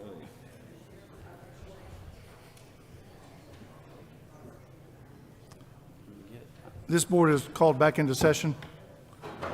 We will get back on schedule with the agenda. The first item on the agenda, or the next item on the agenda, is a discussion and voting on proposed rule amendment to SEB Rule 183-1-12-.01. It's tab 3 in the board's book. This is a petition presented by David Cross. Is Mr. Cross, you here? He is right on the second row. Do you want to come and speak on that, Mr. Cross? Sure. Do you have anybody else that wants to speak, or just yourself?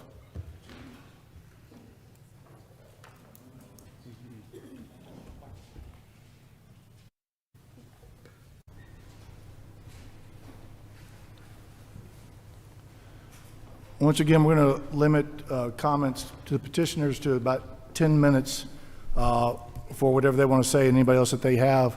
I understand that people are raising their hands and want to speak. The way we're handling it today is if the board wants to ask a question of somebody from the audience and they have the opportunity to do that, we're just not going to take comments without questions from the board being asked. And the board obviously is free to ask whatever questions they feel is necessary to help them with their position on this. So, Mr. Cross, you have the floor. Thank you, Mr. Chairman. 10 minutes. The room's kind of cleared out a little bit. So, as many of the proponents for these rules understand, we're getting a lot of flack from the press and opponents of election accuracy and security. And as my grandfather, World War II veteran, used to say, if you're taking flack, you know you're over the target. I am glad that Gavrio member Tony Adams brought up the Super Bowl. During the AFC Championship game on January 18th, 2015, between the New England Patriots and Indianapolis Colts, there was controversy centered around allegations that the Patriots had used underinflated footballs during the game, which they won 45-7. Following an investigation, the NFL concluded that the Patriots quarterback Tom Brady was generally aware of the deflation of footballs, leading to a 4-game suspension for Brady, fines and penalties against the Patriots, including the loss of draft picks. The case stirred significant media attention and legal battles over subsequent months. In response to what was called Deflategate, the NFL relatively quickly addressed the issues surrounding ball inflation, and the NFL implemented new rules and stricter protocols on ball handling and ball inflation for the 2015 season. Key changes included pregame ball inspections, random checks during games, and the use of more advanced technologies. The measures were implemented immediately for the 2015 season as part of NFL's effort to restore integrity and prevent any further controversies related to ball inflation. The objections that you've heard today have been filled with propaganda generated by the political media machine. Even today, the Secretary of State has conflated that simply counting the number of pieces of paper inside a machine is the same as tabulating by hand, and it'll take forever, and it'll be 3 o'clock in the morning before anybody gets home. For the people opposed to this, I say, you have been duped by propaganda. I noticed that the Gavrio letter was created by Bartow County, by a Bartow County SharePoint program by Kirk J., that would be Joseph Kirk, elections director for Bartow County, who follows Brad Raffensperger around to swing states like an intern interviewing for a job, eager to please the Secretary. The Secretary of State's office has had over 3.5 years, or 1,327 days, to fix outdated software on the system, 1,327 days to turn on the feature that prevents double counting of ballots, 1,327 days to do anything to make our elections more secure and reconcilable, and yet he has done 0. So with regard to these rules to make our elections more secure, if not now, when? So the ballot printing distinction rule, that's the I think number 3 on your agenda today. Gavrio complains that that distinguishing between different types of hand-marked paper ballots will do nothing to increase chain of custody. I say that's wrong. The distinction will help with chain of custody because if a county says that they issued 10,000 ballots or 10,000 absentee-by-mail ballots, we should be able to find 10,000 absentee-by-mail ballot images. Not 10,500, not 10,600, but exactly 10,000. Instead, if we were to ask for absentee-by-mail images, we get those right now, plus emergency ballots, plus provisional ballot images all mixed in. Voting is supposed to be an exact measure, and today we do not have exact reconciliation. Gavrio goes on to whine that we have to send military and overseas ballots as early as this past Tuesday. UOCAVA ballots are emailed, all right? And then reproduced when they arrive back. So I don't know how this rule regarding printing physical ballots will have anything to do with an email ballot. Gavrio goes on to grieve that this rule will potentially violate the secrecy of ballots cast in small batches. I was a poll manager in Gwinnett County in 2022. I cast the one single provisional ballot for my voting location, and with my knowledge of ballots and ballot image data, I don't know how anyone would find my ballot to see how I voted, because provisional and emergency ballots are grouped together and counted at the central precinct. This proposed rule is not about finding some secret back door to learn how somebody's cast a ballot. It is about rigid process control for elections, which should be an exact science. So the proposed rule does not impact voter experience, and it was passed by the SEB, I believe, 4-1.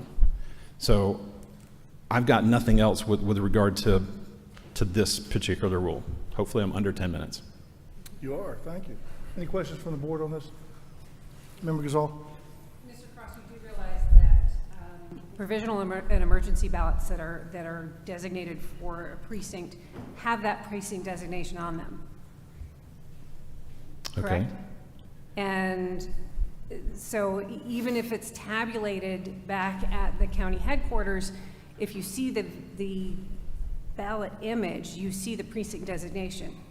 And somebody can easily go back and say, how many, look at the numbered list of provisional voters, which is public record, the name, and they can say, David Cross cast a provisional ballot, and if it says provisional emergency ballot with your precinct designation, that's the only ballot that can be attached to you. I would tell you that the probability of something like that happening is absurdly low. And again, this is not about trying to figure out how I voted or how you voted. I mean, when it comes down to it, if I really apply myself, there's a gentleman that's here that's it's an expert in technology named Clay Parikh. If I really wanted to, I could find out how everybody in this room voted. The technology exists to do that. So. And it is the role of this board not to make that easier. Okay, well, the state law right now does specify that those, that emergency and provisional is not supposed to be at the top of the ballot that says absentee by mail. It is also the sole role of the Secretary of State to determine what is on the ballots. We have no jurisdiction, and this would be beyond the scope of our legal authority. Okay, and as I said, he's had 1,327 days to do anything about making our elections more secure, and he's chosen to do nothing. Zero. He hasn't even updated the software. Nonetheless, we can't change what the legislature has designated as is our authority. There's nothing we can do. Okay, well, I'll remind you that, again, this rule passed, muster 4-1 previously. Thank you. Yeah, that was to initiate rulemaking procedures. I understand. Yep. Any other comments from the board? Dr. Johnson?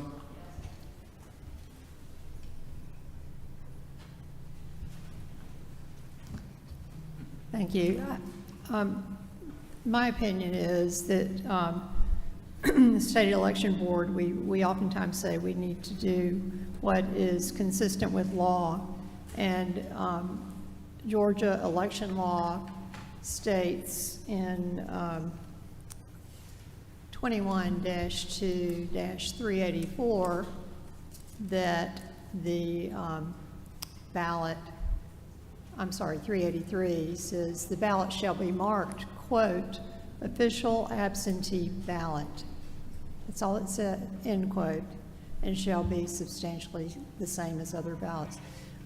So I would recommend that the board vote to be compliant with the law, and the Secretary of State may take our lead and correct the absentee ballot labeling.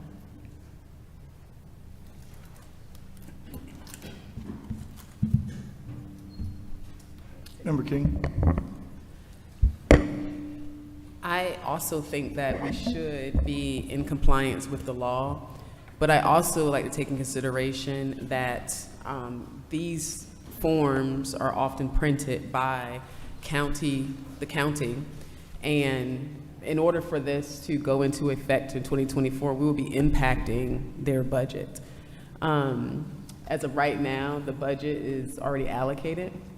And what I would hate to do is to throw another line item on their budget without having the necessary time to prepare for it.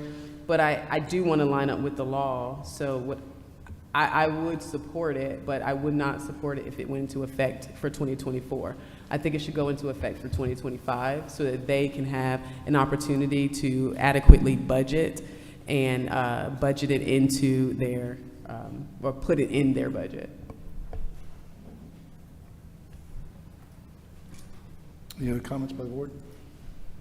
I want to echo Member Gazal's comments. The under 21.250 powers and duties of the Secretary of State, subsection A1, the power of the Secretary of State is to determine the forms of nomination petitions, ballots, and other forms the Secretary of State is required to determine under this chapter, which leads me to believe that this board does not have the jurisdiction to make this change. It's under the sole purview of the Secretary of State, and in my view, statute always trumps rules, and this is what the statute says. Mr. Chair, I would differ that the statute 383 is the priority statute, that the ballot shall be marked official absentee ballot. Might I ask any of the election directors if they have already printed their emergency provisional ballots for Election Day? Rebecca? Yeah. Yes, mine are already printed and in office and sorted by precinct, so we're done with that. So you have already ordered and printed those? Yes, and our absentee as well. Everything's in. Deidre? Yes, ma'am, they're all printed, ready to go. We've already sent the Yocavas out, so yeah, they have. But I do want to say that, you know, what the heading says, it does serve that that one ballot serves all three of those purposes, provisional and challenged as well. So it's the same ballot, it's just headed that way. You use it for three different purposes. Again, but if I as a citizen am trying to reconcile how many absentee-by-mail ballots and differentiate those from provisional or from emergency, I can't do that. I just get like this big load of dirty laundry where it's all mixed together. We always keep ours separated by what is absentee-by-mail, provisional, and challenged. So in Paulding, we know the difference in our ballots. But if I do an open records request and try to pull the ballot images, is it going to be delineated that way for your county? It should be, yeah. It's not. Wait. The board needs to ask questions. Is the board? Sorry, I didn't mean to step out of line. Rebecca? Open records request for like an EMS report, it would show you how many provisionals, how many absentee by mail. You would be able to differentiate. And then if you also pulled recap sheets for each of those specific purposes, you would be able to differentiate. Now the ballot itself is not going to say provisional on it, which is what I think you're alluding to. But we keep the ballots come in with stub numbers. So you've allocated ballots 0 through 3,000 for emergency. 3,001 to 3,050 for provisional, and so forth. So we definitely have chain of custody of all the ballots, and we definitely have processes for recording what is going where, and there's recap sheets accordingly. So everything is kept up with and documented. Now, whether or not a citizen would know to ask for those things could be a totally different argument.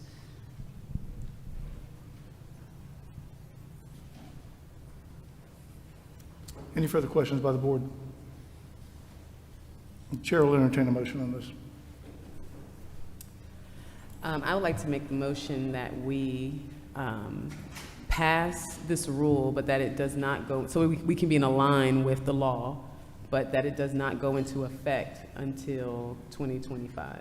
I don't think we can do that. Once this rule is passed, it will be posted within 48 hours, and then 20 days later it becomes in effect, so. Okay, so then I'll amend my motion to table this so that we can reconsider it after the 2024 election. We have a motion on the floor to table the rule number 183-1-12-.01 and for reconsideration at a later date. Is there a second? Second. We have a motion and a second. Any discussion? Hearing no discussion, we will all vote by order of seniority. Member Gazal? Aye. Member Johnston? Nay. Member Jeffries? Member King? Aye. The ayes have it. The motion passes 3-1. Do you want me to stay up here and do the mail ballots with tracking, or do you want me to come back at 5 o'clock? Give me 1 second here.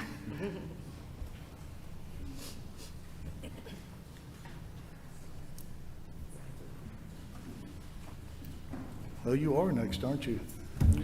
Well, I was supposed to be number 1 and number 10. It was just kind of weird that I was like bookended on the initial. I actually have you as 1 and 2 back to back. Awesome. We can wait till later if you want to. Hell no.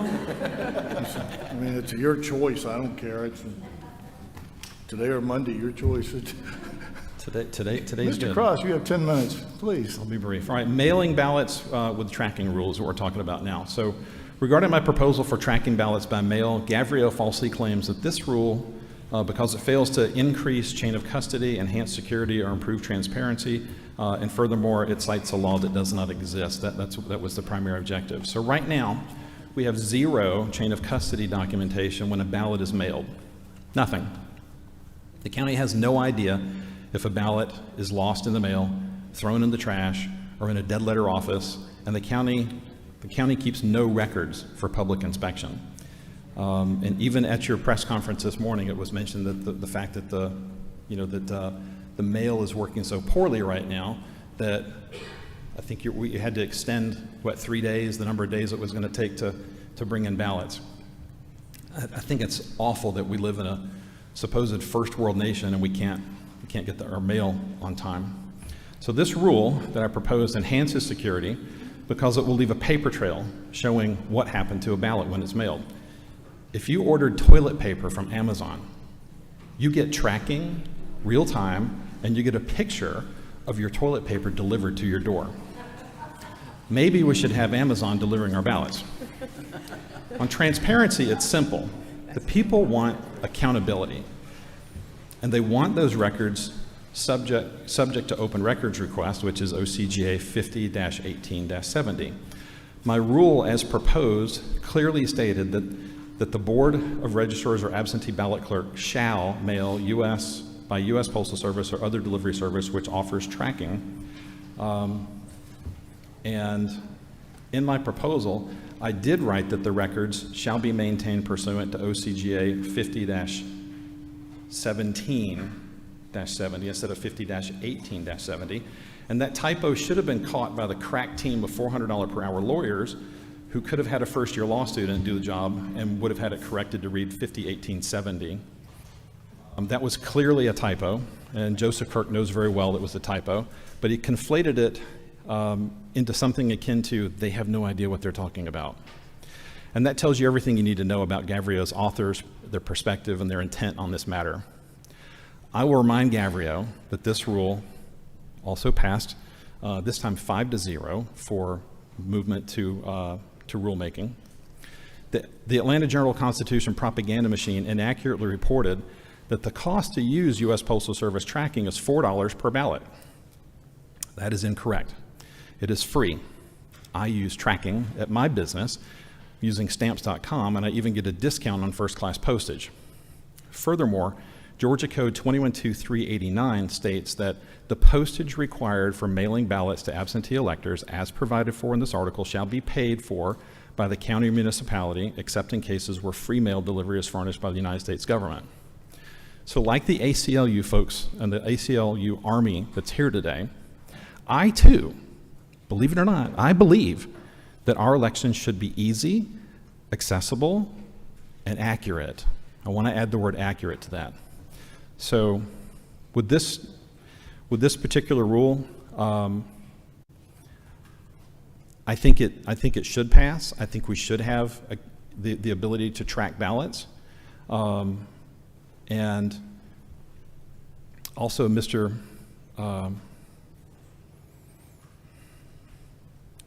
Kirk also mentioned that the wording on this particular rule, where it says mail by U.S. Postal Service or other delivery service which offers tracking, doesn't necessarily obligate him to track the ballots, which again tells you what Gavrio's intent is and what their thought process is on this whole thing. So I think we should be using tracking. Like I said, Amazon tracks your toilet paper if you're ordering that, and everything's fully accountable.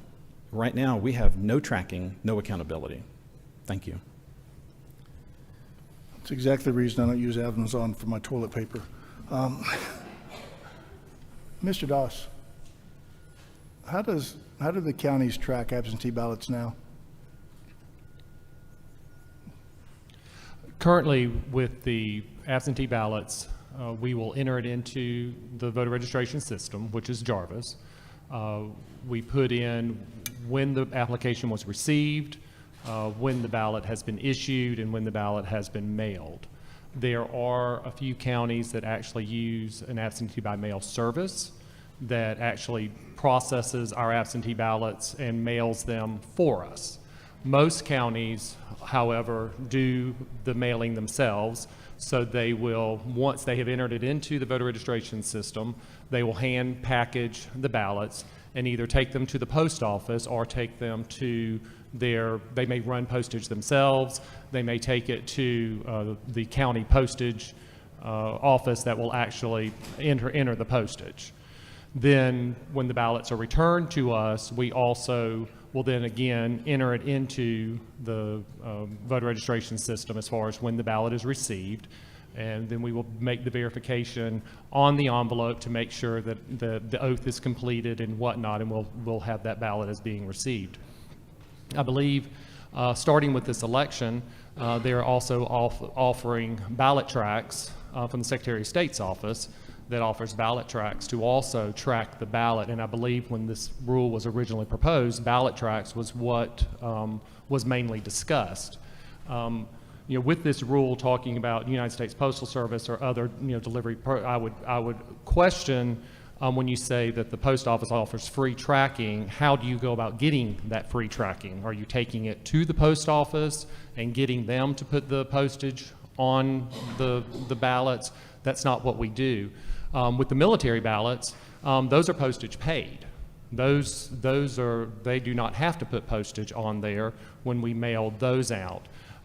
The other thing, about this rule, originally when you proposed this rule, you had taken out the language during early voting, but this particular one, it's back in there again. We start mailing ballots before early voting starts. So this particular rule of tracking is we're not treating all ballots the same.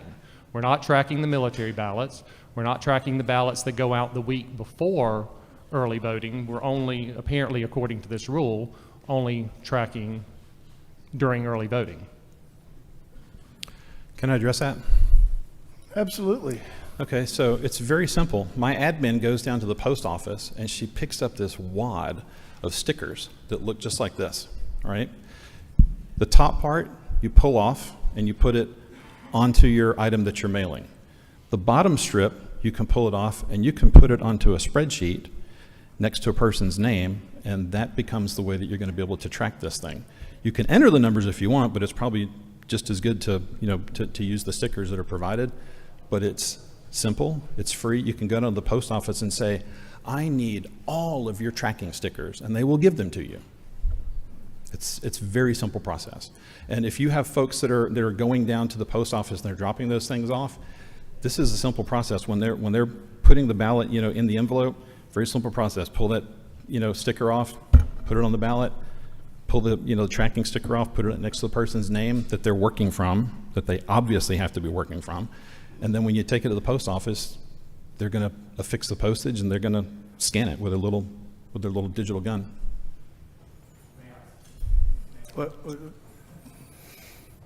Member Gazal.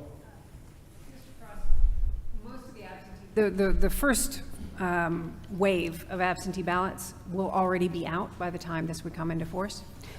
I will be the first person to stand in line to work with you hand in hand and go to the legislature and get them to write this into law. I think it's a great idea. I would love to see this happen.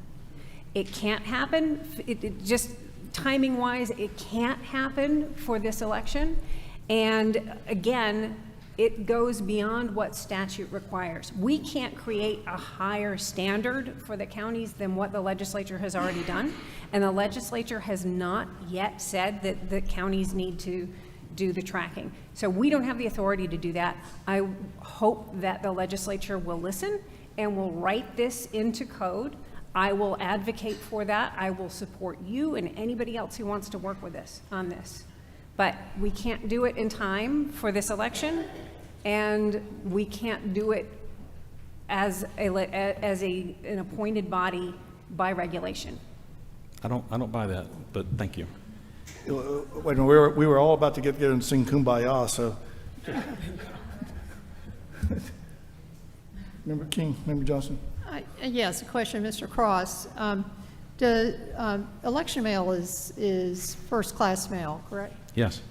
And isn't first-class mail tracked automatically? It is, but you have to instruct them to track it. I mean, like I don't a phone understand call? that. I'm sorry? First class mail is tracked if you use the process to track it. If you just slap a stamp on an envelope, maybe it gets there, maybe it doesn't. That's where we are right now. We are in the maybe it gets there, maybe it doesn't. And with the way that the post office is working right now and all the problems they have in Palmetto, I mean, if I was an election director, I think I'd want to know if I was mailing out 10,000 ballots, did they all get to where I mailed them to?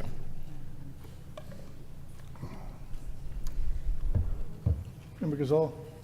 I'm sorry, I'm going to take a little bit of a point of personal privilege here.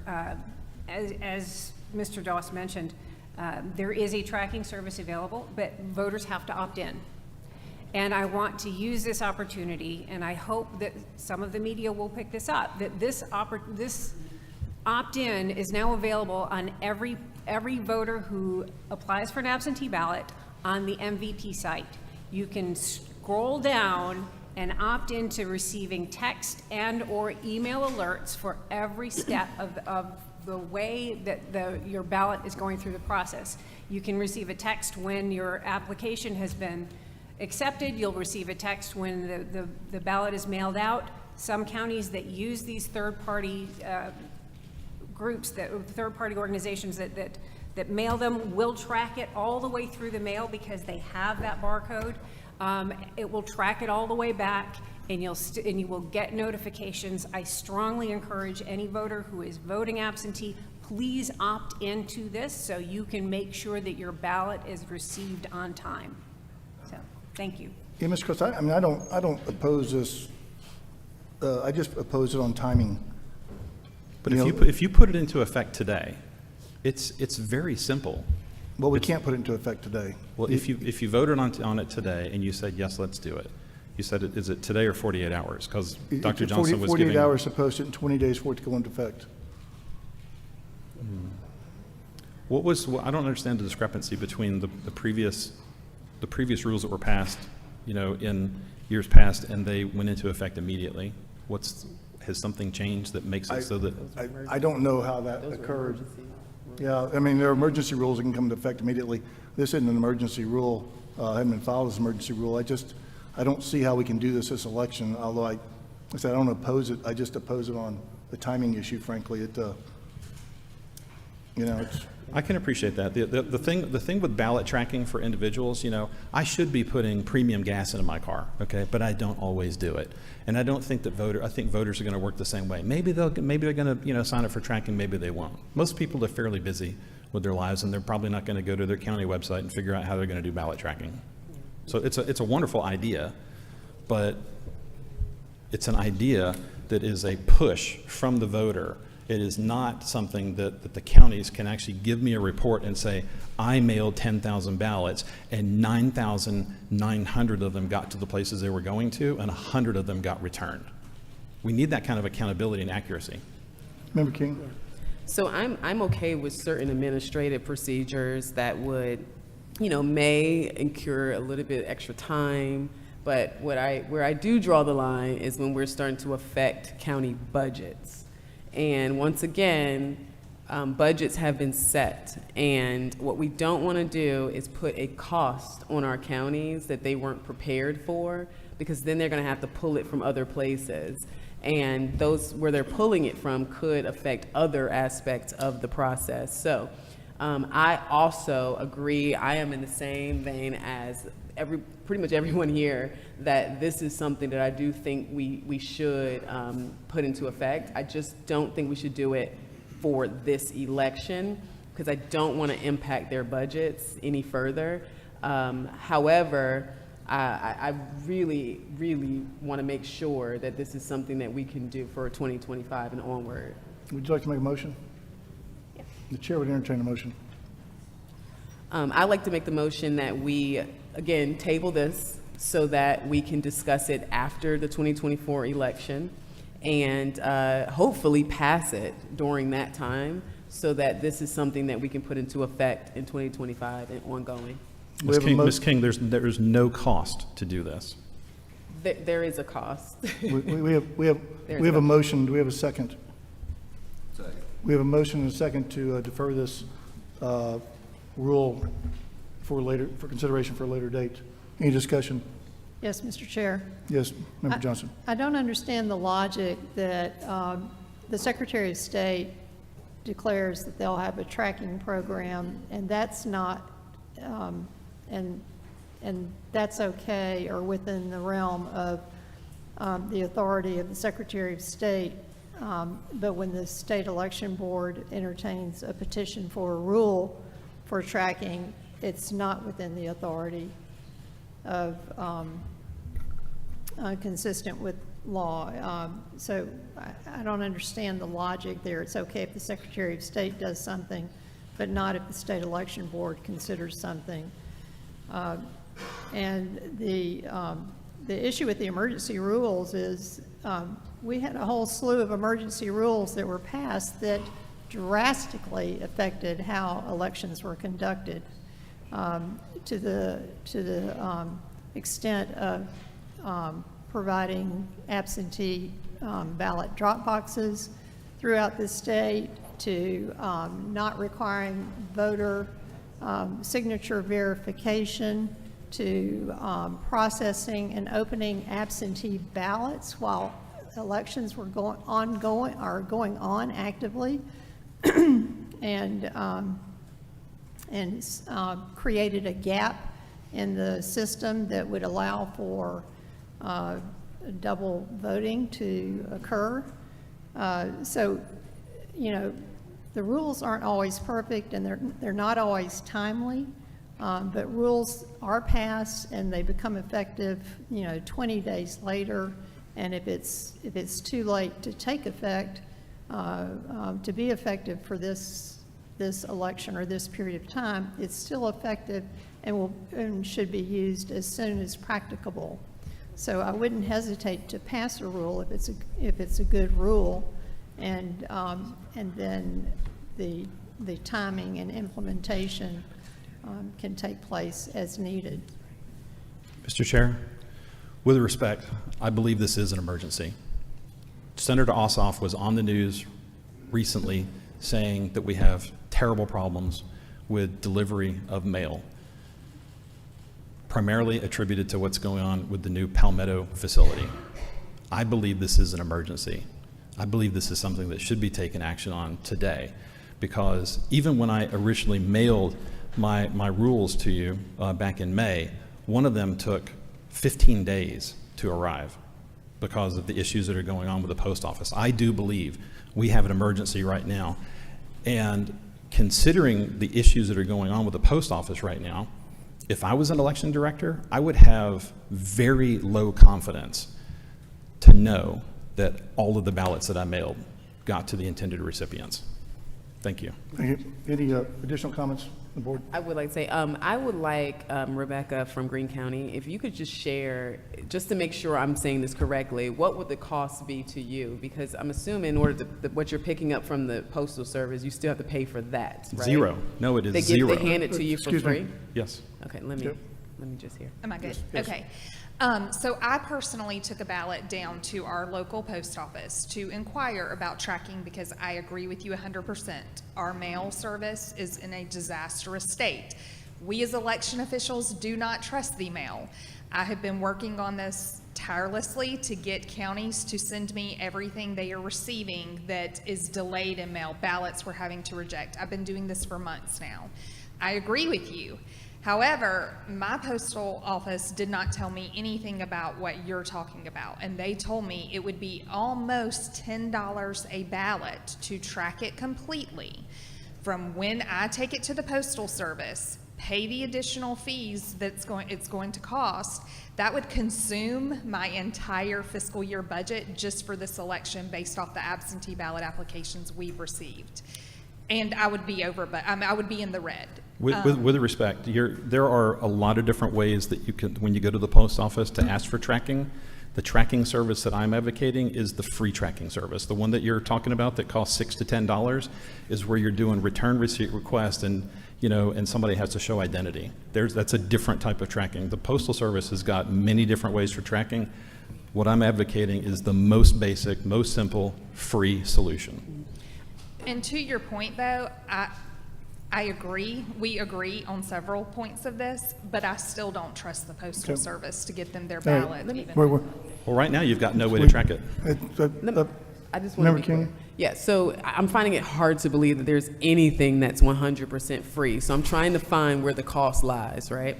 Are you using a service, stamps.com, or what service are you using? So I use stamps.com. Stamps.com gives me a 5-cent discount on first class postage, and I can get tracking for free. It's just an option that's in the system. So you would still have to Stamps.com costs me purchase- $11 a month. Okay, so it's $11 a month subscription, but you would still have to pay for that first class, like that 5-cent, that discounted rate, right? You still have to pay for that, and then you get your free tracking, correct? So there is a cost that's still associated with this per ballot. Okay, just want to make sure. Even though it's $11, adding any line item to a budget that has not already been any county that wants it, I'll pay for if it. If I can just finish what I'm saying. I agree with you. I think that we need to fully understand the cost of this before we move forward. I just want to make sure I know, even if it's $1, because I know for my business, every single dollar is allocated. So that $1 sends you into the red if you don't have it budgeted. So I just want to make sure we are free. We have a motion on the table and a second to defer this rule. Can you make a for motion to later make date. it become an emergency ruling? Is that possible? We have to vote on the original motion first. Or you can rescind it. Mr. Chairman. Wait, On emergency rulemaking, SB 202 made it significantly more difficult to undertake emergency rulemaking, and it requires imminent peril. It requires notice to the governor, the lieutenant governor, the speaker of the House, chairpersons of standing committees, legislative council, and the chief executive officer of each political party. It is an extremely high standard to meet an emergency under the statute because the legislature was unhappy with the emergency rulemaking that was undertaken in 2020. This does not meet that standard. We have a motion before this board and a second. Any further discussion? Could you repeat the motion? The motion is to defer discussion and voting on SEB Rule 183-1-14-.11. Hearing no further discussion, we will vote in order of seniority. Member Gazal? Aye. Member Johnston? Nay. Member Jeffries? Aye. Member King? Aye. Motion carries 3-1. This will be deferred for further consideration.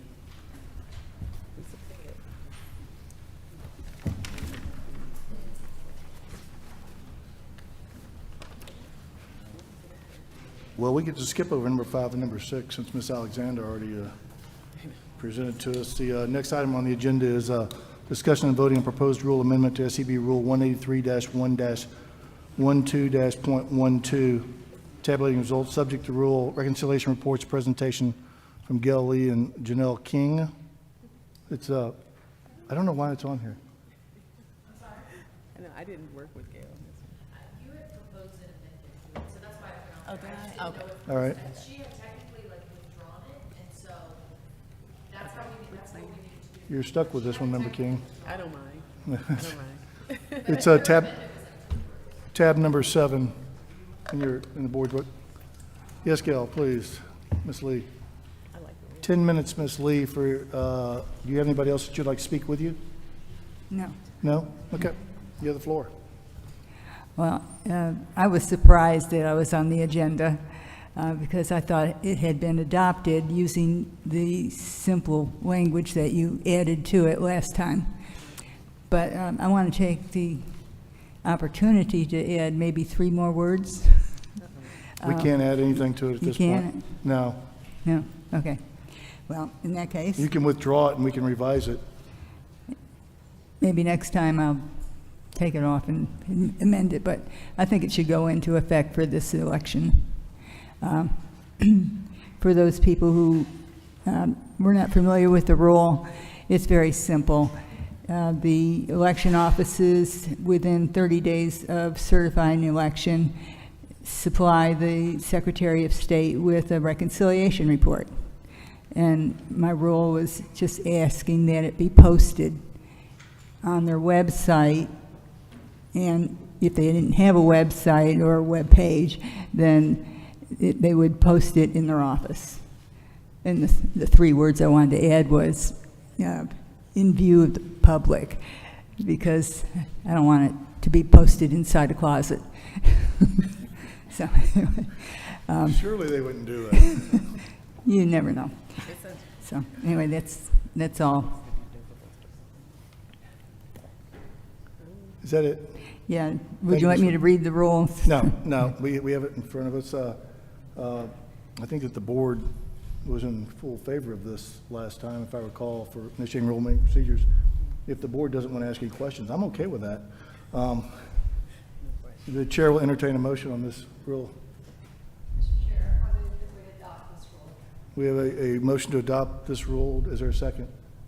Second. We have a motion and a second to adopt Rule 183-1-12.12, tabulating results. Any discussion? Hearing no discussion, we will vote in order of seniority. Member Gazal. Aye. Member Johnston. Aye. Member Jeffries. Member King. Aye. The rule passes 4-0. You win a prize, Ms. Lee. I'm not sure what that is yet. I got a box of candy, I think.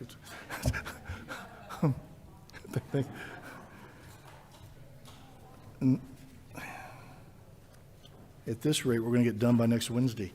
The next item on the agenda is discussion and voting on proposed rule SEB 183-1-12.19, preparation of electors list and use of electronic poll books, subject to the rule voter list presentation by Lucia Frazier.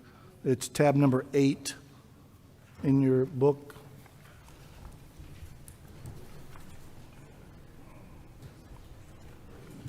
Ms. Frazier?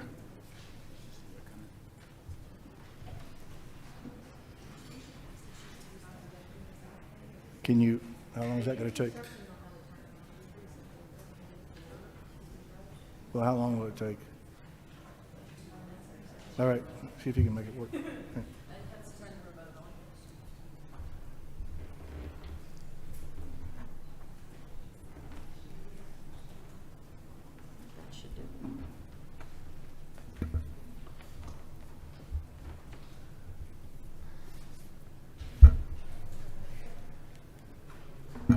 So, Ms. Frazier, you have 10 minutes. You have somebody that's going to speak with you, I take it? Yes. Okay. And it sounded like if I didn't, or if I used like 5 minutes, I can have 5 minutes at the end too. Is that after your discussion? Well, no, you have 10 minutes to make your presentation, and the board will ask whatever questions of you that they Okay. deem necessary, so. Okay. Well, I if heard there you are say questions. to someone you have 1 minute left after your discussions, and so I just wanted to make sure. I'd like the opportunity at the end as well. If you're nice. Please. Okay.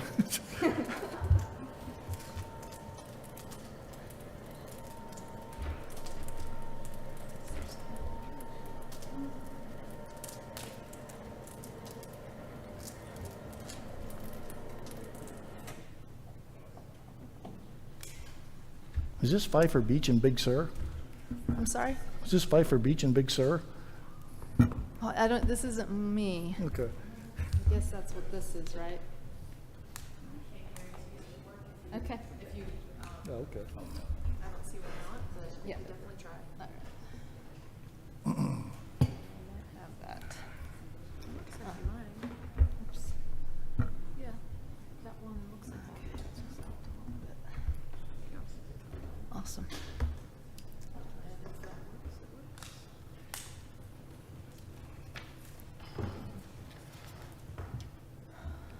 Okay.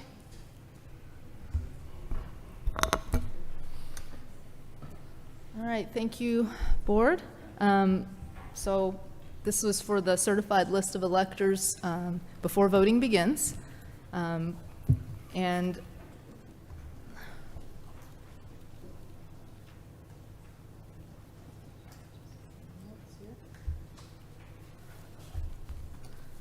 so just to briefly summarize kind of how we got here, this is something that the legislature it's already in our code to produce a certified elector list before voting. It has been something that has been easy to obtain in almost every election, except I think 2020, we have not still been able to obtain that. And according to sunshine laws, like I said before, all this election data is supposed to be open to the public. So just getting a certified elector list, like I said, is already something we do. And so this rule is just to help all the counties and the SOS to do that. And the counties have the ability to post this as well. And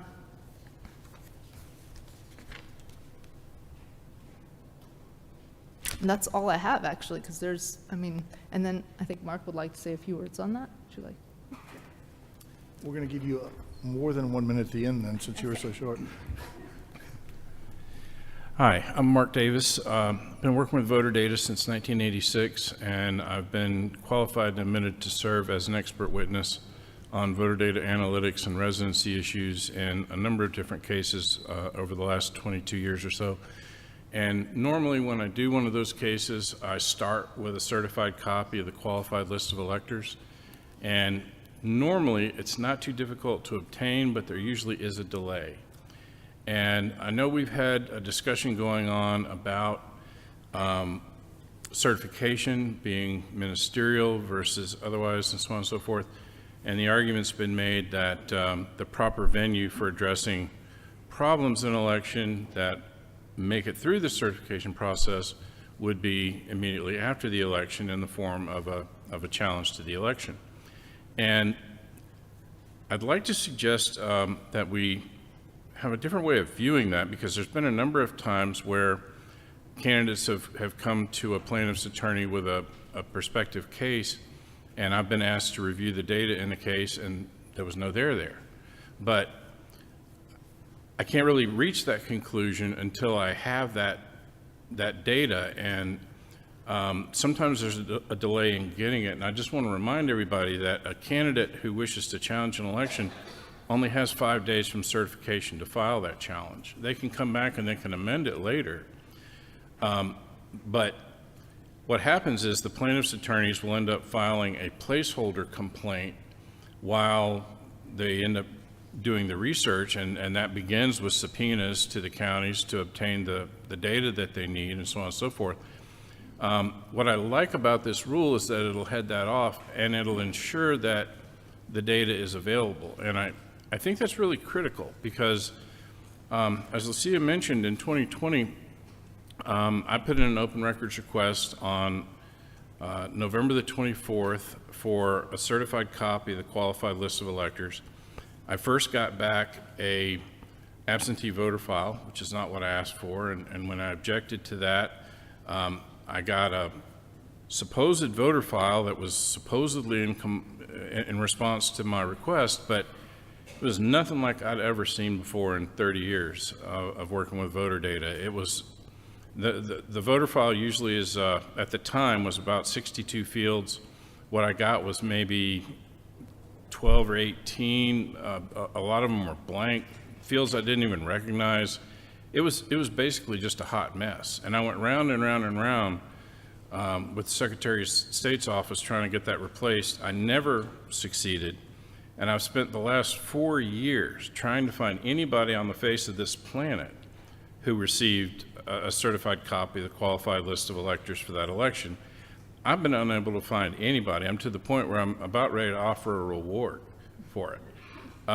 So I think it would be a great move. The OCGA 21-2-224 already mandates that the list be produced.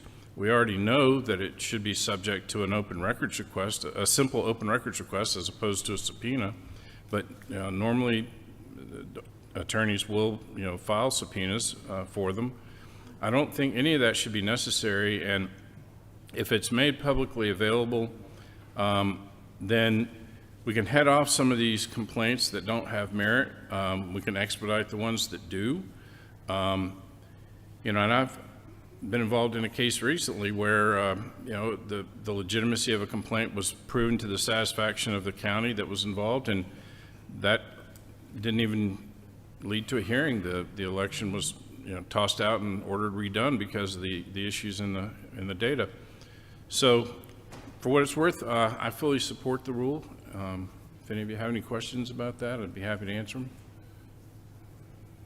Yes, ma'am. Member Gazal. Thank you, Mr. Davis, and I understand that you have deep experience in this and looking at the data, and and I appreciate the work you've done identifying problems with districting and that sort of thing. My concern, I've got a couple of concerns with this. Just again, as a threshold issue, the Secretary of State is the sole authority to oversee our registration list under both federal and state law. We don't have the authority to do anything. But I'm also very concerned about having a static list this early in the process. And that is, and it is exacerbated by the problems we've been talking about with the postal system. When registration forms are mailed in, our registration deadline is a postmark deadline. So they can make it in the mail by October 7th. But they may not make it to the election offices until a week later.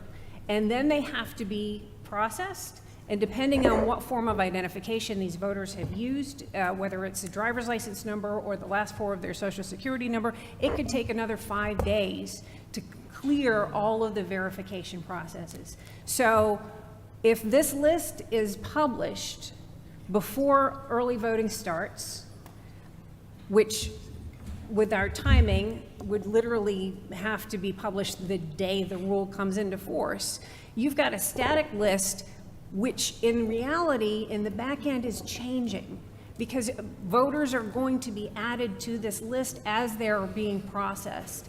And so when somebody who doesn't understand that process looks at this list and then looks at the list of actual voters, they say, we've got unregistered voters who are casting ballots. And that's exactly how disinformation gets started and gets spun up. And having a static list out there just makes it much more likely that people who don't understand what's going on perpetuate these myths. And that's what concerns me about that. Well, I think Lucia wants to address that, but I think you're talking to me, so just real quickly. If we look at our interpretation of 224, the words before the election kind of stand out to me, and then we have to ask ourselves, is before the election when voting starts, or is it before Election Day? If we're talking about the 5 days before Election Day, then all of that should be put to bed, I would think, because the statute mandates that the list be produced 5 days before the election. But the rule says before advanced voting begins. Correct. So it's before, the statute says before the election. And before the election, advanced voting is the election. So that is why this rule says before advanced voting. We do need a certified list, a stamp, a set in the ground, a line in the ground before in-person voting starts. And changes can be made. That is why there's such thing as a supplemental list. The certified list that, even if you want to argue that it should be before Election Day, there are still changes those days before Election Day, and there's a supplemental list that is given to each poll of the people who didn't make it to that list. And so if you're worried about changes, you don't need to. There is an avenue for that. The supplemental list is on here too. But again, it also says before, the supplemental list before advanced voting starts. Correct. Essentially, it would be like the supplemental list would probably be empty on that day, but that's where all the changes go. So as every day of early voting happens, if electors are added, which they do get added for the reasons like you said, when a person submits their registration on time, but if they're missing some fields, they have that time to remedy that, and they get added to the electoral list, it would show up on this supplemental list, which would be a document that's always there showing us the updates. But at least we draw a line in the sand before voting starts. Well, my final objection to this is the retention period of 10 years, which is 8 years beyond what statute allows. We cannot, in rulemaking, create higher, stricter standards for what the counties must adhere to than what the legislature has set. That is unlawful behavior on our part. Well, the 10 years is current because the Secretary of State already has files for up to 10 years right now on there. For the absentee voter file, it goes back 10 years. So that is why that much time was picked. And it's a reasonable amount of time. Even the North Carolina, they posted for 20 years, but I used our own Secretary of State's to see how much they keep data, and they at least keep it for 10 years. They can do that by choice. We cannot force them to do that by rule. The big distinction, yeah. That's a big distinction is that the statute's clear on the time limit on that. People can keep it as long as they want to. It's just what the statute says. Well, you can still put it into the rule, and if somebody is going to push back on that, then I mean that's a different story. But the recommending or putting a date on something is not saying you don't have to not do that. You're not, putting a date on it is okay. Except that the board doesn't need to put rules out there that are in direct contradiction to statute. And statute will always trump rules. So so we need. Are you finished? Okay, my issue with this is, in addition to that, is that once again, freely accessible link, and the code is pretty clear, 21.2.225. Subsection C, that the Secretary of State gets to set a price for this. I mean, it says, notwithstanding any other provision of the law to the contrary, the Secretary of State shall establish a cost to be charged for such data. They have the right to do that under statute. And this board cannot dictate to the Secretary of State that they have to provide this for free. We can't do that. So. What if they decide not to provide it at all?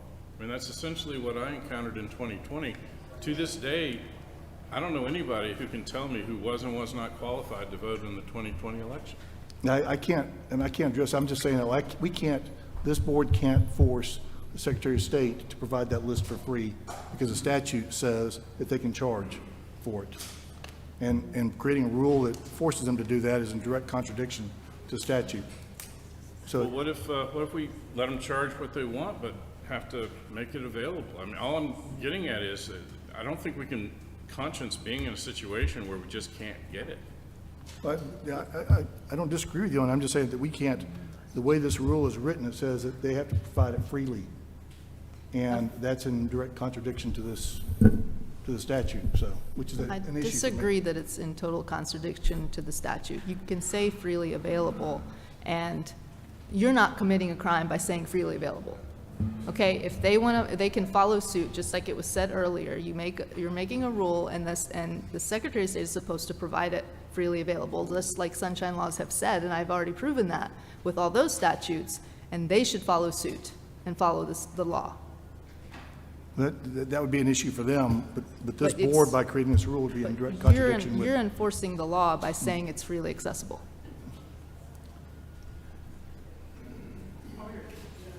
Are there other comments from the board?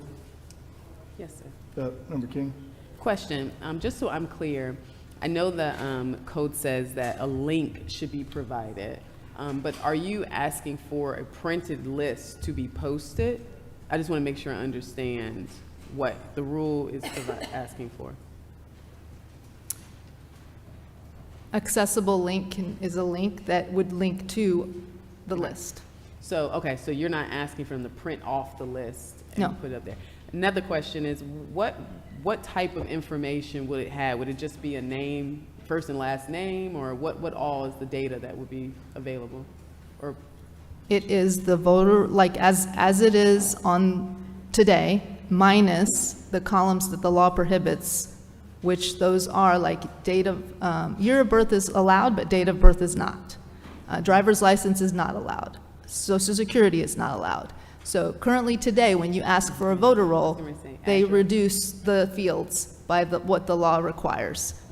We would need the same thing, that it would be given the same way as you get it today, but this is a certified list. And would my address be posted? Yes, So it'd be a name? as it is today. So it's name, address, and year of birth. Now, currently, just looking to our election officials, currently, you do provide the link the link is accessible, correct, to the SOS office so they can get it. And then once they go to that link, they will have to purchase this list. And what you're asking is that we remove the option of having to purchase it and make it free. And at the county level, that is in your purview. The counties may post a link to their elector list, and they can certify it as well. Now, if you were to post that link to just, if one of you, either Deidre or Rebecca, one of you can definitely jump in. I want you to answer this question to kind of piggyback off of what you were just saying. If the county was to post a link to this list, would you have to cover the cost through the Secretary of State, or how would that work? So I honestly don't know how that would work, because as it stands right now, if somebody wants an electors list, whether it be countywide or statewide, a county office refers them to the Secretary of State's website, and they purchase the list directly from the state. If a county office is doing this on their own, they have to collect the funds from the individual, and then we have to send the funds to the state. So many counties do not even opt to do that, because we're like a second wheel in the process. So we just send everybody to the state to get the list. So if they were to request a county list, just county, they still have to pay the $250 to you to go to the state? So it's cheaper if you're just asking for your county list. I believe it's $50, but yes. still a fee. If they wanted an electors list, it would be the $50, correct. So posting it without having anyone, posting it for free would be circumventing the cost, basically. Correct. Basically, is that basically what you're saying? And that's in their purview. They own the voter list. The Secretary of State is not requiring them to charge for it. You're allowed to have your elector list publicly without charging for it. The Secretary of State does not demand that the counties charge. Well, It's your list. It is our understanding you own. that we charge for that list. That's always been the guidance provided to our office from the SOS office. But So to my knowledge, counties are not giving this list out for free when it's requested of the office. Is there a statute that says, that supports that? Looking.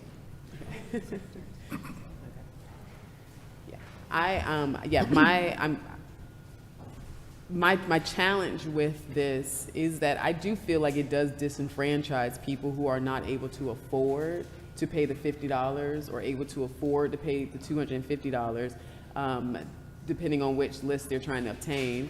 That is a concern for me, because if it is supposed to be freely accessible and it's supposed to be open to the public, then I don't think it should be open to the public who can afford it. That's a challenge for me. However, I would like to know, I think we are in a bit of a gray area when it comes to trying to, overrule what's already set in place as it relates to having to purchase this list. So, I would love to give you time to, I want to make sure there's a law, there's a statute, there's something in place that says you have to charge. And if it's not, then I'm willing to further discuss this. There is no law that I'm aware of that says you have to charge. And in fact, it's the opposite. With the sunshine laws, they should be freely available.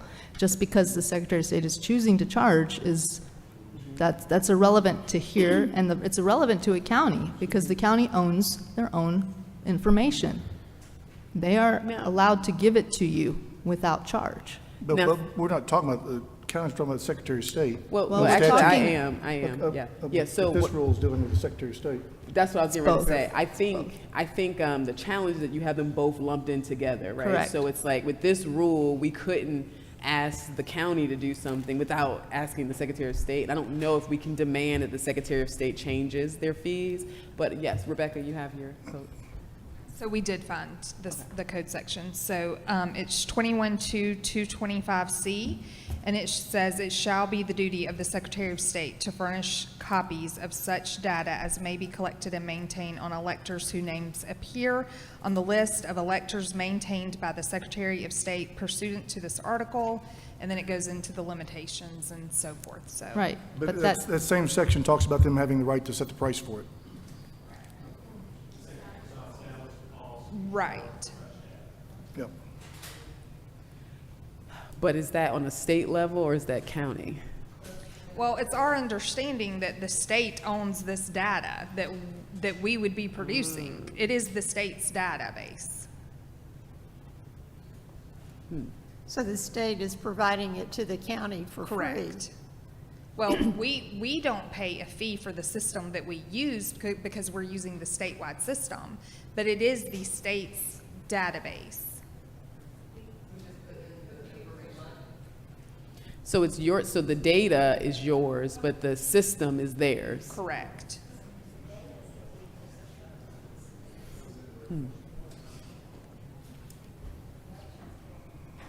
If you go to B, it kind of expounds upon that.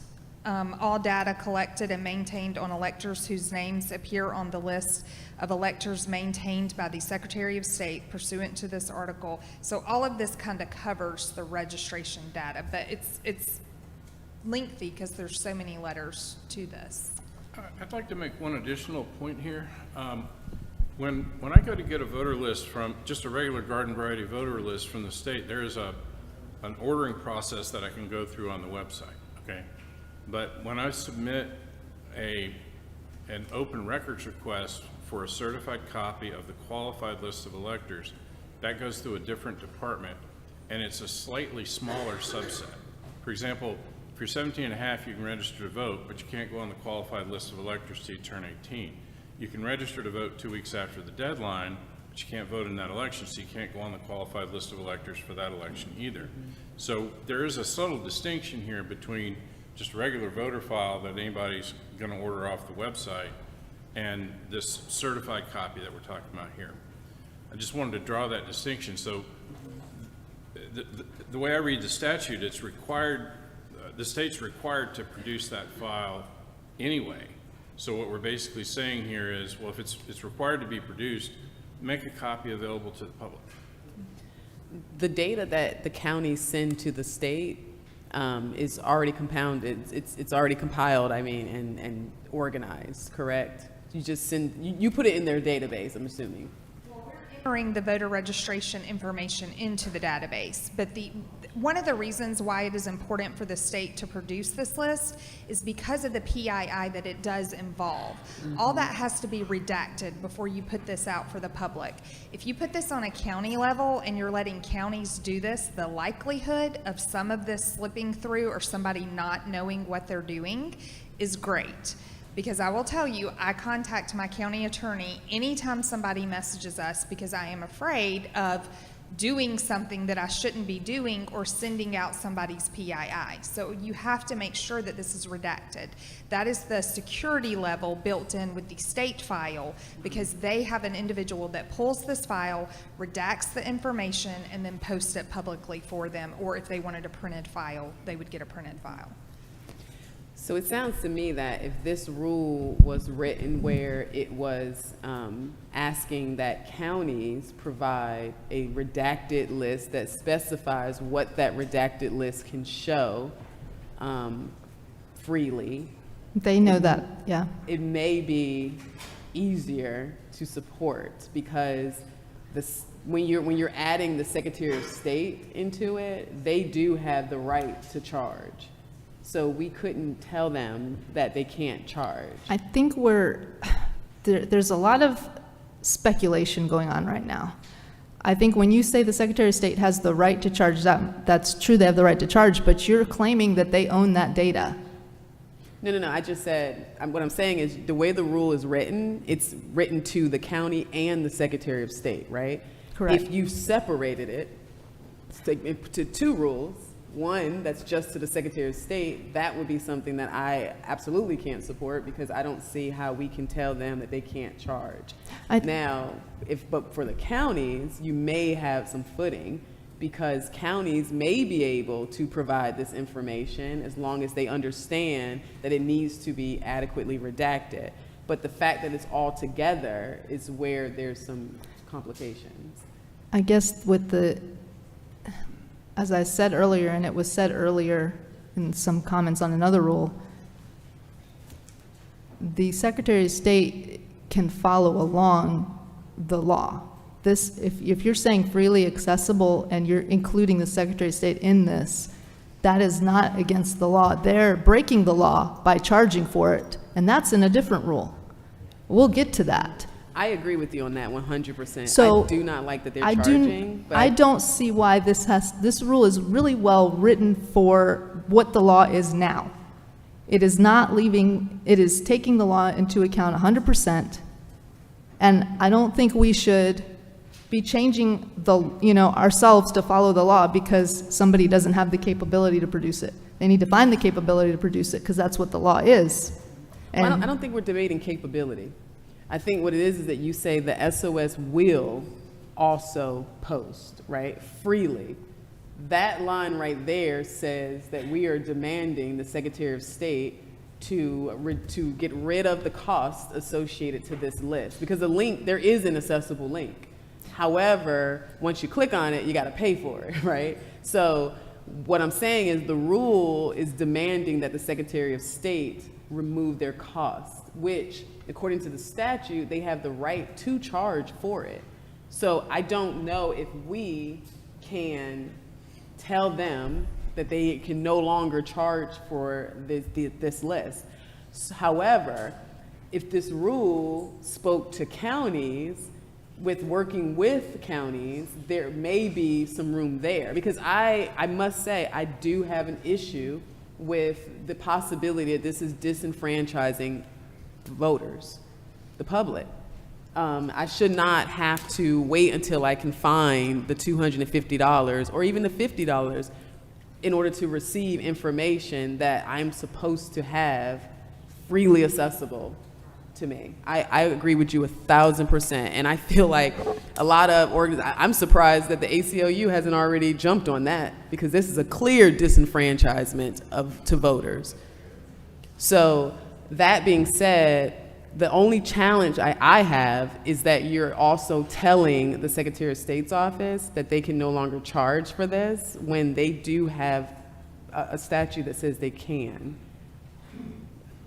I agree with you on the charge. I again just want to return to the distinction between a regular voter list and this certified list of electors, because as we know, the NVRA has a lockout period, a 90-day lockout period. So from what I understand, and the counties can correct me if I'm wrong, there's a lot of changes to that data that gets saved up. And so if I come back after an election and I ask for a certified copy of the qualified list of electors, that's one set of data. But if I get given a regular voter file, what's going to happen, and you counties correct me if I'm wrong, but a lot of you are going to save up a lot of your changes, and right after the election, you're going to be making them like crazy. And so then what I'm asking for and what I'm getting are two different things. And I think we need to have a vehicle here where that certified copy of the qualified list of electors as a separate and distinct database or data set is created and available to the public, as opposed to just a regular garden variety voter list. And I agree with you wholeheartedly on the charges for that. And you know, we've got neighboring states that don't charge at all.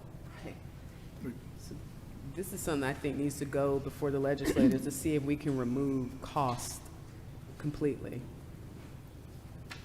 Deferring this would not do any good because we'd have to consider the rule as is for deferral. So the choice, I think, for this board is to either accept it or reject it. And then if you want to work with her on an alternative rule, then that would be an option also going forward. So, or ask this board to present a proposal to the legislature to remove those costs. So, Mr. Chair. Member Johnson. Yeah, I have several issues with the discussion that's just taken place. One is I'm concerned that this qualified electors list is unavailable to the public. I'm concerned that the qualified electors list is not available for public inspection as I asked a month ago. I'm concerned that there's no list that we know of that has been provided to someone on request for the last 4 years. And I'm concerned that anybody that would have need of using an electors list in a court case does not have a properly certified list available. Yep. So these are problematic, and it's problematic because this is coming from the Secretary of State's office, or not coming from the Secretary of State's office. You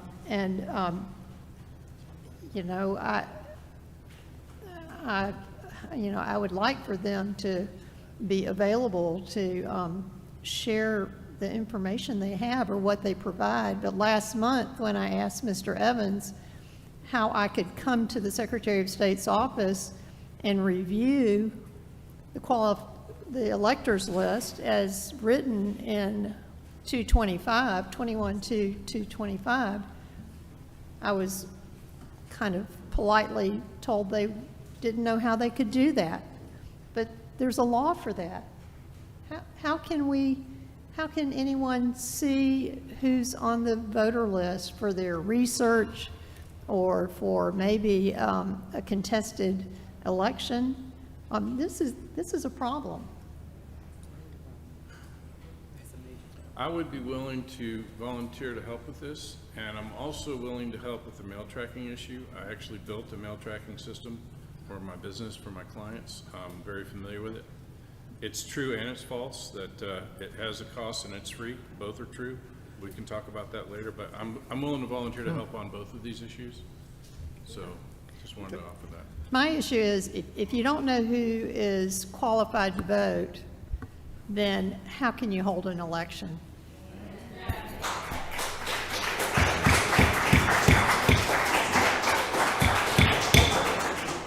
I thought we learned our lesson this morning. And then when voters come in to vote, how do you know they're actually on some unknown qualified list? that's unavailable. This is not the way to conduct elections. And this definitely is a, an issue that needs to be worked through. I would consider, I don't know if it would be possible, removing the requirement from the Secretary of State to provide the accessible list link and just ask the counties to provide a freely accessible link. That would be a substantial change to the rule. I think that the Attorney General in past meetings already advised that we can't make substantial changes.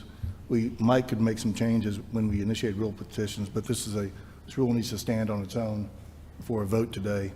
And would it help if substantial changes are made to it, then we could vote to deny it and make the changes and resubmit it at a future meeting. Rather than denying it, could we make a motion that I work with them to see how we can make this rule work? Well, we would need to deny this rule, and then you work with them going forward for a revised rule. Is what we need, which is what we've done in the past. This rule stands on its own. It's already been submitted and published and viewed by the public, and so we need to vote an up or down on this rule, up or down or deferral on it. And but I understand what you're trying to do. The proper thing would be to deny this, and then you work with Ms. Frazier on a new rule that could be heard. They would incorporate the changes that you want. Would the chair entertain the opinion that removing text doesn't substantially change the rule? It just reduces the ask. Well, I think that we probably could have done that when we initiate rulemaking procedures on that part. But this is a final vote on a standing rule, and this rule has been published to the public already for comment. I understand, but And so if it's removing. making a change today, I think I don't think we're allowed to do that. I don't think it's appropriate. Our paralegal agrees with that. Making changes today to any rule we're voting on, I don't think is appropriate at this meeting. Okay. I'm sorry, Dr. Jan, you have something? So just to be clear, what I am proposing, not making a motion yet, because I want to discuss it if we have to, proposing that I will work with you directly on helping to adjust the rule where we can be in a better position to support it, as well as I would personally contact the legislators to ask them if they can consider removing the cost associated to obtaining this information so that it does not disenfranchise those who cannot afford to purchase it, and to make it line up with the law. Can I make one more suggestion? I don't know if this will help, but if you just were to remove the word freely, it's too significant of a change to just take the rule as is? Well, in my opinion, I don't think we can make any changes to rules being voted on. We make changes during the petition period, we make changes during, beforehand, but when a rule comes before us, we need to vote on the rule as submitted. We made some changes to various rules when we were considering them for rule-making procedures. But at this point, we need to vote an up or down or deferral on this existing rule. So. And I think if we remove freely, it's right back to where it is anyway. Yes, right? It's true, Yep. but I didn't know if we could just, when you're taking away versus adding. Yeah. But no, The board would anybody entertain a else? motion. The chair would entertain a motion. So yeah, I would like to make a motion that we deny the rule as is. However, that I work with Ms. Lucia directly to help produce another rule similar to this one that will be that we can support as the board, as well as I work with or contact our legislators to see if they will be willing to work on the cost that's associated to obtaining information that's supposed to be free to the public. Yeah, okay. The motion, we need to go ahead and just vote on up or down motion, and then Ms. Frazier knows that you are available to work with her I just want to make sure I understand. I don't understand the motion, so. Okay, It's going to be an up or down motion Okay. to deny the rule. And then Member King has volunteered graciously to work with you going forward to And- create a rule. But the timing, I don't understand. So in previous cases, do I just have to do the 30-day period again and come to Yes. final Yes. vote? Just Yeah. one more 30-day period starting tomorrow? Well, when you have a rule, then we'll set a date to hear the rule, initiate rulemaking procedures, and then it'll be heard after that, so. Okay. It won't happen before the election, no. It will not happen before the election. Not for the 2024 No. election. Right. Yeah, I mean, the point is, like I said, the rule as is puts us in a very difficult position. Yes. Do we have a motion then to deny the rule presented? Yeah, I make a motion that we deny the rule that is presented. Do we have a second? We have a motion and a second to deny this rule as presented. Any further discussion? Hearing no further discussion, we'll have a voice vote. We'll vote in order of seniority. Member Gazal. Aye. Member Johnston. Aye. Member Jeffries. Member King. Aye. Motion carries 4-0. This rule is denied.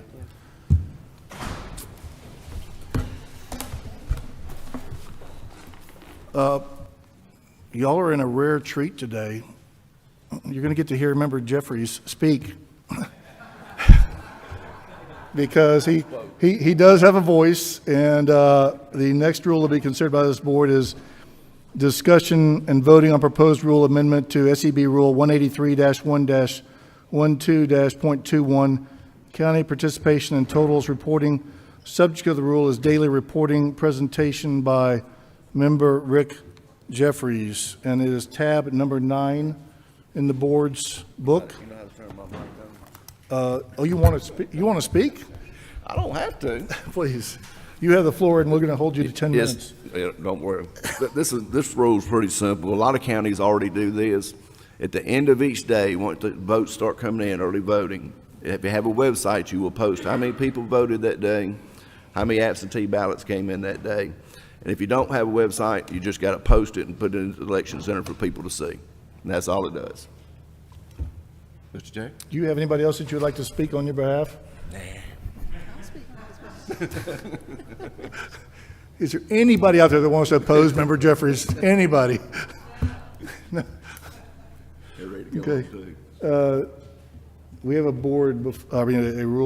proposed rule before us. Any comments or questions from members of the board? Member Johnston? My comment is that this is consistent with the statute as it is. It just, the posting allows it to be readily available to people that would be interested in the tracking the numbers. Thank you. Any other comments from the board? Member Gazal? Reviewing the Gavrio comments, I think that it would behoove us in a future meeting to make sure that the reporting requirements are consistent across primaries and elections. But as they have no real objection to this, and I think the data is important, I think that it will be a step that we should take in a future meeting. That it should include primaries? That we make sure it's consistent reporting requirements for primaries and general elections. I'm just shocked that Member Jeffries didn't put that in his original rule, but I thought it was in there. any further comments from the board? Any questions? The chair will entertain a motion. When did it say primaries? Mr. Chair, I move that we adopt this rule. We have a motion from Member Johnson to adopt the rule as presented. Is there a second? Second. We have a motion and second from Member King to adopt the rule as presented. Any discussion? Hearing no discussion, we will vote in rank order, voice vote. Member Gazal? How do you vote? Aye. Member Johnston? Aye. Member Jeffries abstains. Member King, how do you vote? Aye. The motion passes 3-0. Congratulations. Thank you. Good job, Rick. Work hard on that. We got 10 minutes left. Now, Yeah. We have a request for we have a motion made for a 10-minute comfort break. Do we have a second? We have a motion and a second. All those in favor signify by saying aye.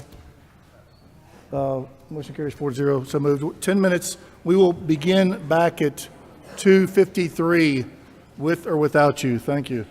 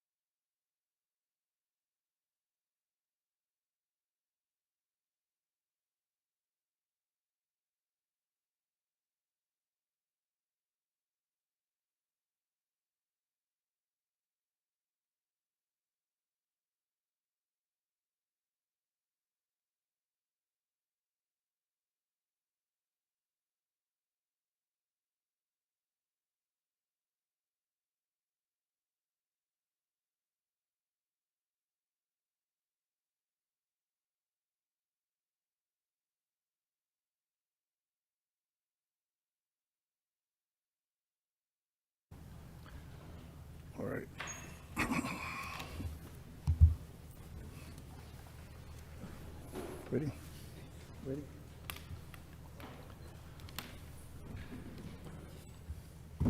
Call back to order this meeting of the Georgia Election Board.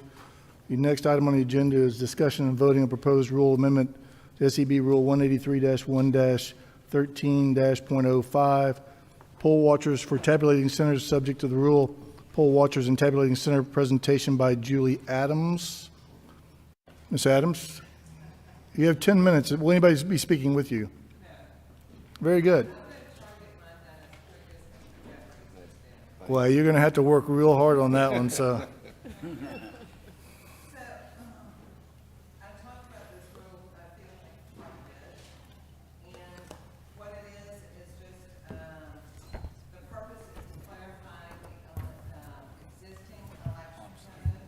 And ensure that poll watchers have meaningful observation in the tabulation center so they can fairly observe the processes.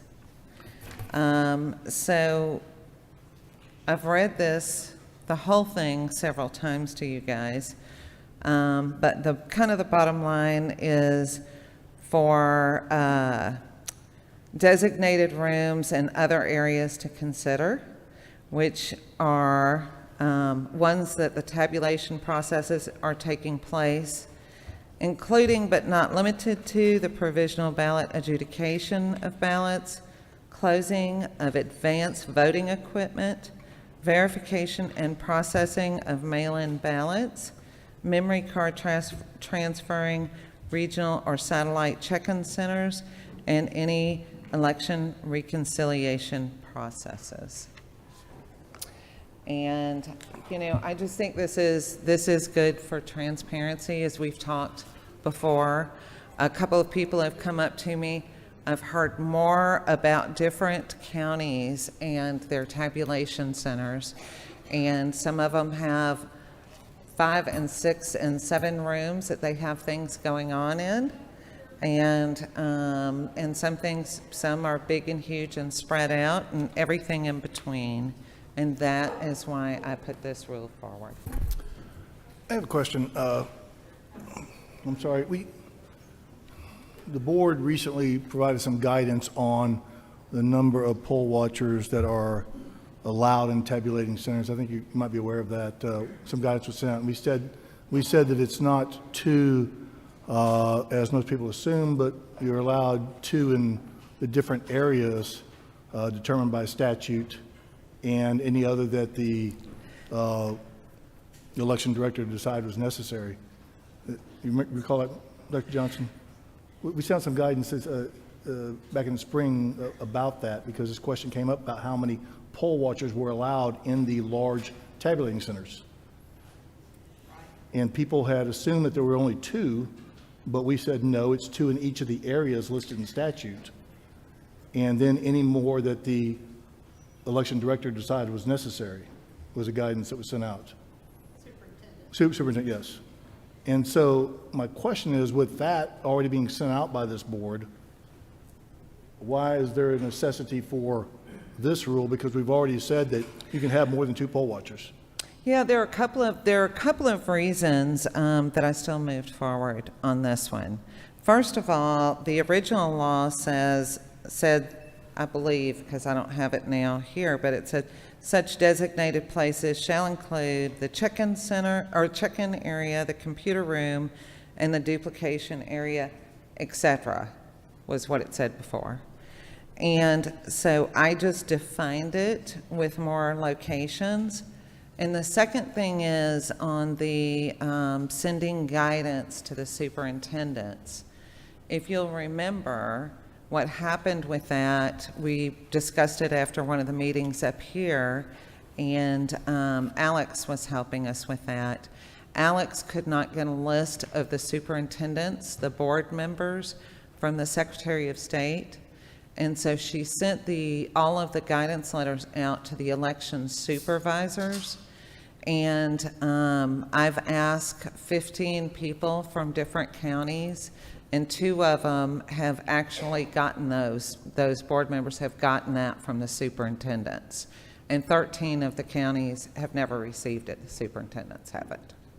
So that was the reason, I think we had a conversation and had Alex involved before, that I kept going with this.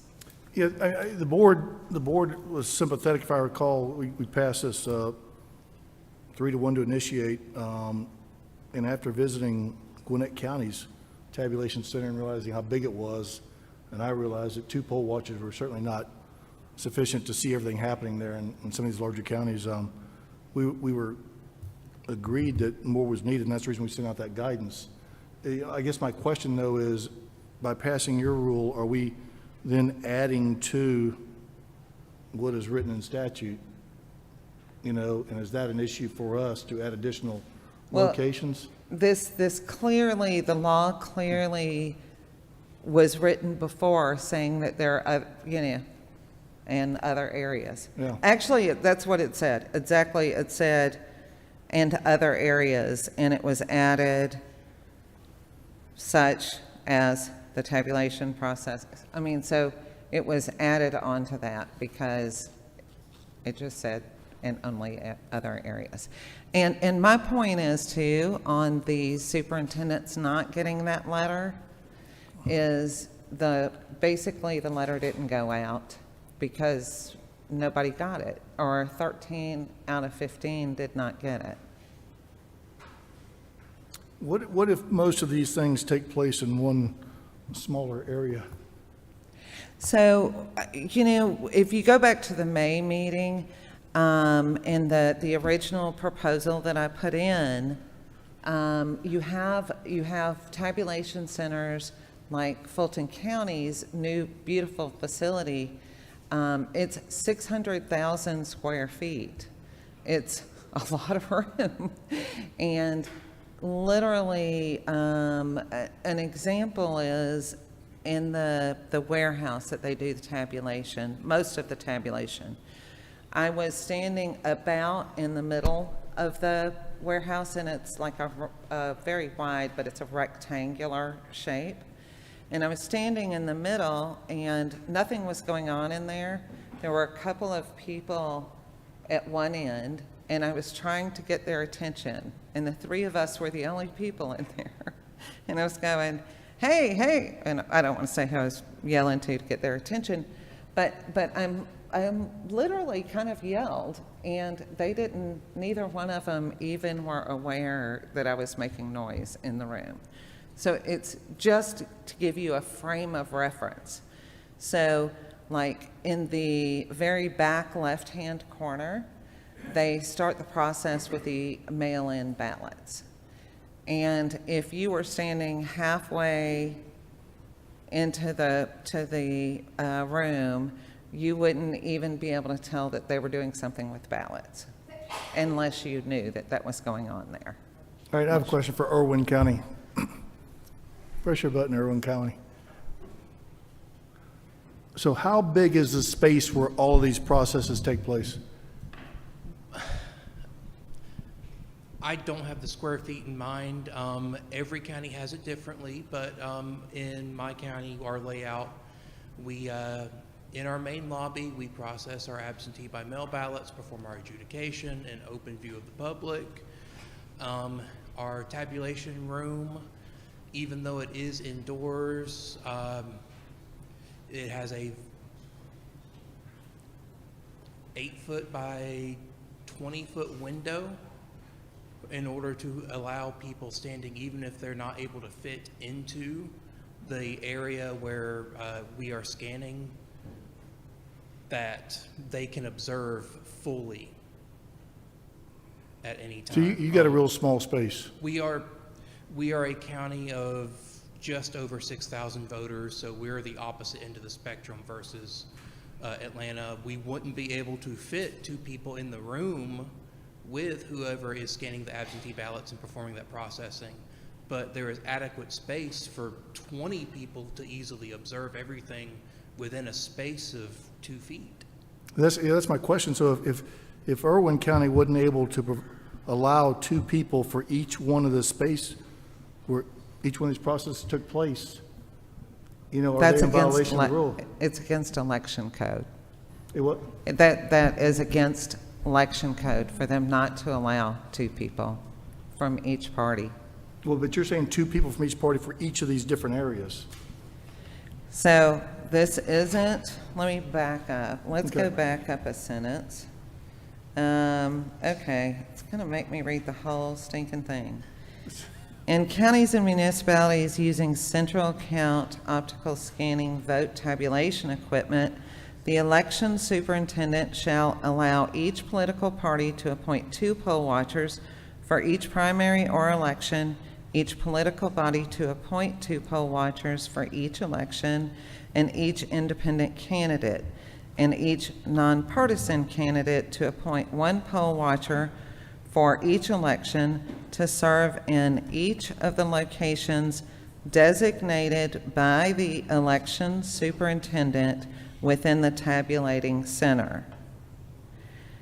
Such designated places. Now, so to my understanding, the way I read this, and you guys can tell me if I'm wrong, is that the check-in area, the computer room, and the duplication area, Georgia Codes says 2 per location.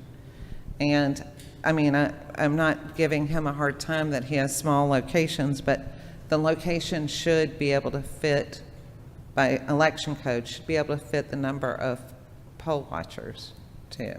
You read location, so that would imply the building itself. They are accessible to the location, and they have full sight and hearing access to the room itself as well, even if they physically can't fit into the room. There is a difference between room and location as statute reads. Yeah. So, Mr. Chairman, yes. Yeah, I'm just trying to figure out how to accomplish your goals with the same of a very small county that just doesn't have much space. So, yeah. So let me ask you a question. So wouldn't the fire code trump all of this? I mean, if there's not enough people, I mean, if there's too many people in the room because it's too small, that would be in violation of the fire code, correct? So what I would think is that this would, however this plays out, they would have to make the necessary adjustments in order to ensure that they're able to meet the statute without breaking the fire code, correct? So that, I think we're kind of debating semantics here, because you said that you do have enough space in that location for there to be 2 people and they can see. They're within 2 feet of the room. There's just the difference of there being a glass window. That's the only thing, and they can still see and hear everything occurring. Okay. So you wouldn't have an issue implementing this. It's just that they won't necessarily be inside the room, but they'll be behind the glass. That's the point of contention there. I'm all for this as long as we're not getting into semantics that they're having to be standing directly beside me due to space concerns, but we have provided access to allow for full observation by that many observers. And you could, considering how you have it set up right now, it is possible for there to be full observation in each of the steps that she's providing. Correct. Okay, so I Mr. think Chair. we're fine. Member Gazal was next. Go ahead. Member Gazal. So my concern is that we're replacing our judgment with that, with the discretion that the legislature has given to the superintendent. The way the statute reads is such other areas as the superintendent may deem necessary to assure the fair and honest procedures in the tabulating center. That is a delegation of authority directly to the superintendent. By writing this rule and defining what the superintendents must do, we are replacing our judgment with the discretion that has been given by the legislature to the superintendent. And that, to me, is an illegal or an unlawful assertion of authority that the legislature has not given to us. They've given the authority to determine which locations to allow observers directly to the superintendents by statute, clear law. that means that there is no room for us to regulate here. Well, I mean, I agree with what you're saying, but it said, and such other areas As the before. superintendent may deem. We are not superintendents. You are a member of the board, so it is up to your board to determine for your county what's appropriate, just like it's up to the superintendents in Irwin County and Greene County and Bartow County to determine what's appropriate and necessary in those counties. And this gives them guidance to do that. This doesn't say they have to. Mandates. This No, it is a doesn't. mandate. No, it doesn't. Mr. Chair. Member Johnson? I think we're all overthinking this, and what we need to do is focus on the intent or the goal of poll watchers in the tabulating center, which is really to assure fair, honest procedures in the tabulating center. That is the goal. It is just a matter of providing meaningful observation as to the conduct of tabulation and the counting of the votes. So that involves visual and auditory meaningful observation. If it's a one-room schoolhouse, that two people can see every process that's going on by turning a 360 circle, so be it. That's all you need. If it's a 600,000 square foot warehouse that takes 10 or 12 poll watchers, so be it. If it's an election office that has 10 separate rooms, such that you need many poll watchers to be available in 10 separate rooms to provide meaningful observation while tabulating is occurring, that's the way it should be. So the goal here, it's not the goal of how many square feet or how many human beings. The goal is to provide assurance of fair and honest procedures, and the tabulating center is basically just poll watching. So I really think we're overthinking this, and I think this is consistent with what the intent is from the tabulating and poll watcher statutes that we have. I just think that the guidance that we had, I realize it may not have gotten out widespread, but I think the guidance that No, we gave earlier in the year. it literally It's was. complicated, because we Yeah. have a complicated system. Yeah. Okay, if we just had a few scanners and Yeah. a bunch of ballots, it wouldn't take very much. But we have a very complicated voting system with lots of different tasks and devices and things to watch. Plus, we have different methods of voting. So we have a whole absentee ballot processing, tabulating area. We have duplication areas. We have vote review areas. We have election management server areas. So it's complicated.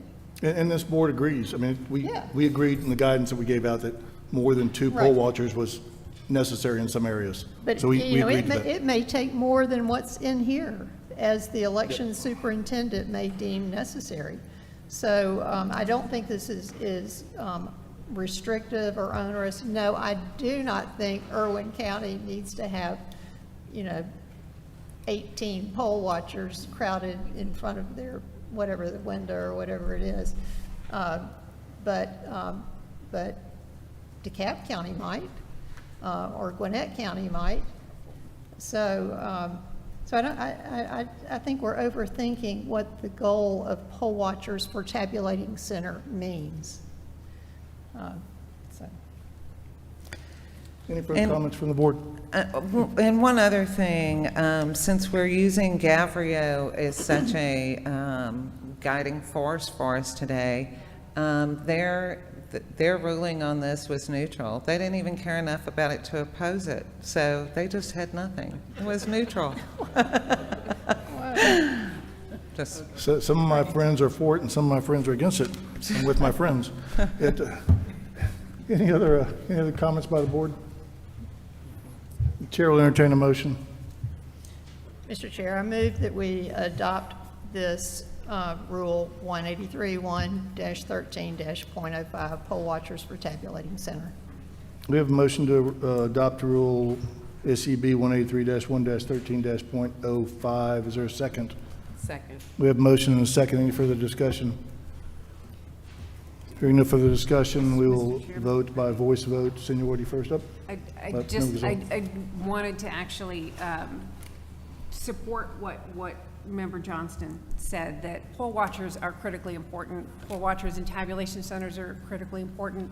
Ballot monitors, which are separate and under actually a separate provision, separate statute, critically important members of the public that help reinforce the sanctity of our elections. I'm simply can't support this because I think it exceeds our legal authority. Any further questions from the board? Comments from the board? We'll now vote by voice vote in order of seniority. Member Gazal? Nay. Member Johnston? Aye. Member Jeffries? Aye. Member King? Aye. Motion carries 3-1. Thank you.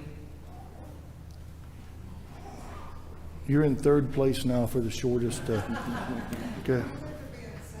No, you're in third place.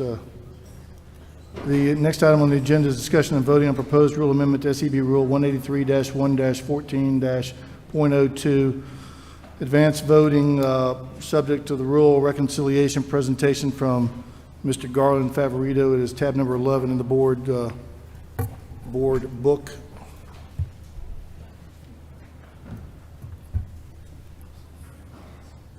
I have to warn you that when my voice goes, we're out for the rest of the day. So, projector.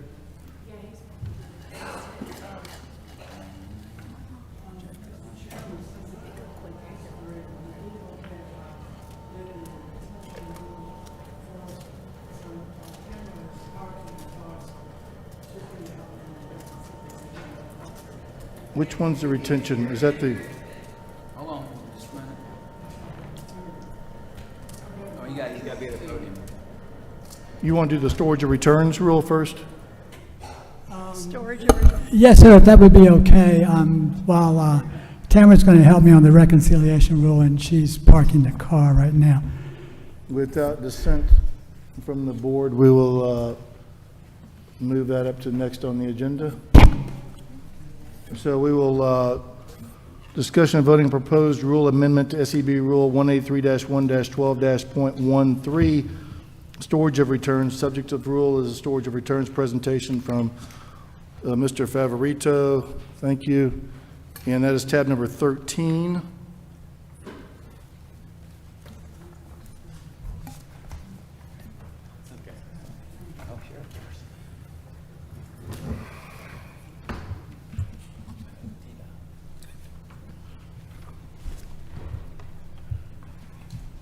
Thank you, Mr. Chairman. Let me give me just a second to get this PowerPoint loaded up.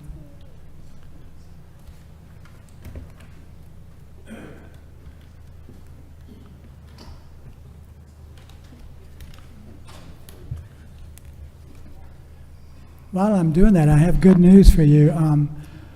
I think I'm going to be able to do all mine in 5-minute recap each. Yeah, okay, I'm going to put that down someplace. Okay, because I want to be in one of the top 3 places.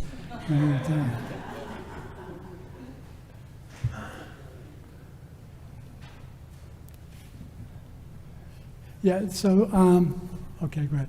These rules have already been approved unanimously, so I feel very little need to say much, and I really appreciate the support last time. They're not very controversial.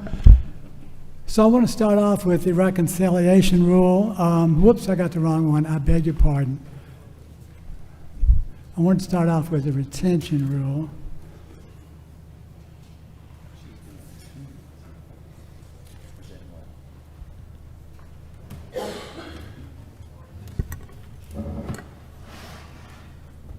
I'm not sure if this will display correctly. It displays a little bit differently than what you have, but you've got it. So I'm just going to run through this real quick in about 5 minutes. If y'all recall that the problem that we explained was that the memory card retention rule doesn't retain the ballot images, cast vote records, and audit logs that are on the memory cards long enough to comply with federal and state law. And the simple suggestion was to modify the rule to comply with the clear plain text of federal and state law.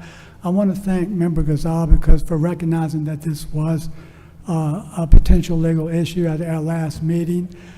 And the simple thing that we have proposed is just simply to change the text of 183-112, where it says the election superintendent may use the memory cards for programming ballot scanner units for the next primary election or runoff, which could be 60 days or less.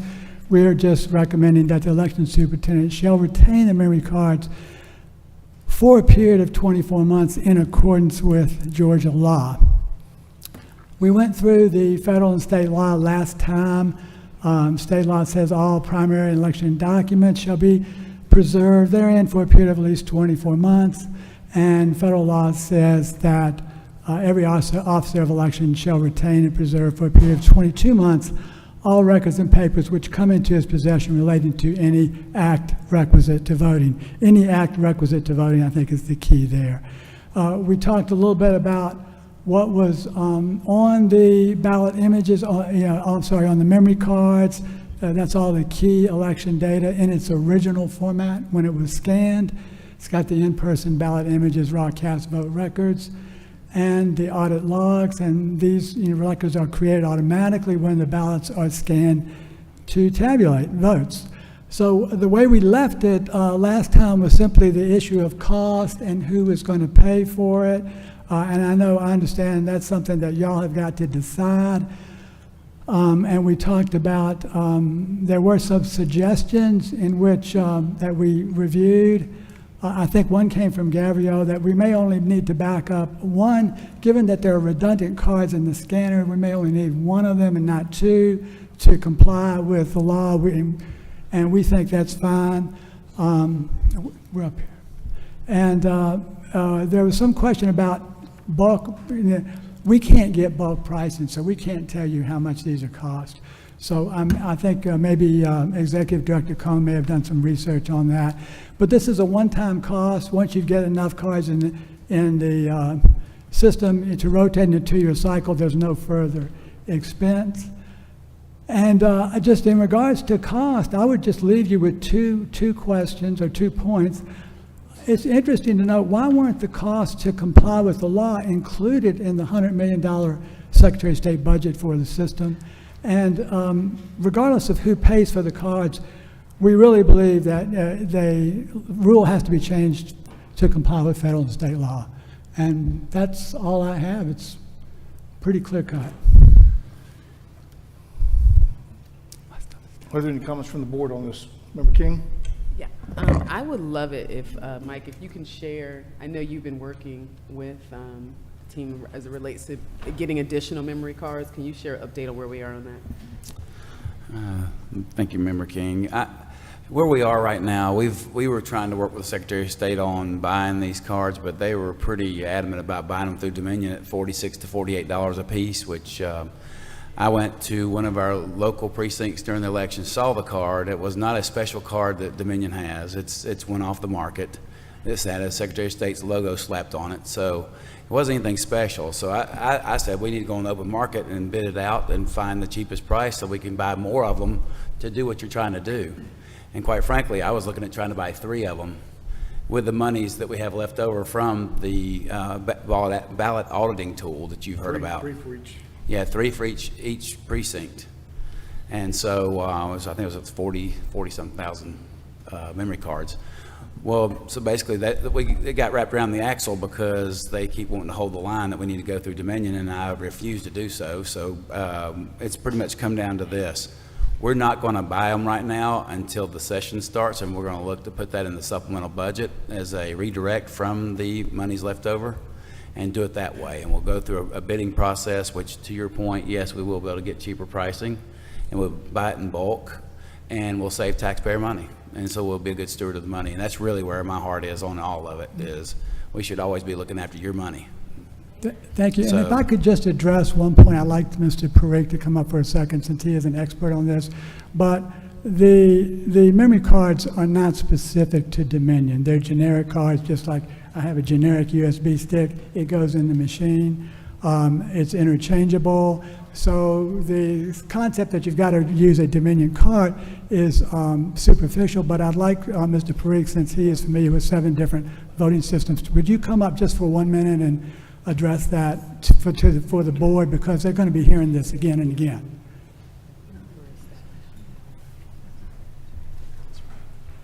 So I just want to be brief on this as somebody who has tested the Dominion systems, and I'm going to state this about all election vendors that do this.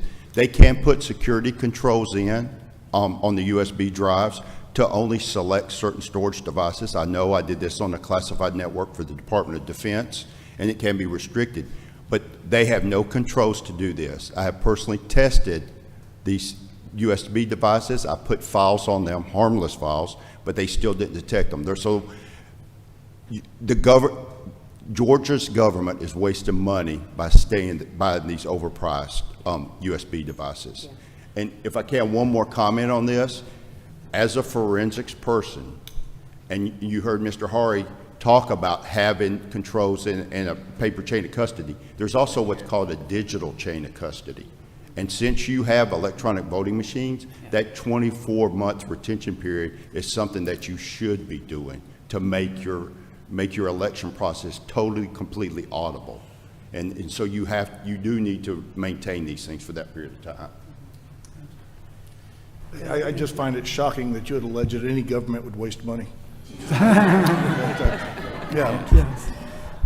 Mike, could you reiterate that we're not, the goal is to not purchase them at $46? Absolutely. I think for the public's confidence as well, when you have Dominion feeding its own system, I think that breeds no confidence. So I think if you are out here buying them separate from them, you know they're independent, you're going to get a better confidence level out of the public as well. And so that's why we're steadfast in what we're doing. One question I would like to have you guys answer, though, you are looking at a 2-year period here, and I think with the number of cards, we bought 3, and we got 1 already in the system. That's 4. That probably gets us through 1 year.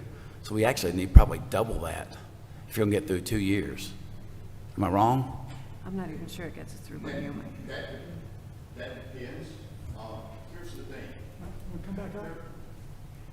Well, you can sit there and we'll just turn on your mic. Yeah, we can turn your microphone. Yeah, you're there. Yeah. You're on. So that depends on how You got to push your button. Technology, I'm lost with that stuff. He's your technological expert.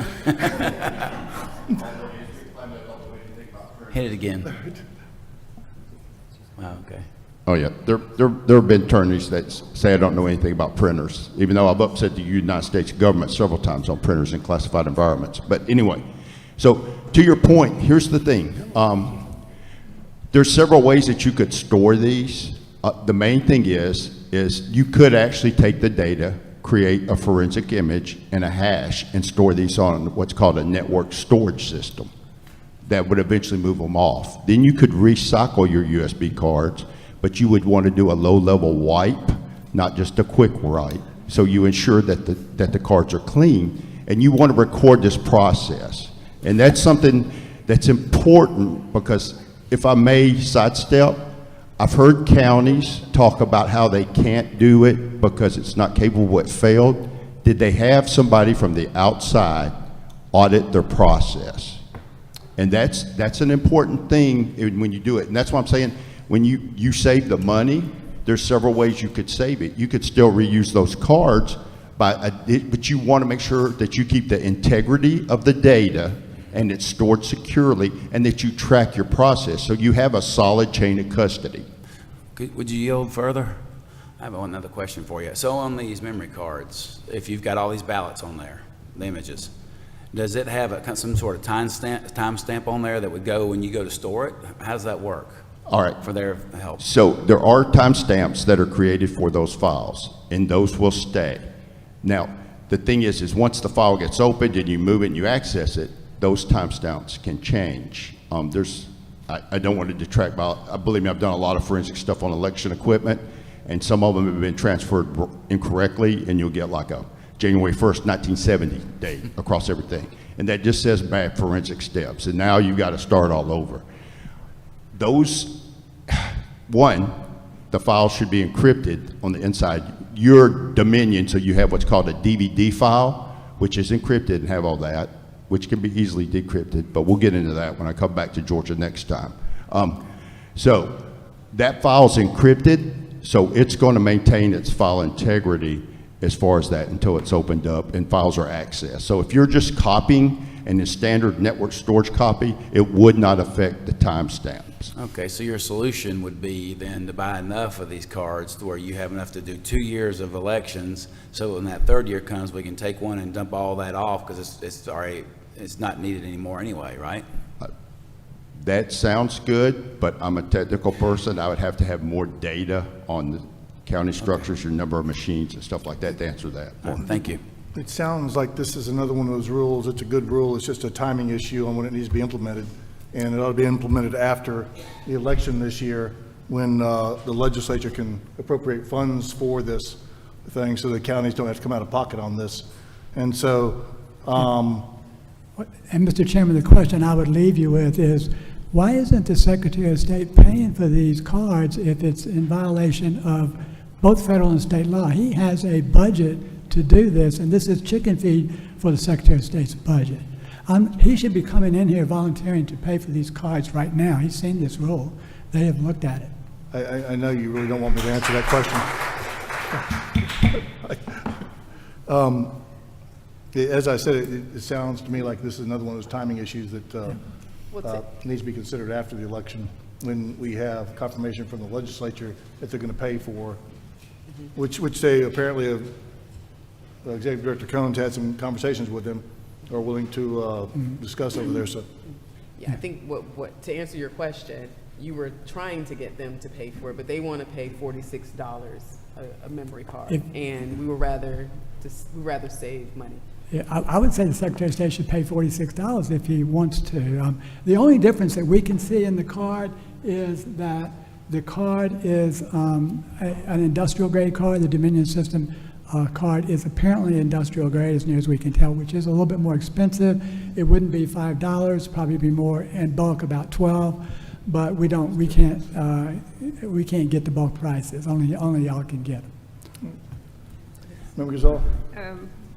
There's a lot of security implications in sourcing something like this that's going into our election systems. I think like folks in Lebanon might have a word or two to say about sourcing where you get your things. But that's neither here nor there. I think at this point I agreed to this because I think it is not a bad idea. I would like to see it restructured a little bit, but I agreed on the basis that I thought at the time we would be able to pay for it, and it's now clear that we cannot. So I think, I don't know whether we should table this or decline it at the moment, because there is one other change I would like to see in it, which is, I think that if we're going to maintain those cards, it's better to maintain them with the remainder of the all election documents that are being retained for the same period. I think that's cleaner. I think you're less likely to have somebody misplace them if you've got changes in the office. So rather than have them retained by the election supervisor, I think that they should be retained with all of the other records. I think we would be very amenable to that. Excellent. Just to clear up something, I just want to make sure it's clear. Mike, can you speak to if we were to purchase outside of Dominion, the security and all that? I just want to make sure. Yeah, I'm just to be very clear for the public, everybody, we're not going for a bargain basement at the flea market, okay? We're going to go there's reputable companies out there that are sourced here in America, and we'd be looking to buy from them. And by the way, these memory cards I've seen at the local precinct have a brand name on it, so we'll probably go for that same brand if we can get it, and then nobody can argue. And by the way, if you have those specs on that, the speed and the gigs, I know it's 16 gig, but I don't remember the speeds. If you could have that, pass that to me, I'd love to have that as well, so we can make sure we got it. And just because your statement, it's like with any of the major companies, they usually have what's called a VIP or a Gold Star agreement. So they get a discount anyway because you're gonna buy in bulk. Yes. So you can, like God said, the state of Georgia should be able to get. DOAS. You can get those industrial grade at a really good price. That's right. That's right. That's what we will do. Right. That's the plan. So thank you. I appreciate your point. And the fact that it's industrial grade, that ensures you that it's not a bargain basement memory card. Any more questions from the board? Any comments? Is there a, Member Johnston? Yes. So my concern about this is that these documents are the metadata, or the complete electronic file is required currently with the statute. And I'm not confident that that is being retained today. And in fact, I think there are many counties that still do not produce ballot images or retain ballot images as required by law. So I really would urge this board to adopt this rule and require this for the upcoming election. And I think we have good information that this will be funded in the next session with the discounts that we're talking about right now. Is it possible to, if we were to adopt it, how would it go into effect if we don't have the memory cards? Because the bidding process doesn't start until January, so if we adopt it, will it just sit until we have the memory cards and then it'll go into effect? How would that work? No, if it's adopted today, it will go into effect prior to the election. So how would they be able to carry it out? It needs to be deferred. If you want it to pass this again next year, it needs to be deferred until after the election, and I would suggest until we have confirmation that the legislature will fund this and pay for it, or we end up with a situation where we've created a mandate that the counties has to pay for, and that with no funding. So.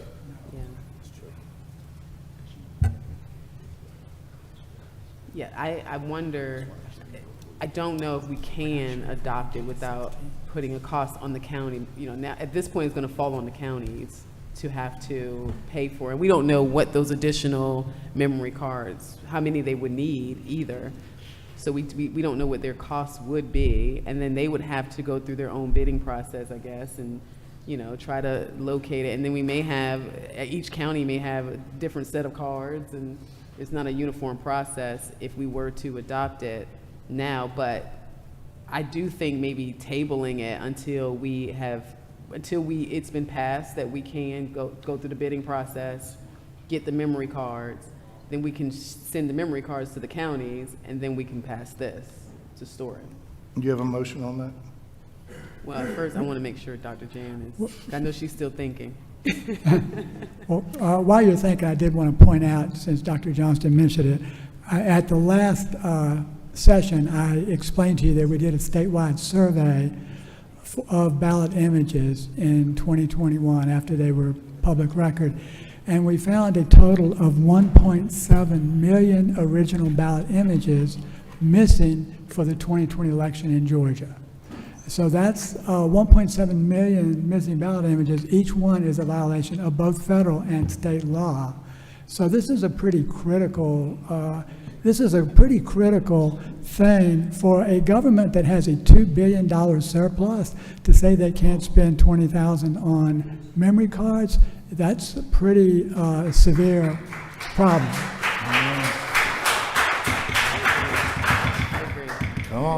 Come on. I guess we're in a position where if we were to go that route, then we will end up with the Dominion cards. That's what they are saying. They will not purchase anything outside of Dominion, and it's at $46 a card. I would prefer we table it until we can get this passed and we can go through a bidding process, so that at least we won't be stuck with having Dominion cards with Dominion machines. It's the Dominion machines that we're more worried about than the Dominion cards. So my concern is that This complete electronic file is required to be retained, and I do not have confidence at this time that it is. And as the rule stands right now, these memory cards can be erased not long after an election. And if they have not retained the complete set of data that are on these memory cards, there's nothing you can do about it. And we all know of 380,761 missing ballot images from Election Day that created a big problem. So if I could be assured that the Secretary of State would make sure that 159 counties are retaining the data off of these memory cards, all of the data, not just the ballot images, but the tabulation and the log files, I would totally support your recommendation. We are taking the risk that come January, the General Assembly may not see fit to fund memory cards. If I could just add to Dr. Johnston's point, the only thing that you can do, as Dr. Johnston's saying, is to go back to the original paper ballot. And we spent 4 years in court trying to see the Fulton County 2020 ballots. We have not met resistance not only from Fulton County, but from the Secretary of State and the Attorney General, who filed an amicus brief in our case. So the ballots, even though we've tried to make them open record, the Secretary of State fought that, and we will not be able to have that available until January 1 of 2025. So that raises the question, what do you do to comply with the law for the November 2024 election and any runoff that might occur? I think that's a really serious question that the voters of the state of Georgia would like an answer to. Mr. Chairman. Member Gazal. Have you examined the ballot image library that is on the Secretary of State's website right now that is supposed to contain all of the ballot images from every election we've had so far in 2024?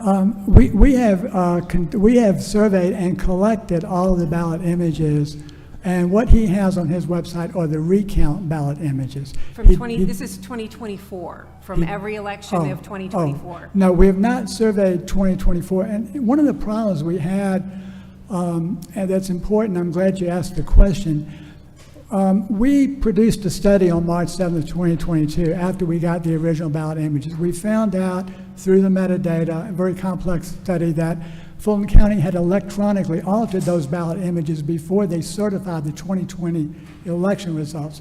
So this is a problem. You can't really rely on ballot images. This is why you really have to go back to the actual paper. That's the only independent audit trail of the votes cast in the state of Georgia. I think we're getting far afield from from this rule, and I want to get back to the rule. Are there any further questions pertaining to this rule from the board? If not, the chair will entertain a motion on this rule. I'd like to make one more point, that the memory card is an original election document. It is required. This is a document that is to be retained for 24 months. So if we're not retaining original election documents, then we're not following Georgia law. Mr. Chairman. Member Gazal. The data is the original document. The storage device is not. But if the data is not retained. If the data is not retained, but the storage device is not. So there are many methods of retaining the data that would be compliant with state and federal law. I do not oppose this method of retaining the memory cards, but it is not the only way to comply with it. So if the data itself is being stored, the counties and the state are compliant with federal law. But that would be a copy of the data. That would not be the original data. And I'm sure Mr. Parikh can explain to you how during a copy, the data can be corrupted. So that's why you have to have the original scanned ballot images to ensure the integrity of the election.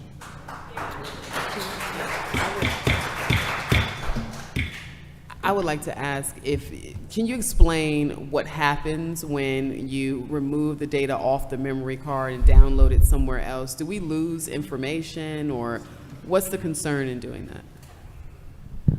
Well, one, I would like to state that if you post a library and you're running it off a web server, the data has been manipulated. It has to be, because the file structure systems for a web server and the way it's hosted is going to change that data.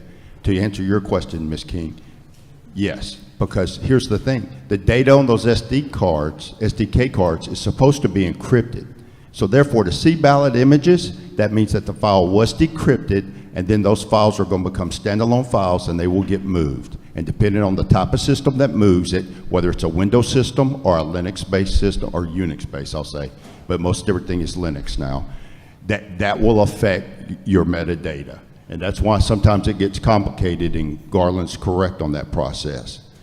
And the data as it resides on that image, like I said, believe me, I've gotten SDK card images, and the very first thing I have to do is check the hash of the image, and then I mount the image and look at it forensically.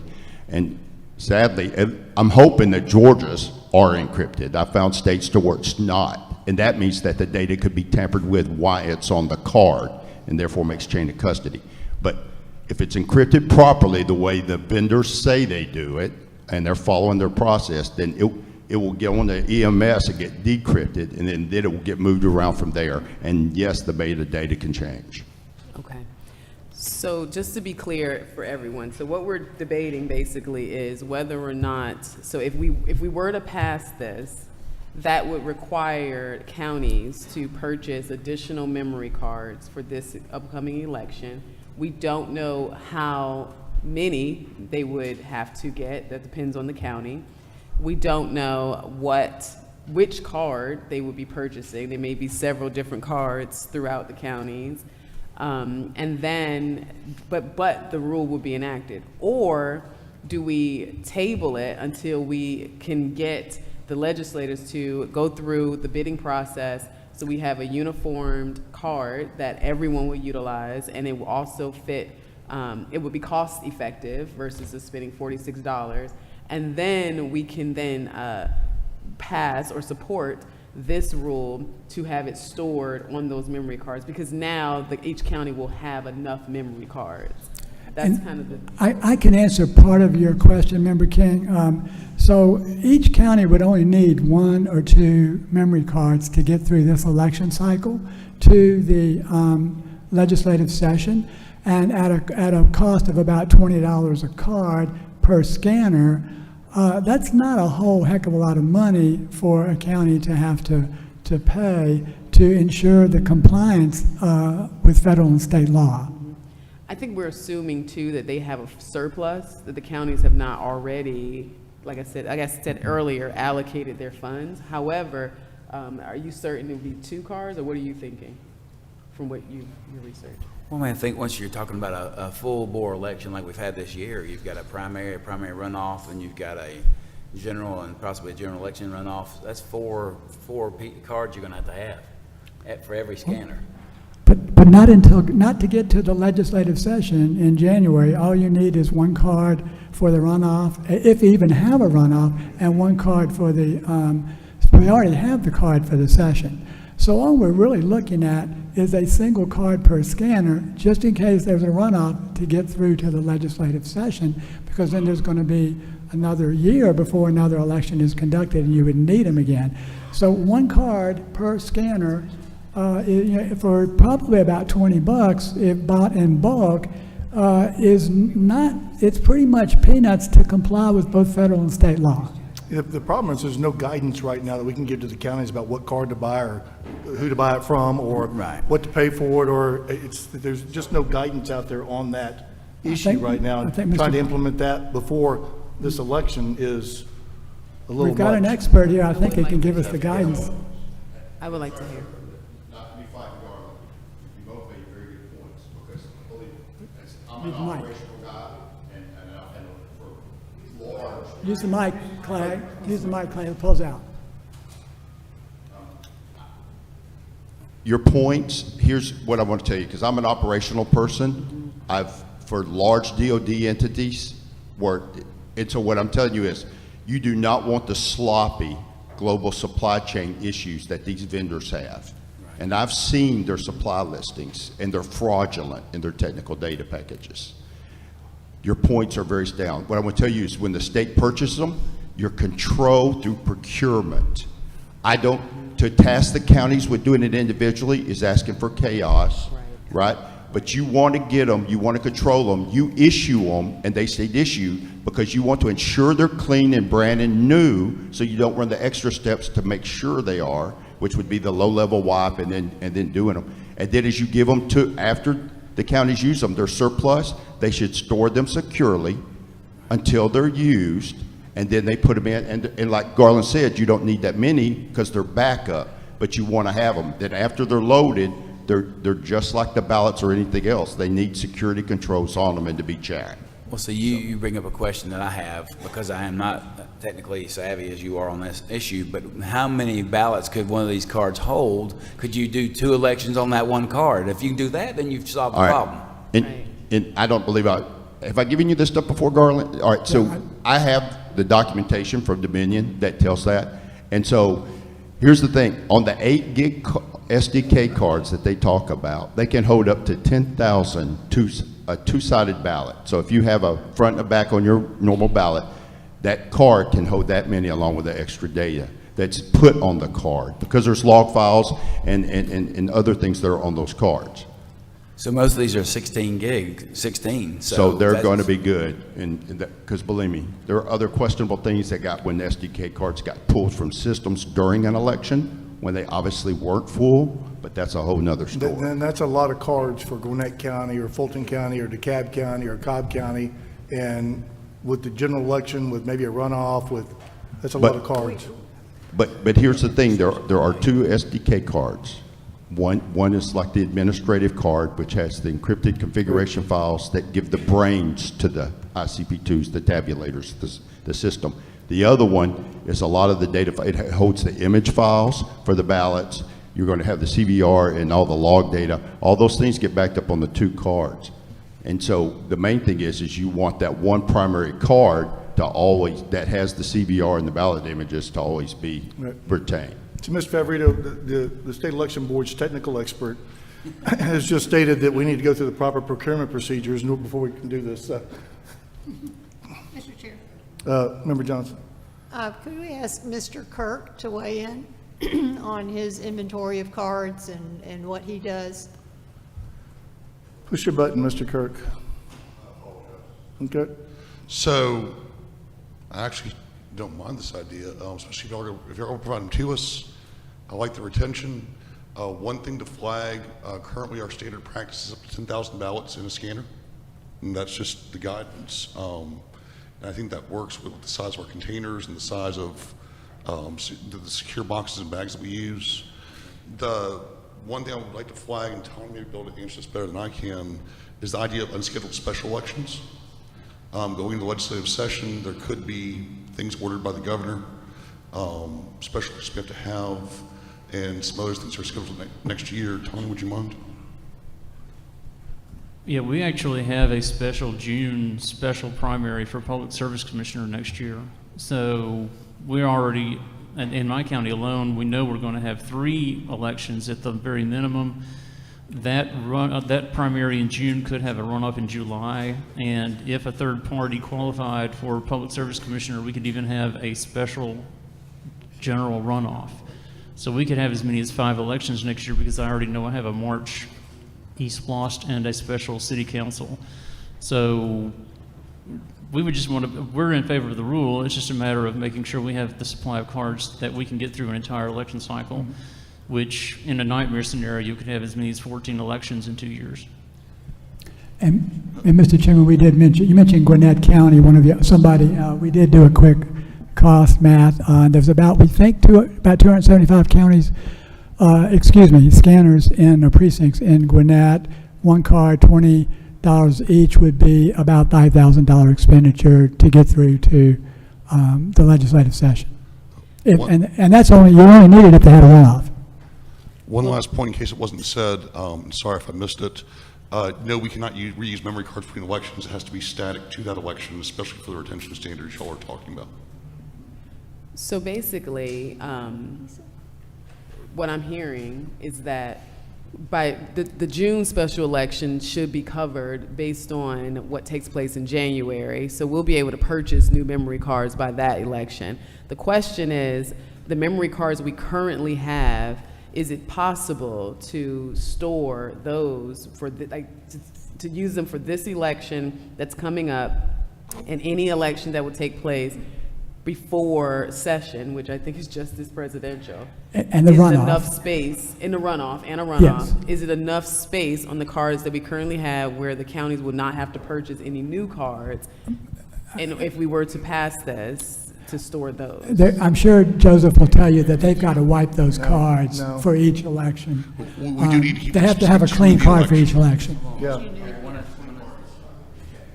Hold on, guys. So we do need to keep the cards specific to the election, especially, as I said, with the retention standards we're talking about. I think you'd agree that we want to keep them with the election. There will be a small number of counties who have runoffs in December. There's a potential for unscheduled special elections for legislative seats. It's not a really high number, but it's greater than zero, and it's really hard to predict what the needs for that would be.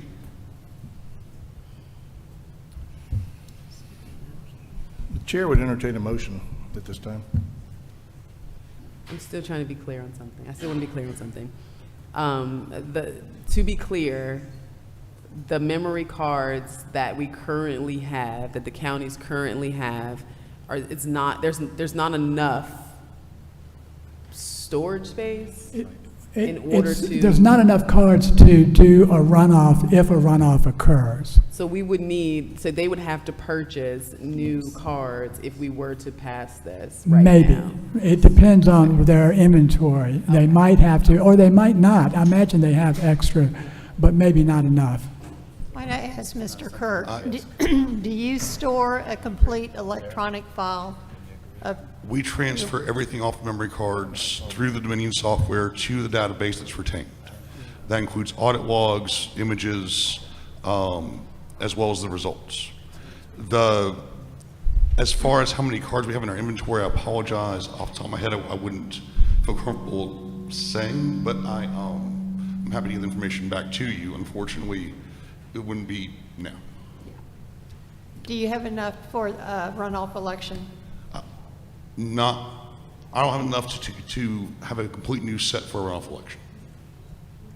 I may have some extras, but I just, off the top of my head, do not remember the exact numbers. Do you buy your cards from Dominion?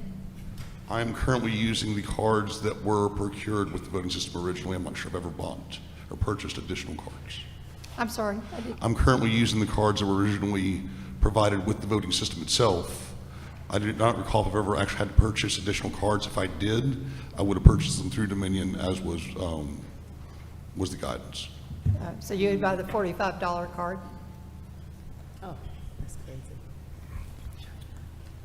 Okay, so where I am on this is that I think this should be tabled until after session so that the state can procure memory cards and ensure that they are secured, pass them out to the counties so that now they would have enough cards in order to enact this rule.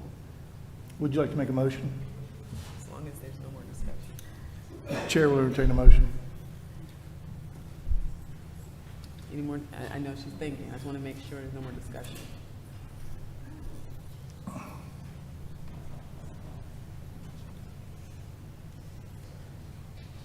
Jane, you got anything? Are you thinking? You have any more questions? No more No more questions. questions? Okay.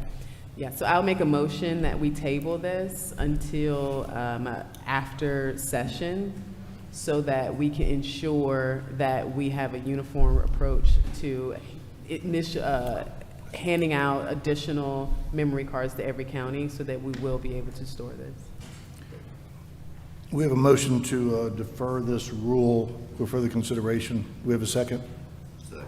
We have a motion and a second to defer SCB Rule 183-1-12-.13 for further consideration. Any discussion? Hearing no discussion, we will vote via voice vote by seniority.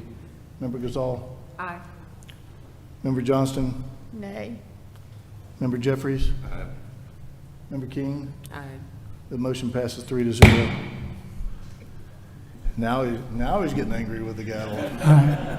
You promised us 5 minutes on that. I want you to know you're about 40 past that. I stuck to my 5 minutes. It was y'all that asked all the questions. But they were good questions, and seriously, I want to thank the board for that. Was a very serious discussion, and I could tell that every one of you were trying to, accommodate the need, and it just sends a bad optics to voters, not for you, but for the governor and the Secretary of State in not funding this board properly, and I know as the legislature intended. Okay, how long is your next one going to take? We're going to write this down. Okay, so I've got 2 that are combined, and I can do both of them in about 10 minutes, but you'll have to vote on them separately. We have to vote on them separately, yes. Yeah, and it's up to you. If you want to come back on Monday, we'll come back, or we can continue. We're going to go through it. I'm easy. I'm just holding you to your 5 minutes here. Well, the next item on the agenda is discussion and voting on proposed rule amendment. You ever seen that thing where they bring out the hook, and drag you off stage? Hey. Okay. The next item on the agenda is discussion and voting on proposed rule, SEB Rule 183-1-14-.02, advanced voting subject to rule reconciliation. Presentation from Garland Favorito. It is number 11 in the board book, tab number 11. And Mr. Chairman, Tamara is going to help me with this, and she's got another handout for you. Is she quicker than you are? Maybe. I don't know. She's a little bit slow today, so you better. This handout's thicker than the last one. It is, but I'll go as fast. I need about 10 minutes. I can get through this. All right.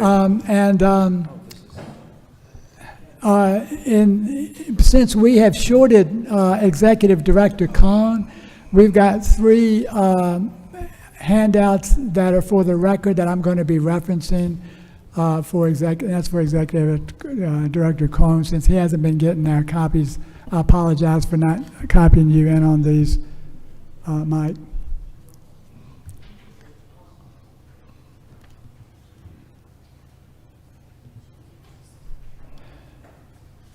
So I'm ready whenever you want to proceed, Mr. Chair.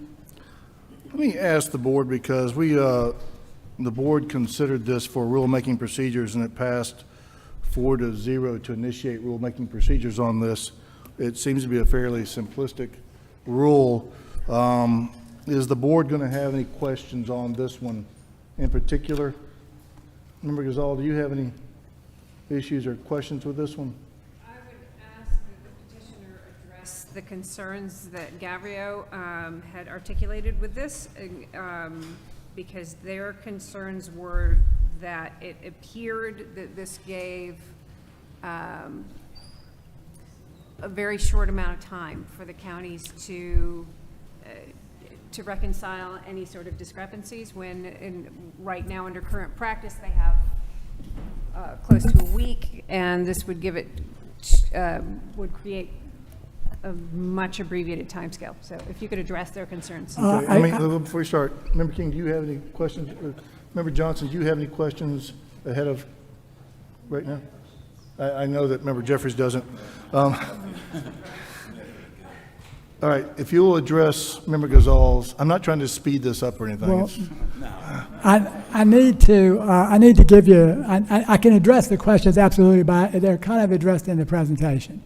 So I just need 10 minutes to recap where we were, and I'll do that as fast as possible. Didn't you give everybody else 10 minutes? Yeah, but you said 5. Okay, so I've got two rules here, so I'm trying to address both of the rules in as fast as I can. I know you don't want me to talk much, though. No, seriously. So I'm going to go ahead and flip to the problem. The reason that we have this rule, and this is why it's important that time is not, it's really, we need to implement it timely, is because the evidence indicates that the Georgia Dominion Democracy 5.5 system has an intermittent QR code defect that causes in-person ballots accepted by the scanners to not be tabulated. There's no current procedure to detect this, and we proposed simple reconciliation that I think everybody pretty much agreed with for the most part. Reconcile the total ballots accepted by each in-person scanner with the tabulation tape total ballots cast. That will detect a failure in the tabulation to tabulate the ballot. This was discovered. As you recall, a QR code signature mismatch was first found in Dominion on the same system, Democracy 5.5 in Williamson County, Tennessee. They confirmed that the ballots were not tabulated, and not just the Williamson County, but the Tennessee Secretary of State, the Election Assistance Commission, and Dominion Voting Systems all confirmed that that was a legitimate error that caused the ballots not to be tabulated. As a result, the Tennessee Secretary of State discontinued the use of the Dominion system and recommended that in Williamson County replace that Dominion Democracy 5.5, which is the same system we have here, 5.5. Now, there is the Secretary of State's letter. I have it in your package there. I won't talk about it, but he says that due to the urgency of the pending election, we wanted to inform you that it is our recommendation that Dominion voting machines not be used in Williamson County. Dominion has not provided suitable service to the Williamson County Election Commission, and that's all because of this error that we're concerned about. So the question that you want, I'm sure is next on your mind, and Mr. Chairman, you asked me this last time. I wanted to give you a little bit more evidence to show you the urgency of this need.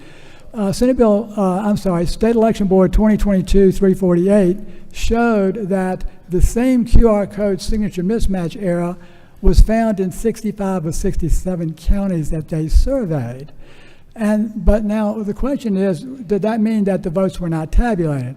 Georgia audits showed that the ballots were not tabulated in sample counties surveyed. I'm going to give you 3 examples. 1,642 ballots were not tabulated in the Gwinnett 2020 election results.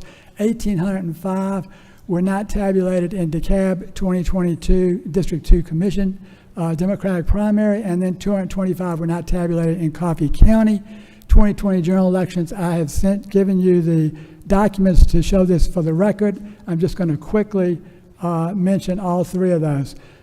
Here is an affidavit that can be confirmed by the Secretary of State's own summary, and this affidavit in the U.S. District Court, sworn under penalty of perjury, says that according to the audit summary published by the Secretary of State, attached hereto as Exhibit 1, during the audit, Gwinnett County discovered 1,642 more ballots than what were counted, and this is in regards to the 2020 election. Moving on to the second one, and this would be, I'm not sure which page this is but on your hand here, but the DeKalb County primary. This is a story that most of you remember, but you don't know all the details. So a candidate named Michelle Long Spears came in 3rd in the DeKalb District 2 Commission primary, but she had gotten no votes in the precinct where she and her family lived and voted. She reported that problem to DeKalb Elections, and they tried to rerun the machine count and got the same results.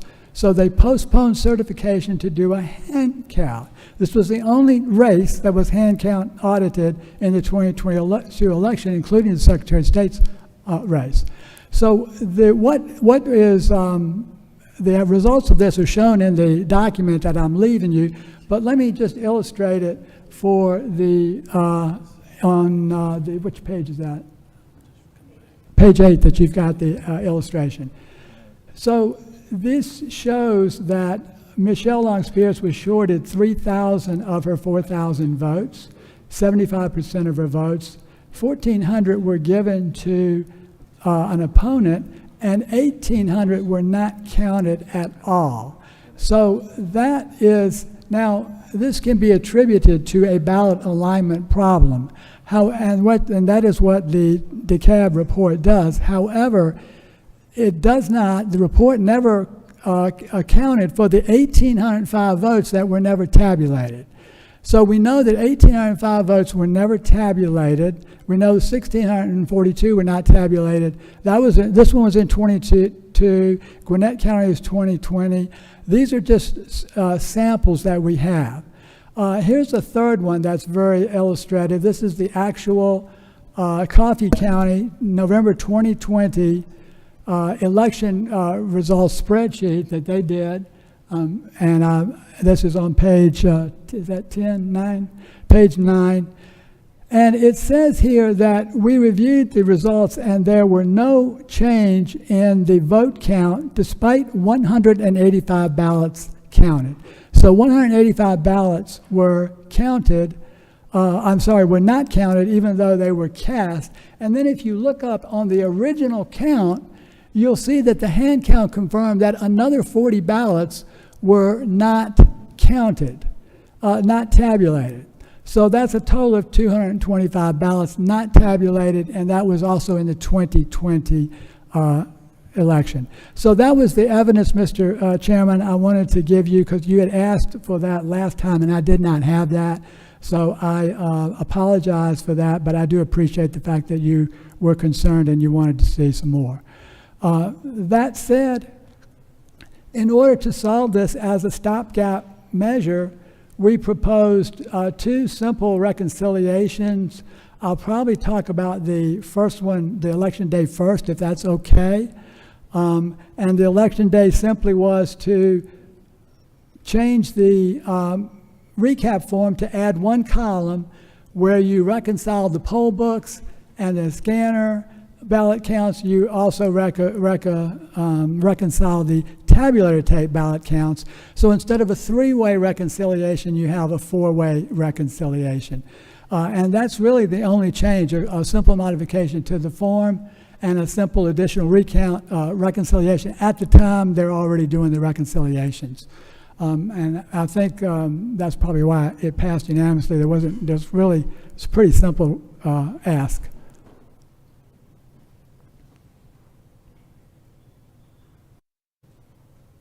Now, I was going to stop there because I know you need to vote on the election day and the early voting separate. There's a couple more things we could talk about in the early voting.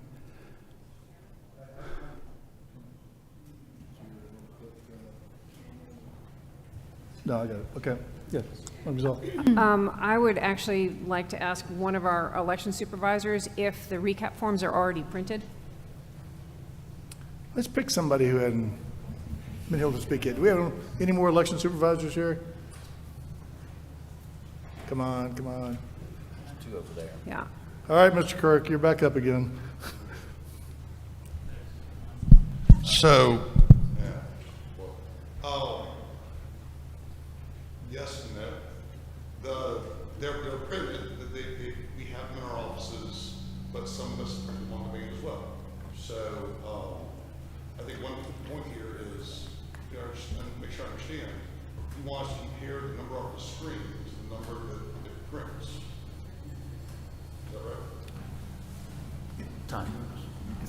Yes. I mean, to us it's redundant, but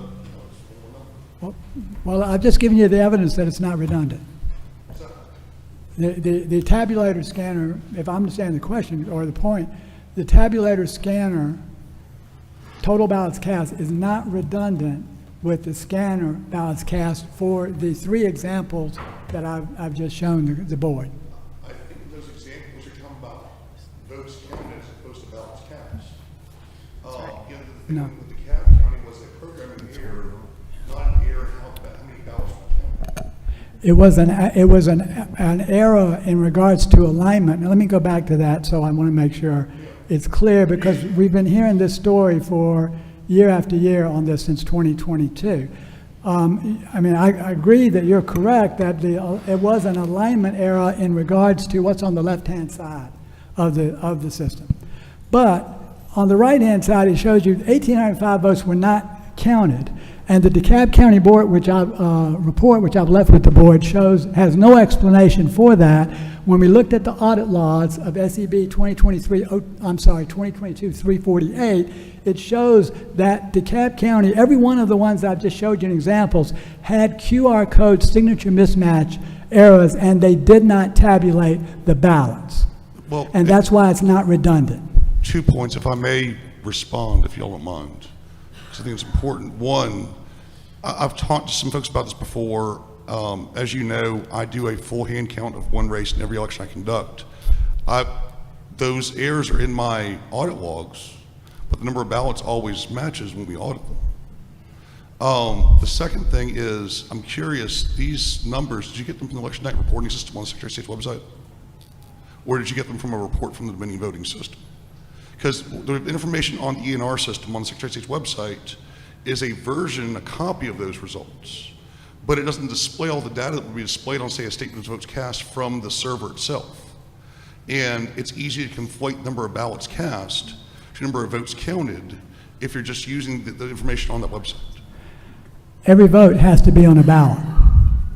So all of these are actual ballots that were not cast. There's 1,805 ballots that were not cast. The easiest way to explain this is, let's say you have two candidates in a race.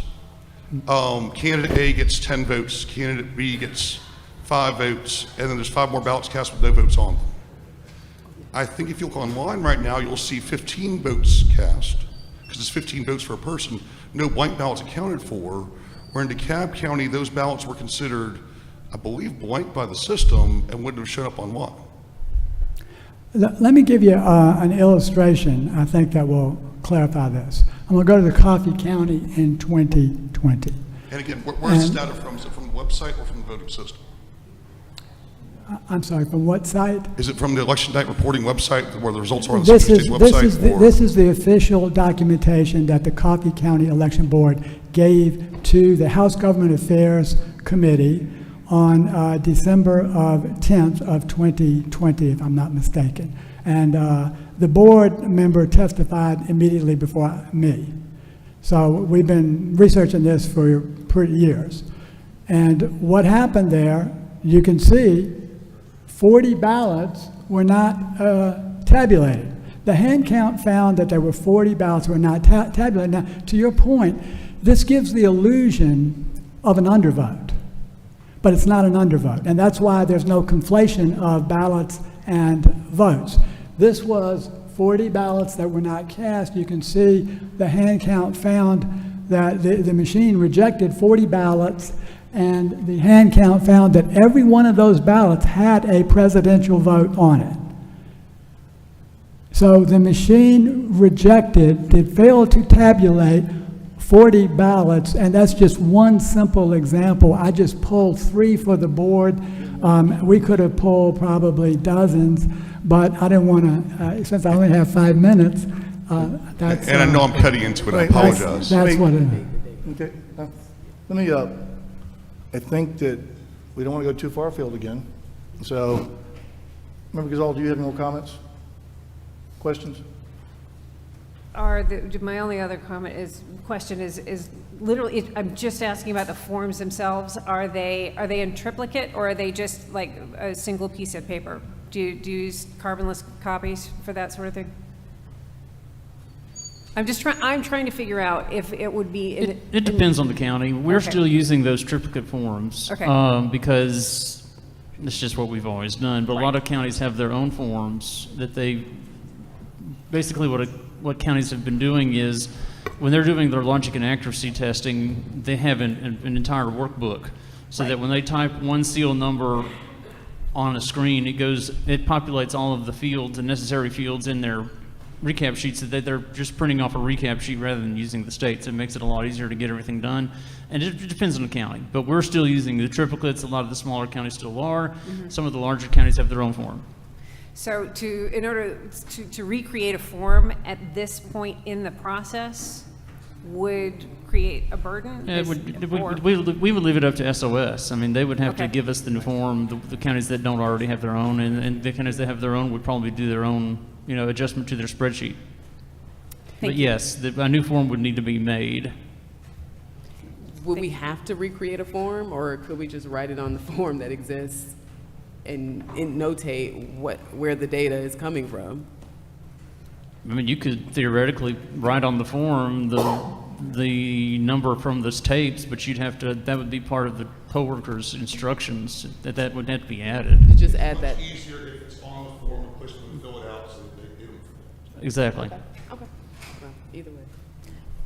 Could I ask a question? Absolutely. Thank you very much. Aren't these forms required to be handwritten? Are you referring to the seal numbers themselves or at the poll? At the poll? Yes, ma'am. Those are, the totals themselves are, as are the seal numbers that the poll workers write in on election night.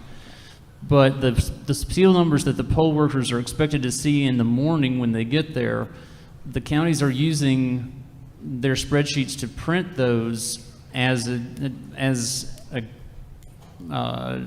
way of making it easier to generate all the forms. Because when you're doing, in Fulton County alone, you have over 400 different precincts, and you're generating these forms to make it a more seamless procedure. Okay. Easier to read, easier not to have to It is easy, but there, Right. at the poll, there's a handwritten confirmation of the counts that are seen. So simply, it is, the Secretary of State, I'm sure, could generate a form quickly. And you just need one more column for the number on the tabulator tape. Right. That would just require another column. Right, no problem. Any further questions from the board? The chair will entertain a motion on this SEB Rule 183-1-14-.02. Mr. Chair, I move that we adopt Rule 183-1-14-.02. We have a motion to adopt the rule. Is there a second? Second. We have a motion and a second. Any discussion? Any no discussion? All those in favor of adopting Rule SEB Rule 183-1-14-.02, we will vote via voice by seniority. Member Gazal? Nay, simply because I think the administrative burden this late in the game is not worth the benefit. Member Johnston? Aye. Member Jeffries? Aye. Member King? Aye. Motion carries 3-1.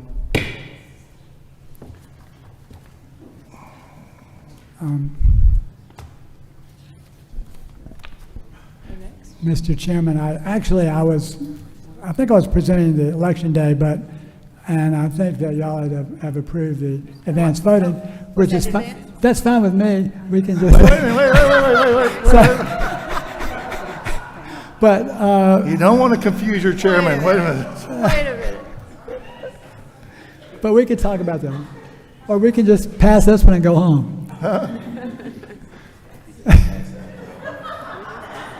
Did you say you want to pass on the next rule? No. I said I think that y'all passed the advanced voting reconciliation versus the election day, which I think we were actually talking. But Wrong page. it's since you're probably going to pass it anyway. Let's We just passed 183-1-14-.02. Yeah, technically that's the What? It was the wrong one. that's the advanced voting. Right. We can. Correction to the record, Mr. Chair. Well, we can talk about it, and then you may not have to revote it. Wait. We went and did 183-112.13, which is number 13. Then we went back to number 11, which was 183-114.02. And now we should be on 12, which is 183-112.12. Yeah, actually, the recap form in question was on the election day form. Yeah.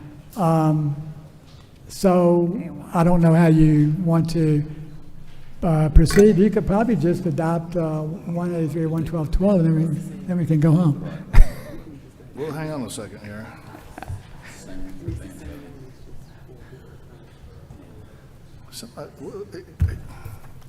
Same difference, is that what you're saying? Well, There's a there's a very minor difference in the two. This board voted on number 11, 183-1-14.02. That was the one that we voted on. We passed it already. Okay, great. All right. Well, then there's nothing different about 183, 112, so I think All right. you could probably just call for the vote.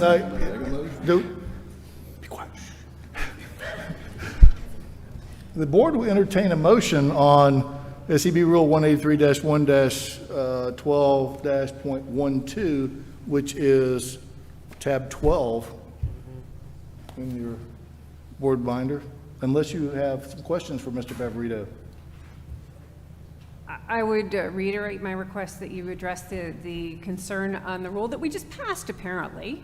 But I would still appreciate an explanation of the 1 hour to reconcile versus the time that they currently have. Well, the time, I don't believe it's going to be, I don't know, did you say 1 hour to reconcile one field? I'm not sure that's really accurate, but let's assume that it was. We're talking about a voting system that doesn't count correctly. And we're talking about spending, I don't even think it'd be an hour, probably less than that, half an hour, just to change a three-way reconciliation into a four. So that is trivial when you compare, I mean, I'm sitting here showing you 3,500 ballots that were never tabulated for the QR code. So at some point in time, Member King said this earlier very well, that what you really want and what the people of Georgia want is they want an accurate election. They don't want a quick election. And that's what it's all about. Is the accuracy of the results more important than an election official spending a half an hour more to ensure his own results are correct? That's where we are. This is why there's been a break between the Georgia voters and some of the elections officials, particularly the board of Gario.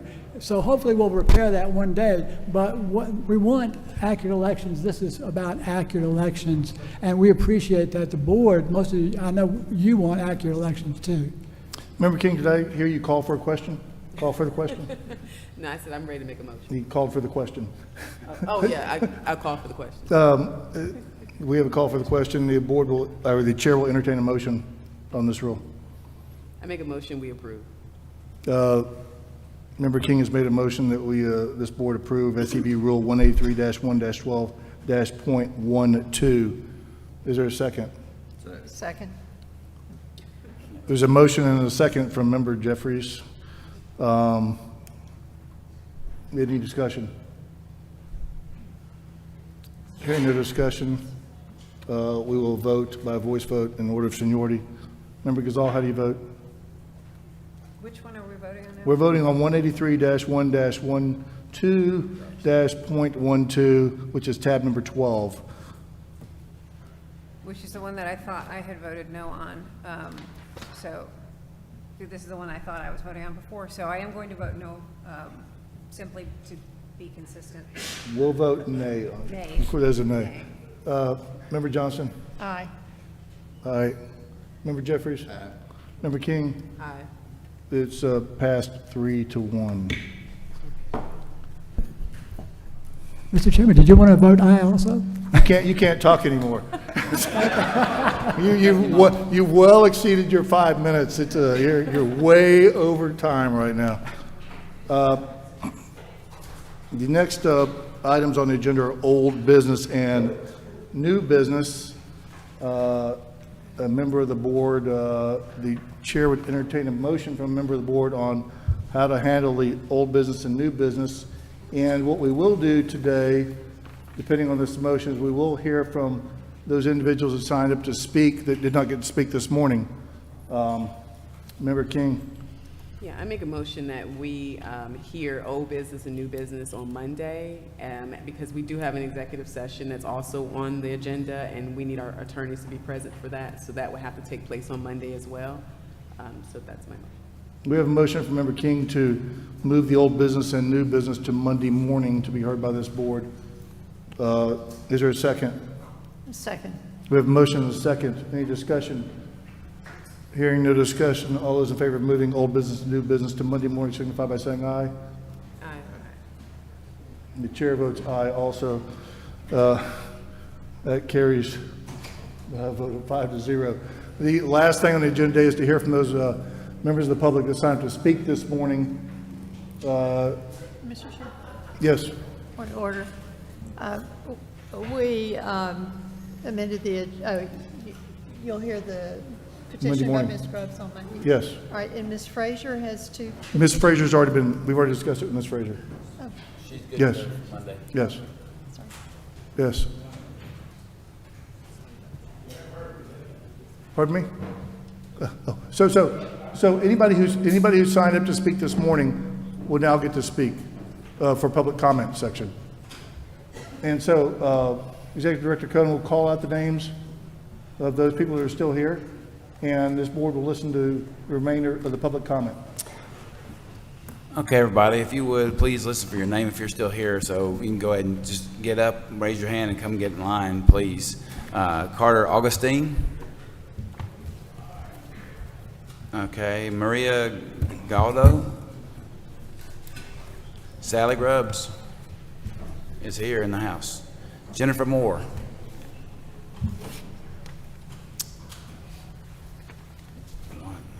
Mr. Bush.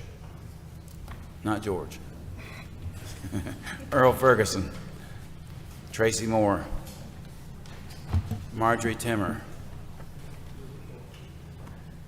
Shannon Ferguson. Cynthia Battle. Paul Hershey. Vic Tripp. Cynthia Willingham. George Babona. Bob Cummings. Wanda Cooper. Betsy Shackelford. Brad Binkley. Not seeing anybody here. Brandy Banks. Dorothy Kirkley. Excuse me. Joey McKinnon. Michael Kincaid. That list got very short. All right. If you guys would, when you get up there, just go ahead and state your name for the record. That way we know who you are, because I've called out a lot of names. Sally, would you like to lead us off? Sure. You've got the floor. Thank you so much. My name is Sally Grubbs, and I'm the Cobb County Republican Party Chairwoman. And so I am on the agenda for new business on Monday, correct? Yes. Before I say what I have to say, I just want to be sure.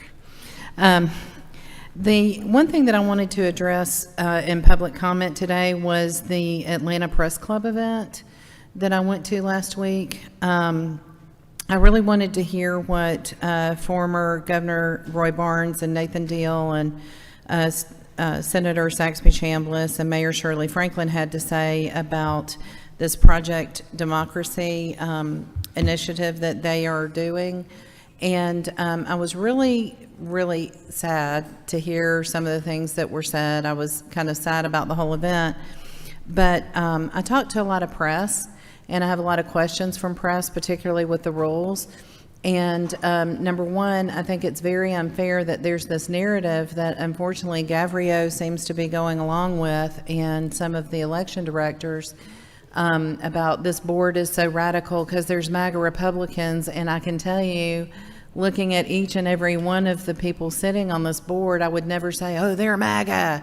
You know, it's just, I mean, Ms. King knows exactly what I mean. It's not that, and there's this narrative that is a very dangerous narrative that the press is putting out there, and they're not being held to account. And I would say it's incumbent upon this board to hold them to account when they're not, like for instance, in the rule proposal that I presented back in July, the big narrative is that we're trying to delay certification, and it's anything but that. And in fact, at the end of the paragraph of that rule, it says, and shall certify by 5:00 p.m. on the Monday following the election.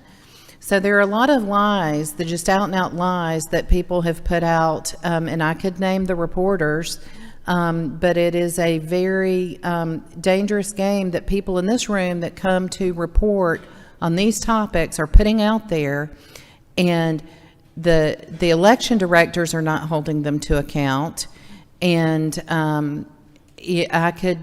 I've shared with the chairman some of the things that I've gotten in the mail, he's gotten in the mail that shut down in-person board meetings, and the press that is given preference in this room with reserved seating needs to stop. Because this is about the people of Georgia. This is not about the press. And so I would just ask that you guys stop giving preference to the press, because all you're doing is ginning up more hatred, more disinformation, and that kind of thing. So thank you for giving me the opportunity to speak, and I'll see you Monday. Thank you, Ms. Grubbs. I always appreciate your comments. Who do we have next? Hello. I state your name. Earl Ferguson, and Thank I you. challenge voters in Fulton County, registered individuals who have moved outside of the state of Georgia and registered or have voted elsewhere. Last fall, I told the chairman of the Registration and Election Board that it looked like we had more people than we had adults in the county, and she said that's not right. So I challenged in December, challenged about 1,800 people that had moved to North Carolina, registered to vote there, and all of my challenges were denied. And later this year, I challenged 2,000 who had moved to Florida and had already voted down there, and those challenges were denied. In 2020, I did the same thing. In North Carolina, all of my challenges were approved. There's a reason for that, and we need to think about what that reason is. Why does the system not want to remove ineligible voters? And these are ineligible if they've moved out of the state and they've done something like register or vote. They are ineligible to vote in Georgia.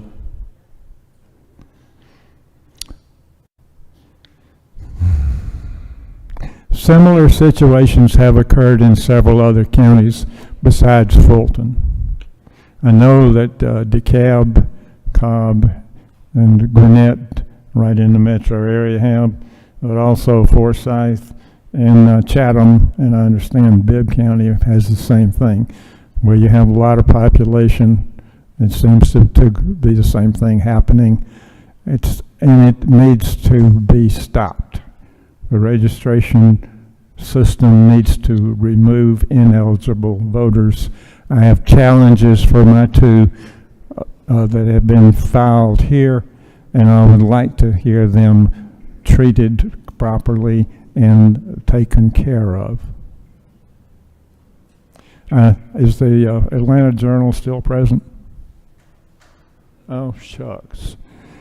And August the 30th, there was an article in the Atlanta Journal that said my challenges had been approved as eligible in the December challenges. They weren't approved because they were eligible.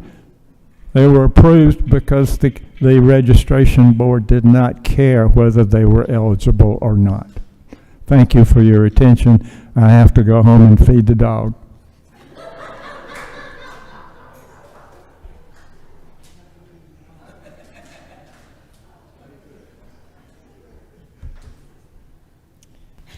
Good afternoon. My name is Joey McKinnon. I'm Director of Georgia Values Action, and I appreciate the opportunity to get some thoughts in here just under the buzzer. We represent working families who vote in Georgia. Our goal is to help working families get ahead, not just get by through good kitchen table policy, but to do that, we want democracy to work for working families, which includes ensuring busy and stretched-thin families do not have unnecessary hurdles to voting, and that their vote count, so that they can elect the representatives that best suit their economic needs. Several rules that have been proposed today are not in keeping with that latter priority for the following reasons. And you've heard a lot of these sentiments today, so I'll try to keep them brief, but like too many proposals before the board this year, it increases the workload of poll workers, which could make elections more difficult and more potential for error. That's why our senior election administrators are opposed to these measures. I heard them say as much on the radio yesterday.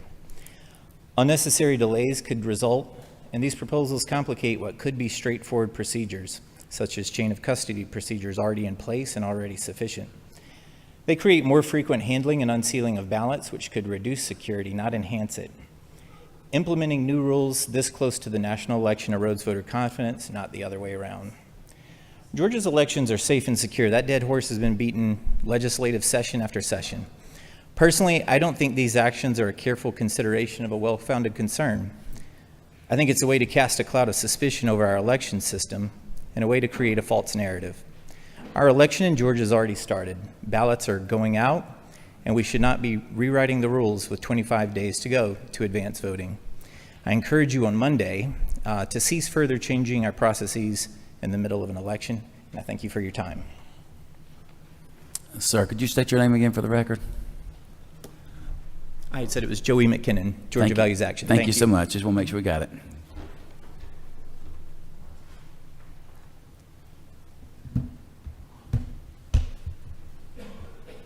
Short. Good afternoon. My name is Tracy Moore. Tracy Moore. Thank you for listening to public comments today. As I mentioned, my name is Tracy Moore, and I'm simply a concerned citizen of DeKalb County. I'm also trained as a mechanical engineer, and I volunteer with the American Bar Association Democracy Task Force. This is my first time speaking here, and I've gotten such an education in the last few months about election board, but it's complex. That's one thing I've learned.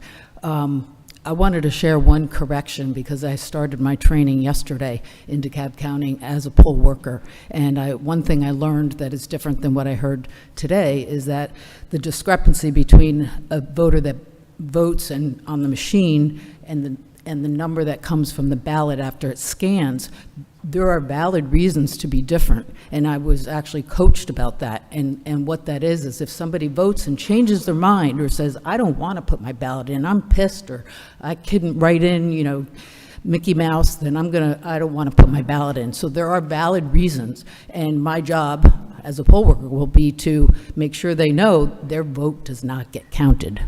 It's not counted if it's not scanned. So there are valid reasons for discrepancies. That's just one example, but I think overall my frustration with all this is that it's very anecdotal. As an engineer, I hear bits of pieces of this, and what about that?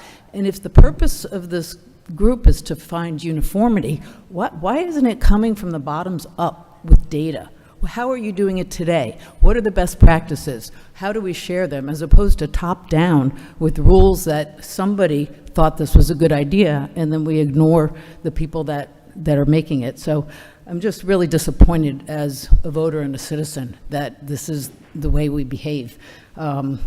So I just had to share those remarks, but most concerning is that we've ignored our legislators and voters. The voters put these people into office, they've made the laws, and now we're making changes, and I think that's disrespectful and rude. And I look forward to changes in the future. I don't know how it's going to happen, because surely it doesn't happen by us standing up here and speaking. Thank you. Thank you, Tracy. I appreciate your comments. Next up, you state your name, please. Good afternoon. Thanks for the opportunity. My name is Michael Kincaid. I am a Fulton County resident. I was also a poll worker and a poll manager in the 2020 and 22 cycles. I will keep this very brief since it's the end of the day. Serving in the capacity of poll manager in Fulton County, I was really impressed by the seriousness and the commitment to the democratic process that I saw both from my team of poll workers at my location, from the other poll managers that I worked with at nearby locations. I would say that also goes for the full-time county staff, with the officials that we worked with those that did our training, that wrote up our materials. The rules are complex. The election law is complex. I would say everybody who chose to participate in the process, we certainly don't do it for the money or the fame or the glory. Everyone involved takes pride in doing it right, in being thoughtful, in really doing the training, reading the manuals, understanding the material, following the law, and providing good customer service. to that end, I would say the training process, the instructions, the manuals, the training, really clear understanding for everybody involved, for our assistant managers, was really, really important. And so because of that, I would say I oppose making these kinds of rule changes so late in the cycle when everyone has already started to do the training and to learn how to do things as they stand today. I think that many of these rules, kind of on their own merits, with enough time to think through them, are good and are things that I would support. But when we're already training people and learning how to do things, it's just too late in the process. And so I know that some of those actions have already been taken today, but I would say going forward, I would really be supportive of something like maybe a 90-day quiet period. I think it's really a lot easier for our teams to execute correctly, to understand the rules, and to be really consistent when those rules are, stated in writing, and there's not something new kind of coming overnight when they arrive at the poll site on election day. Thank you.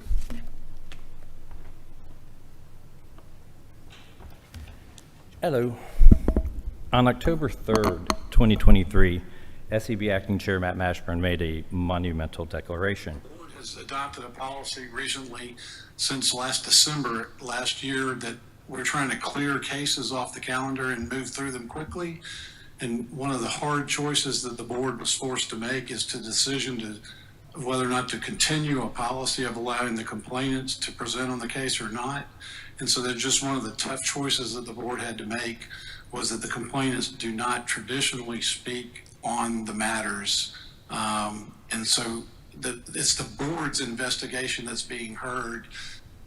So what he's referring to is a statement that was made on December 13th, 2022 by SEB Chairman Judge Duffy. And let me get you that there real quick.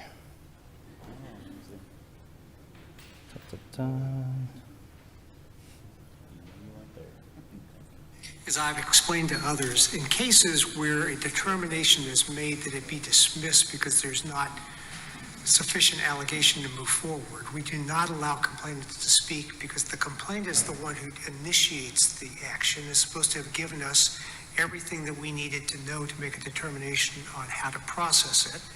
And in fact, we have been pretty generous with people that want to add information to their complaints after they file it for us to consider. And so as far as we're concerned, the complainant in this case has had sufficient opportunity to present whatever they have for us to make a decision.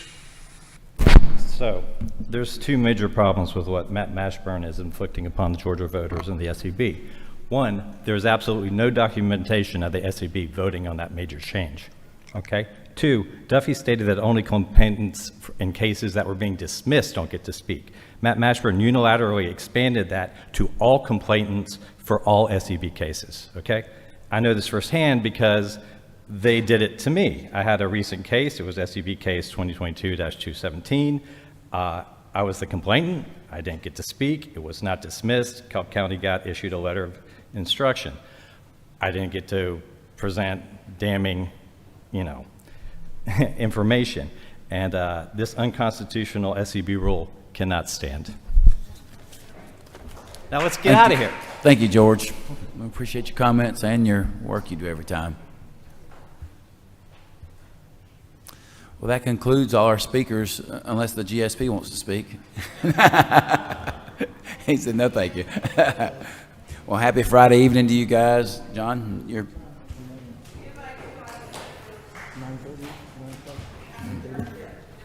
I'm sorry? This, it'll conclude our session for today. We'll take a vote on recessing in a second and reconvening Monday morning at 9:30 in this room. Do we have a motion to recess? We have a motion to recess. Do we have a second? All those in favor signify by saying aye. The motion carries. This board is recessed until 9:30 Monday morning. Thank you. 9:30. I agree with you.